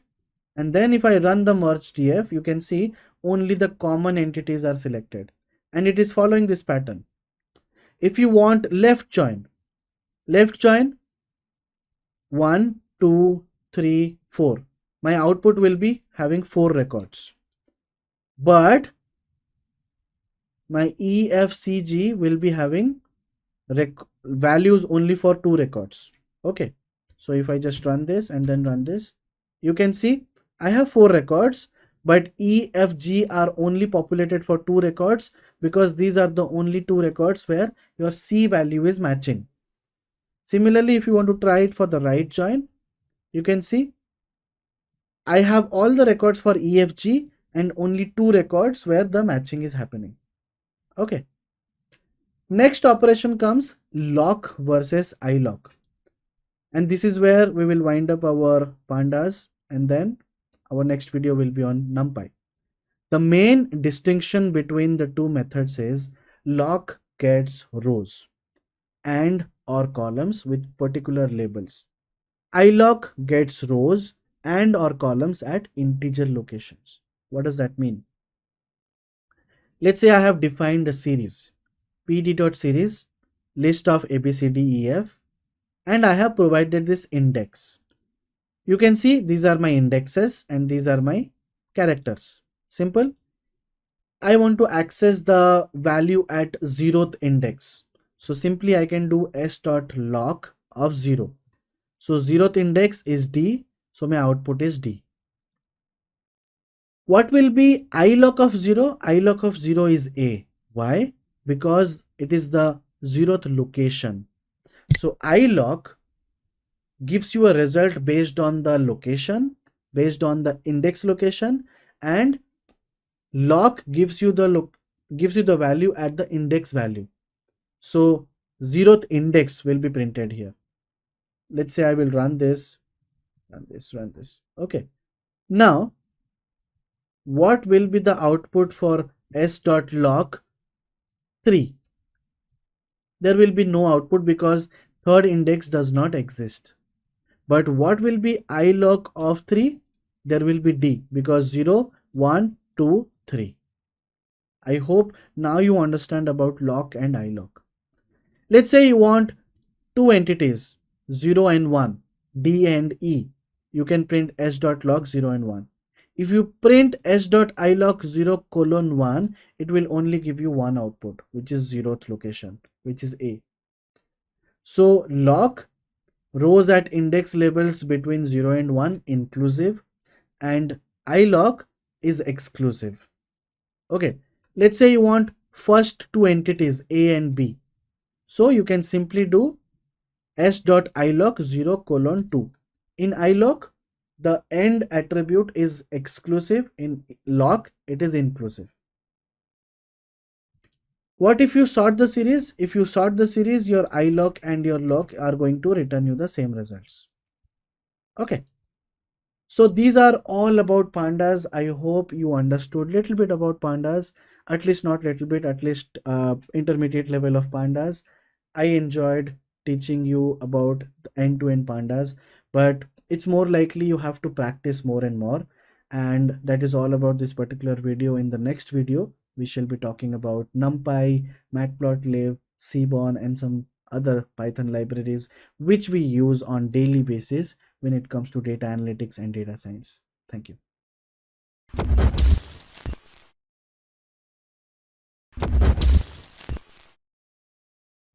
Hi, welcome to this course on Python, and in this video we shall be talking about data visualization.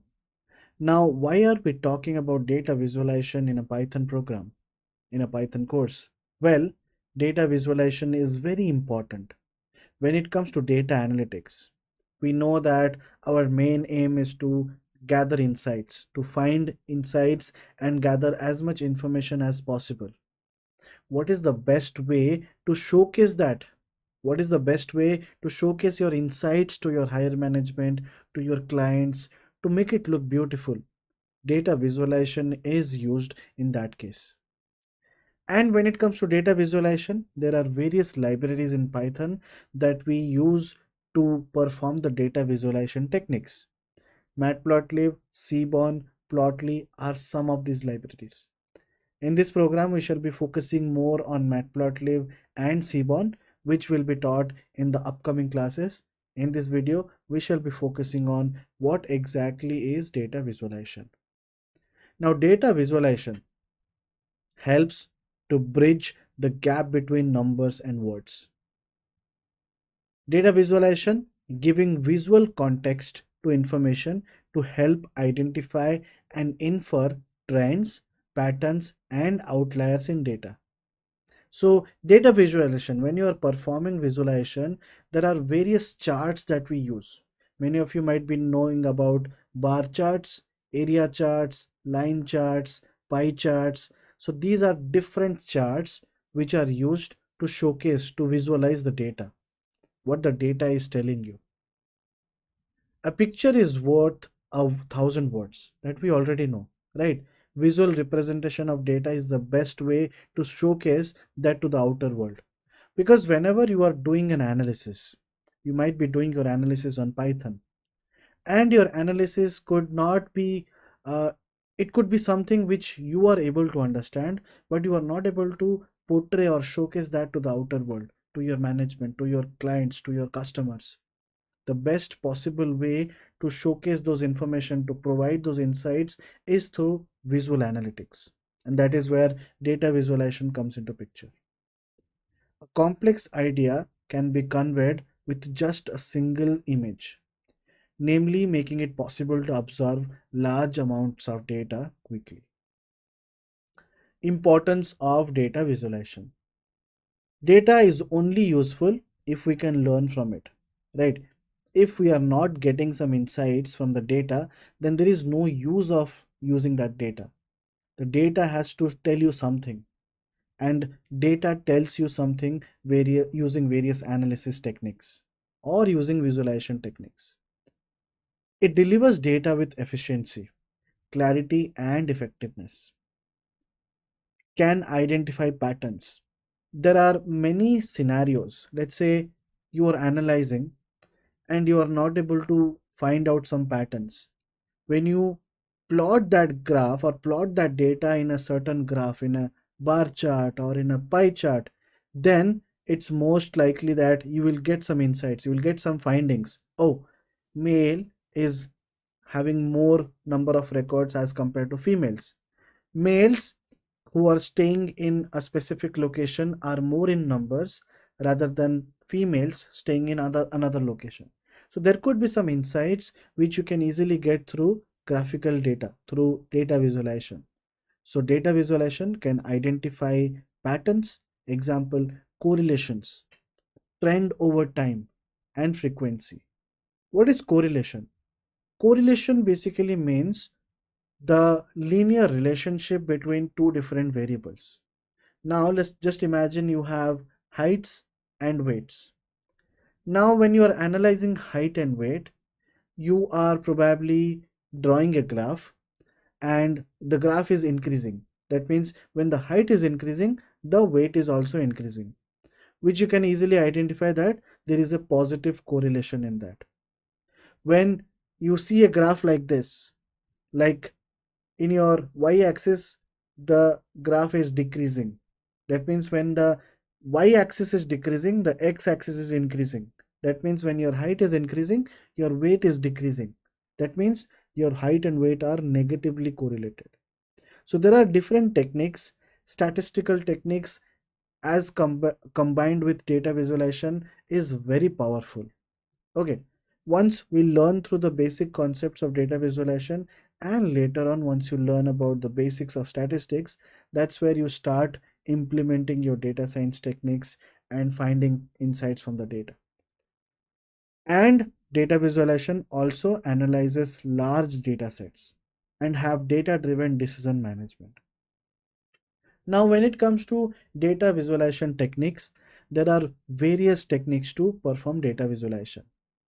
So there are some techniques like analyzing numerical attributes, analyzing categorical attributes. So there are a lot of concepts which you need to understand from the statistical point of view to start getting into the data visualization techniques. So somehow I will try to explain you what are the different techniques of data visualization when it comes to Matplotlib, and how can we perform the same activities using Seaborn libraries as well. That will be taught in the upcoming classes. That's it for this video. Thank you.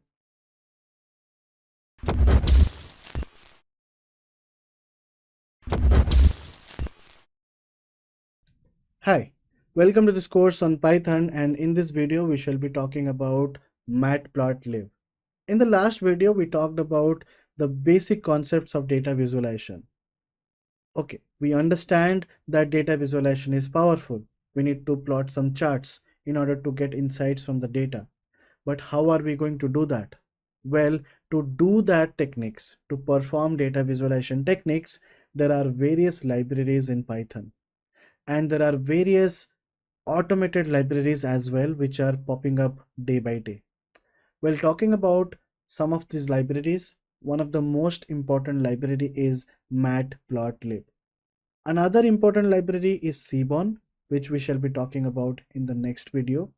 In this video, we shall be focused on Matplotlib, and how to plot various charts using Matplotlib. So let's get started. Well, Matplotlib is a library used for graphical representation of values.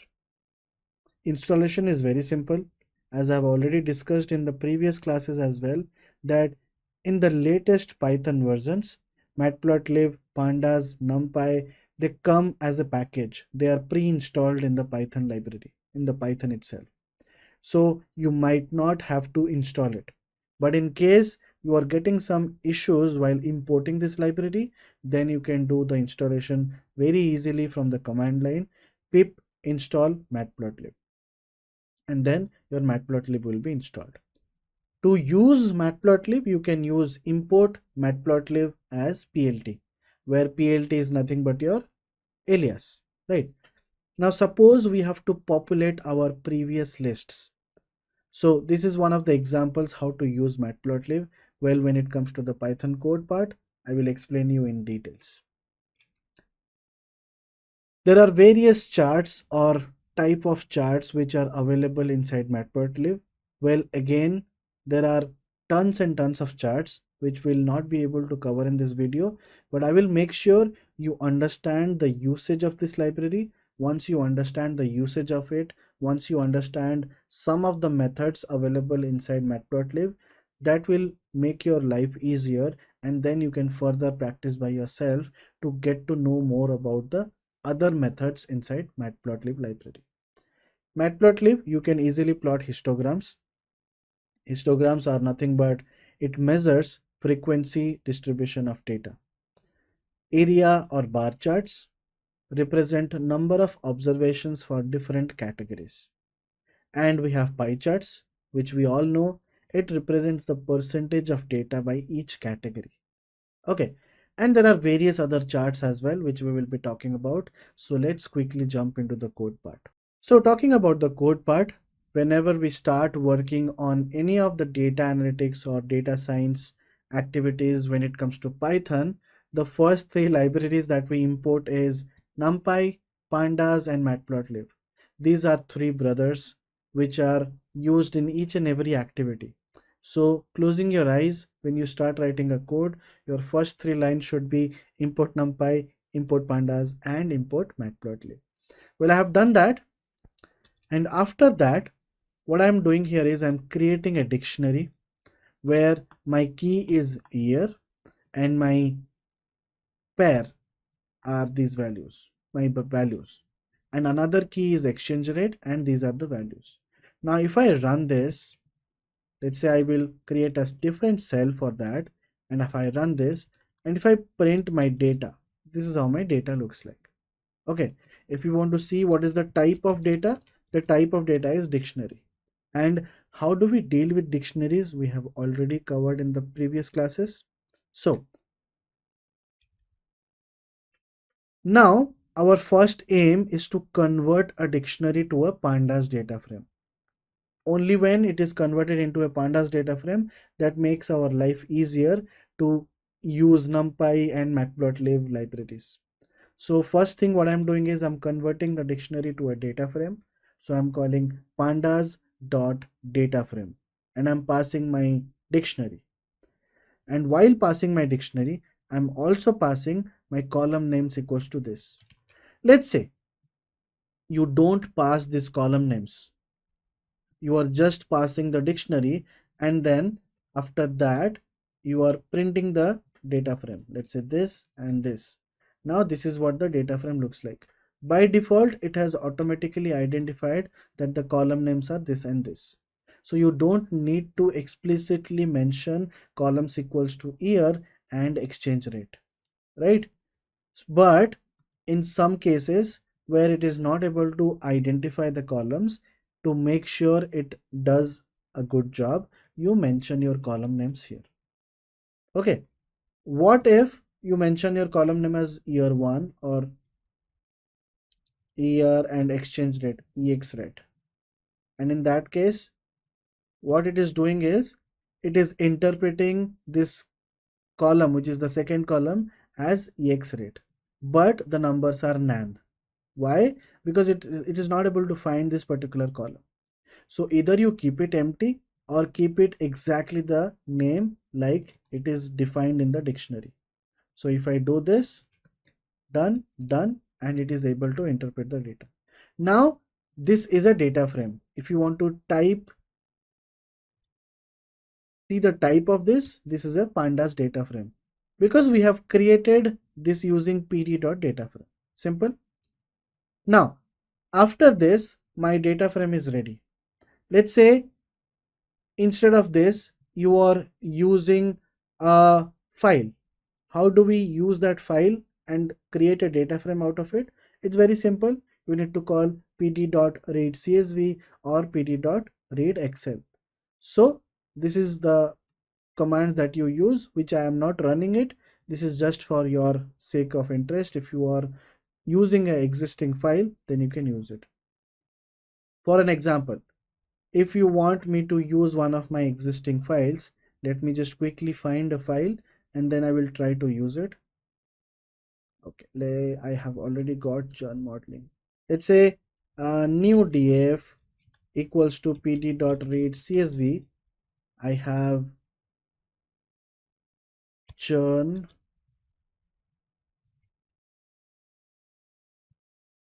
modeling .csv.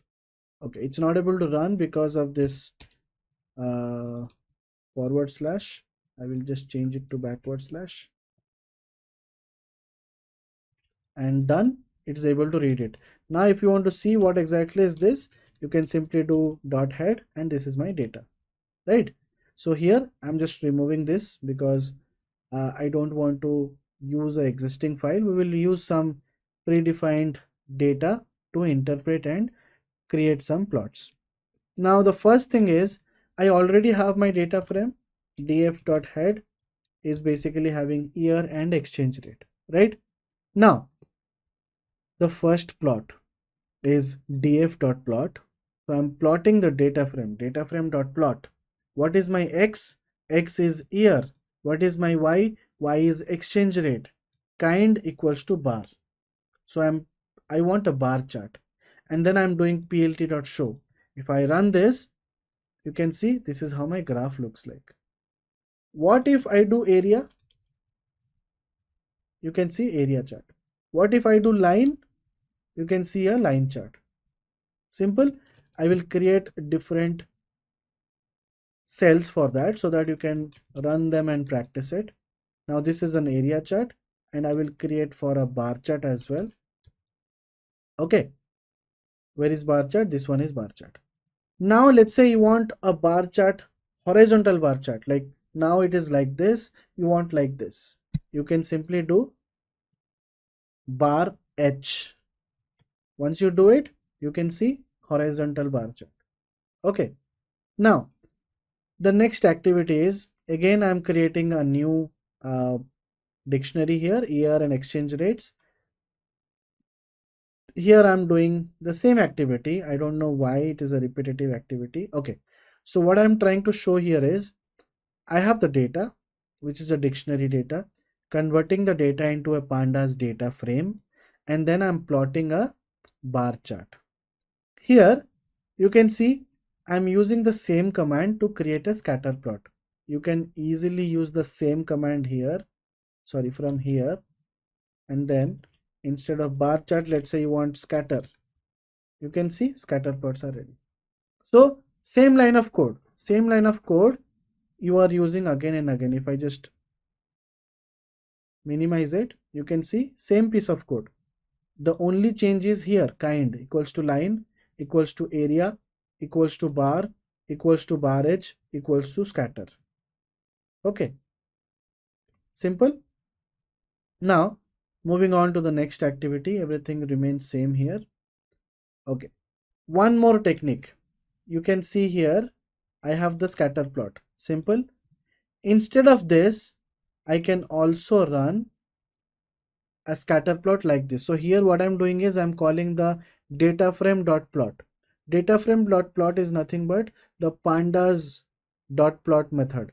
So pandas also has a dot plot method. Here I'm not using Matplotlib, but here I'm using Matplotlib. I'm using Matplotlib dot scatter. So the difference between this and this is just uh, the the the the code. That's it. The orientation of the code. Nothing much. Here, when I'm defining data frame dot plot, I'm calling my x, I'm calling my y, I'm passing kind equals to scatter. But here I already have a scatter method inside your Matplotlib. So if you run this, so it's up to you. You can do some visualizations using Pandas library, using Matplotlib libraries, or using Seaborn libraries. It's up to you. Nobody will ask you or question you, why have you used Matplotlib, why have you used scatter plots, sorry, why have you used Seaborn libraries. It's up to you. If you are the developer, you are the one who are analyzing this data, it's up to you how you are visualizing it, because these visualizations are only meant for you to analyze the data. Once we analyze data, once we have done our overall analysis, then we start creating dashboards, which we use some other tools like Power BI, Tableau, or Excel to create some dashboards. So that is not in the scope of this program, but in this program we shall be learning about the visualization techniques using various Python libraries. Now after this, these are very simple piece of codes. Here I'm importing my Matplotlib. I have my x and y values, and here I'm doing plt.scatter xy. Done. Now if I do the same technique using pandas, how can we do that? Let's say this is my x and y. Now I can define this x as one of the columns as my pandas data frame, and then you can use data frame dot plot, and then you can call your x and y. Or else I will try to call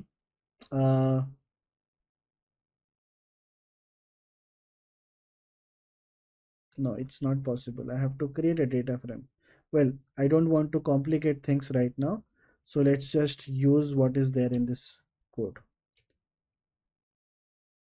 Kind of lost. Okay, so here we are. After the scatter plots, I will just remove this. After the scatter plots, our next task is to plot a pie chart. So here I am using the pandas.plot.py, y equals to tasks. If I run this, okay, this is failing. This one, sorry, my tasks was not defined. So I have data equals to tasks 100, 500, and 300. I'm creating data frame out of this data dictionary. Df equals to pd.dataframe, data, columns equals to tasks, index equals to blah blah blah. Right? That means this is for pending, this is for completed, and this is for ongoing. And then I am plotting my df.plot, and this is how my graph looks like. Okay, what is df? Df is nothing but my tasks.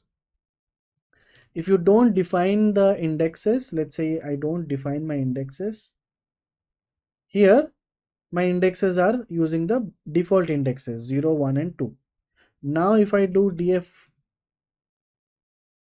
I can see tasks like this. Okay, now our next task is to use an existing file. So this file I was just using right now, so I'll just copy paste my path. Okay, I already have this churn modeling here, which looks like this. This is one of my data sets that I have, and I will be using this data set to read the data using pandas data frame. And then once I have read it using the pandas data frame, we will be performing some visualization techniques. So the data frame is, so the data is like this. We have row number, customer ID, surname, credit score, geography, gender, age, tenure, balance, number of products. All these are different columns that we have, right? And the data points, you can see I have different customers data. So I have, I don't know the exact numbers, but I think there are 7,000 records in this particular data. Let me just scroll it and check it out. Oh, we have 10,000 records. Okay, so here I'm calling the pd.read csv. I hope everybody knows that this is how we read a csv file using pandas. So once my data frame is ready, I am doing dot head to print the first 5 records, dot tail to print the last 5 records. Okay, see here my data frame name is churn df. What I'm doing here is churn df dot geography. Let's say, you can see this is how the data looks like. My geography has various values: France, Spain, France, France, Spain, and so many other values. Let's say you want to find what are the total number of records that we have for each geography. Now, when it comes to SQL, how to solve this? Select geography, count star from table name, group by geography. This is what we do in SQL, right? So in Python, what we will do is dot geography dot value counts. So value counts is one of the methods where it will give you how many value counts do we have for each valid values in that column. So churndf.geography.value counts has these many: 5,000 France records, 2,500 people staying in Germany, and 2,477 people staying in Spain. Now I'm going to plot data from this. Simply what I can do is dot plot. Now if I'm doing dot plot, by default it is doing a line chart. So here I will change kind equals to bar h. Now this is my new graph that has been created. And you can see same thing you are getting. See, you are getting the same information here also, but this is a better way of getting the information, right? Whenever you are creating a presentation or a report, let's say your manager asks you to create a report out of the insights. Whatever insights you get, create a report out of it. Now you cannot create reports on text data, right? Your report should have some visual data, and in order to perform that visualization, you need some libraries like Matplotlib, Seaborn, and so many things. Moving ahead, I'm finding the value counts for the exited column. What is exited column? Exited basically tells you whether the customer is active or not. 1 means the customer has left the system, and 0 means the customer is active in the system. So how many exited records do we have? If I run this, you can see around 7,900 people have left the company, and 2,000 have left the company, and 7,900 are still active. How to find the total percentage of people who have left the company? I just divided it by the total length and then multiply with 100. So you can see 79.63% of the people are still active, and 20% of the people have left the organization. Here I'm calling the matplotlib.bar to plot the bar chart. I'm calling plt.bar. I am passing geography, and I am passing estimated salary.mean. Color equals to cyan, that means the bar color. The edge color equals to orange, that means the edge color. You can simply remove all these things and try it out. It's very simple to plot charts using Matplotlib.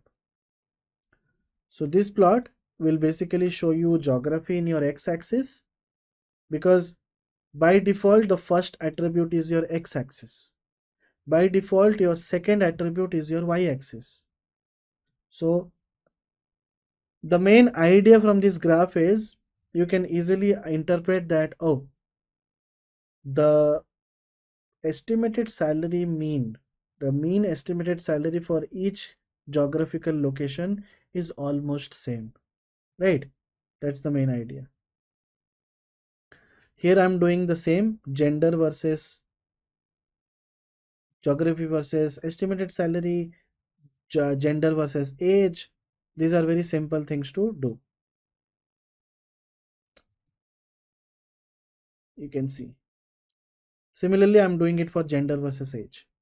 Now I'm doing a scatter plot between age and tenure. Now I hope everybody knows what is a scatter plot. Scatter plots are nothing but when we analyze scatter plots, Matplotlib. Okay, when we analyze multiple numerical columns, then we use scatter plots.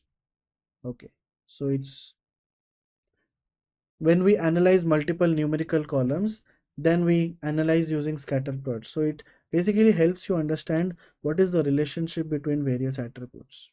Okay, so here I'm using age and tenure as my scatter plots. This is my x-axis and this is my y-axis. Okay, here I'm plotting a histogram. I'm plotting a histogram on the tenure. What is tenure? If you type tenure, these are my tenure. That means how long the customer is in the system. The customer is 2 years old in the system, 1 year old. This customer is 10 years in the system. That means he is a customer since last 10 years, right? So in this step, what I'm doing is I'm plotting churn tenure bins equals to 30. That means I want a bin of 30, and then I'm plotting it. My y label is probability and my x label is tenure. Similarly, let's try to see how to plot a pie chart. I have defined my labels, I have defined my sizes, I have defined my explode labels. Here I'm defining my subplots. So what is a subplot? Whenever you are plotting a plot, if you define subplots, that means two plots within a same plot or multiple plots within a plot. That means it is called as subplots. Okay, so here I'm calling ax1 dot pi on what the size is equals to this, explode equals to explode labels, which is this, labels equals to labels, which is this, shadow equals to true, strangle equals to 90. If I run this, this is how it is. If you define the explode labels as 0 0 0, that means there are no exploding happening here. If you want explode at Java, you want Java to be a separate entity, 0.2. If you run this, you can see Java is coming out of the pie. That means this entire object, the JavaScript, R and Python is one chart and Java is another chart. These are two different subplots within one plot. Okay. Similarly, if I am plotting a box plot, data frame dot column dot plot dot box. What is a box plot? Box plot. So box plot is a very simple, I will explain, box and whisker plot. Matplotlib. So when I start talking about different plots, different charts, it will take a lot of time to complete and understand these concepts, but I will make sure I will help you out in understanding a box plot. Now box plot has 5 important measures. One is Q1, which is quartile 1, which is 25th percentile, Q3, which is 75th percentile, minimum value, maximum value, and the median value. Box plot helps you to understand 5 measures. So whenever you are analyzing a numerical column, you can analyze using a box plot. It gives you more information. Dot describe basically helps you to describe the statistical information. For tenure, what will be described? The minimum value is this, the maximum value is this. I hope you understood the basic concepts of Matplotlib and you understood how to plot histograms, bar charts, pie charts, and stuffs like that. It's all about practicing. There is a small meme I will be showing you. Name a better trio. Well, there is a meme. Name a better trio. I will wait. So the better trio, the best trio in terms of data science or data analytics is import NumPy as NP, import Pandas as PD, import Matplotlib as PLT. That's it. Now, I'm not sure if you will be able to understand this meme or not, but I'm sure once you get started your journey with Python, with data science, the more you learn, the more you practice, and then you come back to this Matplotlib uh, Python Jupyter notebook file, and then you will understand this meme. That's all about Matplotlib. Keep practicing. The more you practice, the more understanding you will have, more clear understanding you will have. That's it for this video on Matplotlib. In the next video, we shall be talking about we shall be talking about Seaborn libraries and some other libraries. Thank you.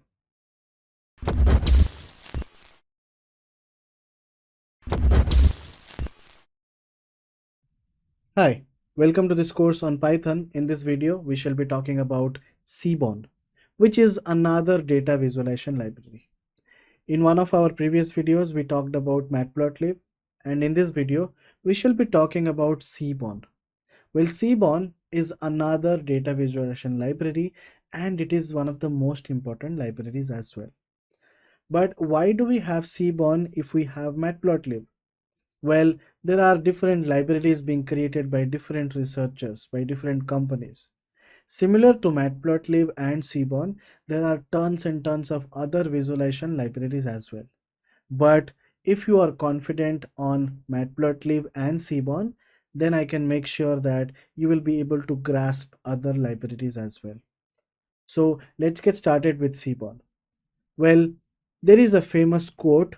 This is one of the quotes being taken from tutorialspoint.com. They have mentioned that it is summarized that if Matplotlib tries to make easy things easier and hard things possible, Seaborn tries to make a well-defined set of hard things easy too, which basically is true, and it means that Seaborn makes your life even easier as compared to Matplotlib.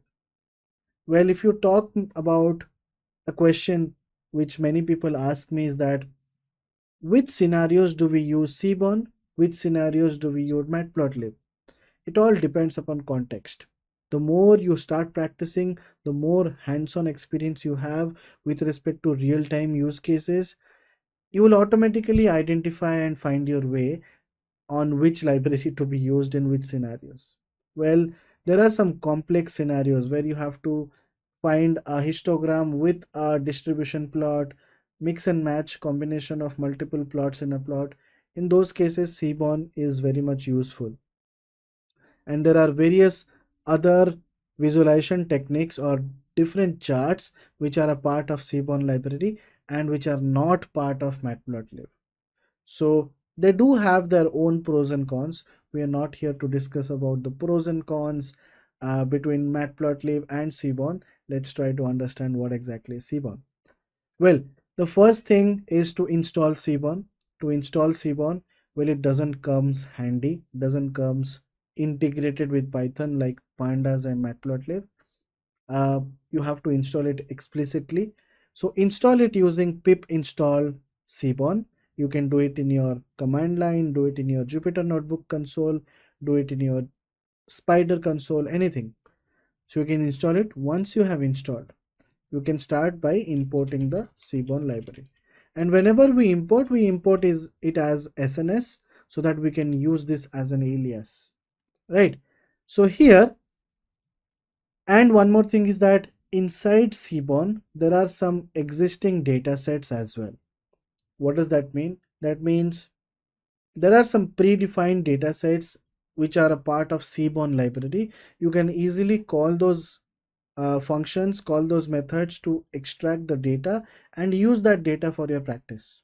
So here, what I'm doing is I'm importing Seaborn as SNS. I'm calling data frame equals to sns.load dataset. So load dataset is one of the methods inside Seaborn.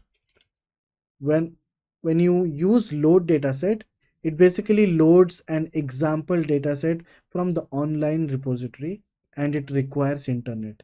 If you don't have internet, this code will fail because it is directly downloading this dataset to your local repository. When I define iris, iris is one of the classic datasets, one of the most balanced datasets in data science, and it is used for practicing purpose. Okay, so here I'm loading the data set and I'm printing df.head. This is how my data frame looks like. How many records do I have in this data frame? I have 150 records. And you can see there are features like sepal length, sepal width, petal width, and species. To know more about the iris dataset, you can simply type iris dataset Wikipedia and you will get a link, wonderful link that explains everything about the iris flower dataset. Okay, so there are different types of uh, iris flower dataset, or Fisher's iris dataset is a multivariate dataset introduced by British statistician and biologist. So there are different types of species. One of them is Setosa, one of them is versicolor, one of them is virginica. Okay, and this is how, so this library, sorry, this dataset is a part of many libraries. So there are many libraries using which you can export this data. Okay, so similarly here they have used sklearn.datasets, and here I'm using seaborn.load dataset. Doesn't matter from where you get this data, you can simply download the iris dataset CSV download. You can also download this dataset to your local repository and simply use the pandas df equals to pd.read CSV. That also works, right? Up to you how you are extracting and how you are using it. So your data frame is ready. Now this is having a column called as species. How many species do we have? Species dot value counts. I have 50 records for each category. If you want to plot it, well, this is how the plotting looks like. Now we'll start talking about various methods inside Seaborn. Let's say we'll go to the Seaborn documentation, Seaborn plots, Seaborn gallery. So inside Seaborn gallery, in case you are confused and you don't know how to implement this type of graph, so you can see in Seaborn there are various plots: LM plot, scatter plot, line plot, dist plot, rel plot. Many of them even I haven't used it. I know what is dist plot because it's a distribution plot. I know violin plot, I know box plots, heat maps, joint plots, hist plots. So there are so many plots available. Let's say you want to implement one of them. You can click on it. You will get an example how to implement it. Okay. So we'll talk about the gallery uh, later on. First, we'll talk about KDE plot. What is KDE plot? Seaborn KDE plot is nothing but kernel density estimation plot. And KDE plot is a combination of histograms and distribution plot. A KDE plot is a method of visualizing the distribution of observations in a dataset. Analogous to a histogram, KDE represents the data using a continuous probability density curve in one or more dimensions. Now KDE plot, and you are typing in your column, which is sepal length, shade equals to true. You can run it. Let's say you are not using shade. You can see shade basically means you are shading it, the area beneath your curve, right? And then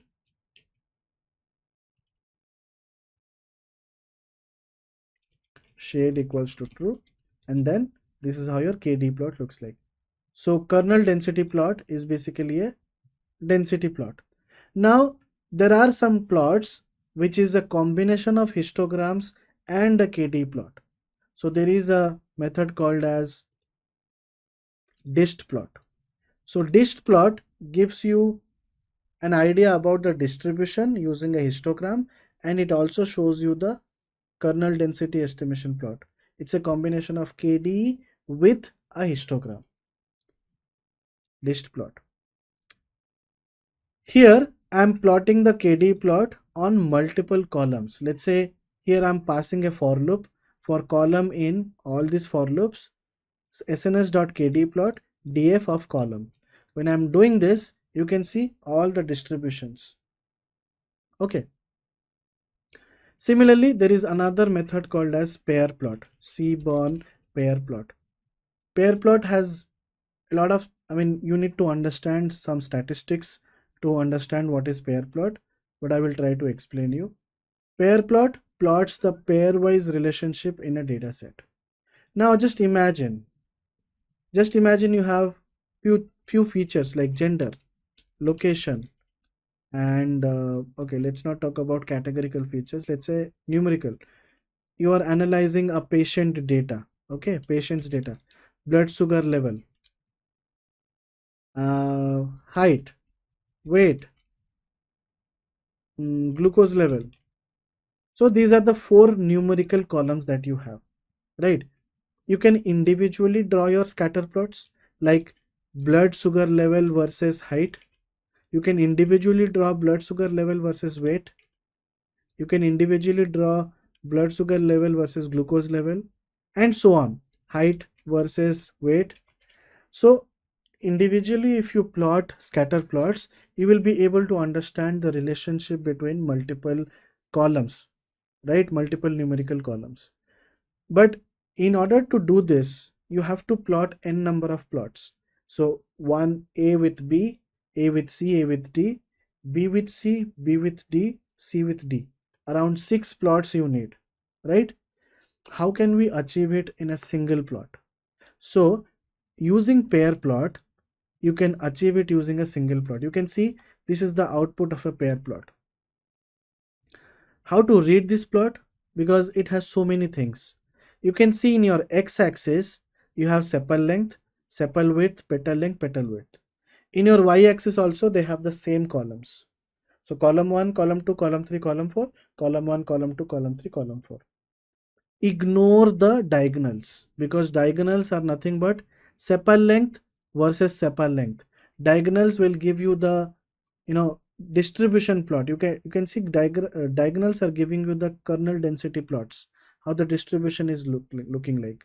But other than the diagonals, you can see this one, sepal length and sepal width.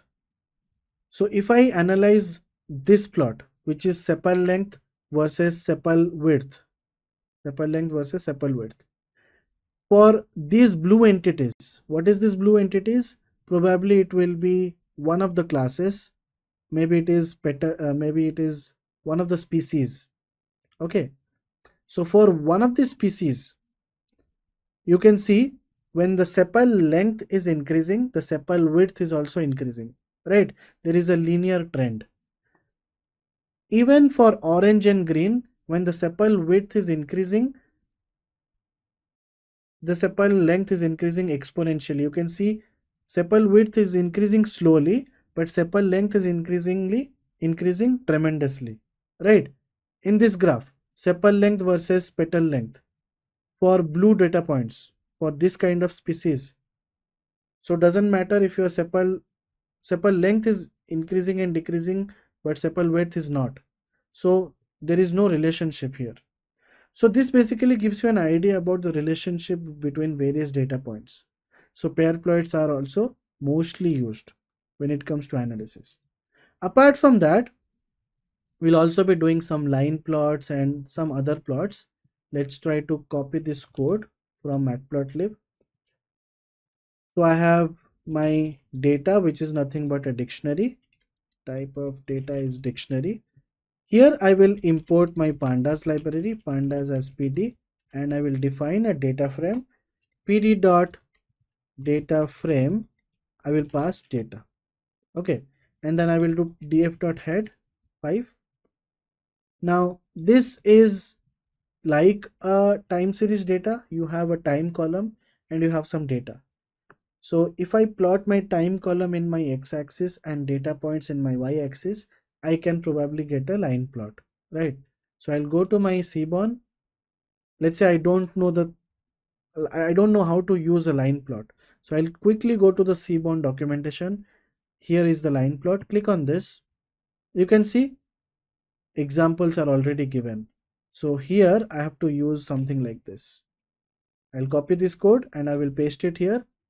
Instead of time point, I will pass year. Instead of this, I will pass exchange rate. I don't want the hue and the style and all these things. I will just use the basic default functionality and run this. Okay, there is some error here for parameter x. Okay, x equals to, my bad, df of year. Okay, y equals to df of exchange rate. Okay, if I run this, now you can see a line plot. How to run? Do we have a area plot? Let's say I will start searching area. Okay, let's say I don't know anything. I will try to use the shadow technique. Sorry, the shade technique. Shade equals to true. Okay, shade true is not possible in a line plot. So there are many things which I even don't know, to be very honest, but it's all about hit and try. So once your line plot is done, let's try to explore some other plots. Let's try to explore a box plot. There are so many plots inside Seaborn. Heat map can also be done. Okay.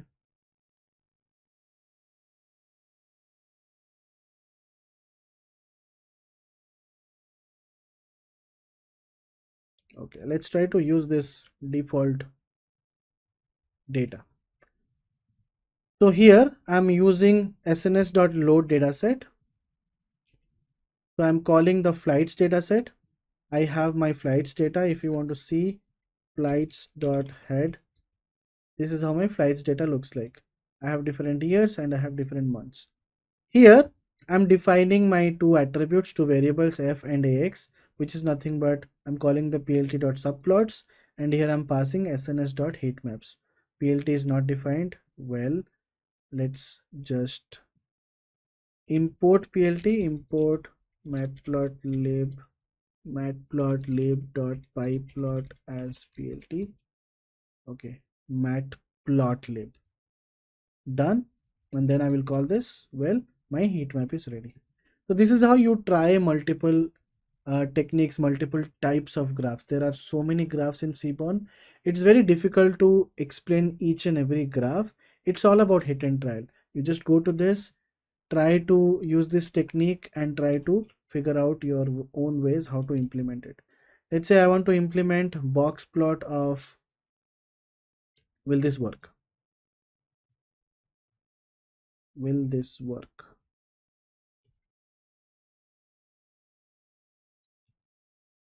Okay, somehow it's working, but it's not that accurate. Okay, so for different years, let's say I just want exchange rate.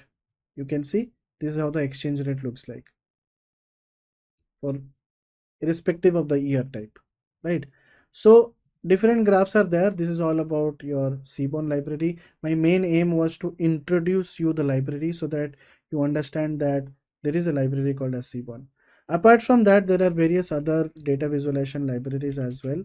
One of the third most important library is Plotly. Okay, Plotly is also one of the libraries which is used for creating some very creative plots. So you'll have to explore Plotly to understand more about it. You can see Plotly documentation, plotly.com. Plotly Python open source graphing library. You can simply click on these charts and then you can check out their import statements like this. Okay, so this is all about the basics.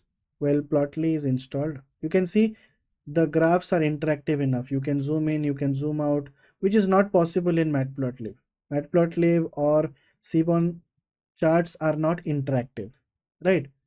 So that's all about Seaborn. I hope you understood little bit about Seaborn, and in the next video we shall be talking about one of the end-to-end case studies where we will be explaining you about the exploration of data. However, it will require some statistical knowledge as well. I'll try to cover as much as possible. That's it for this video. Thank you for watching.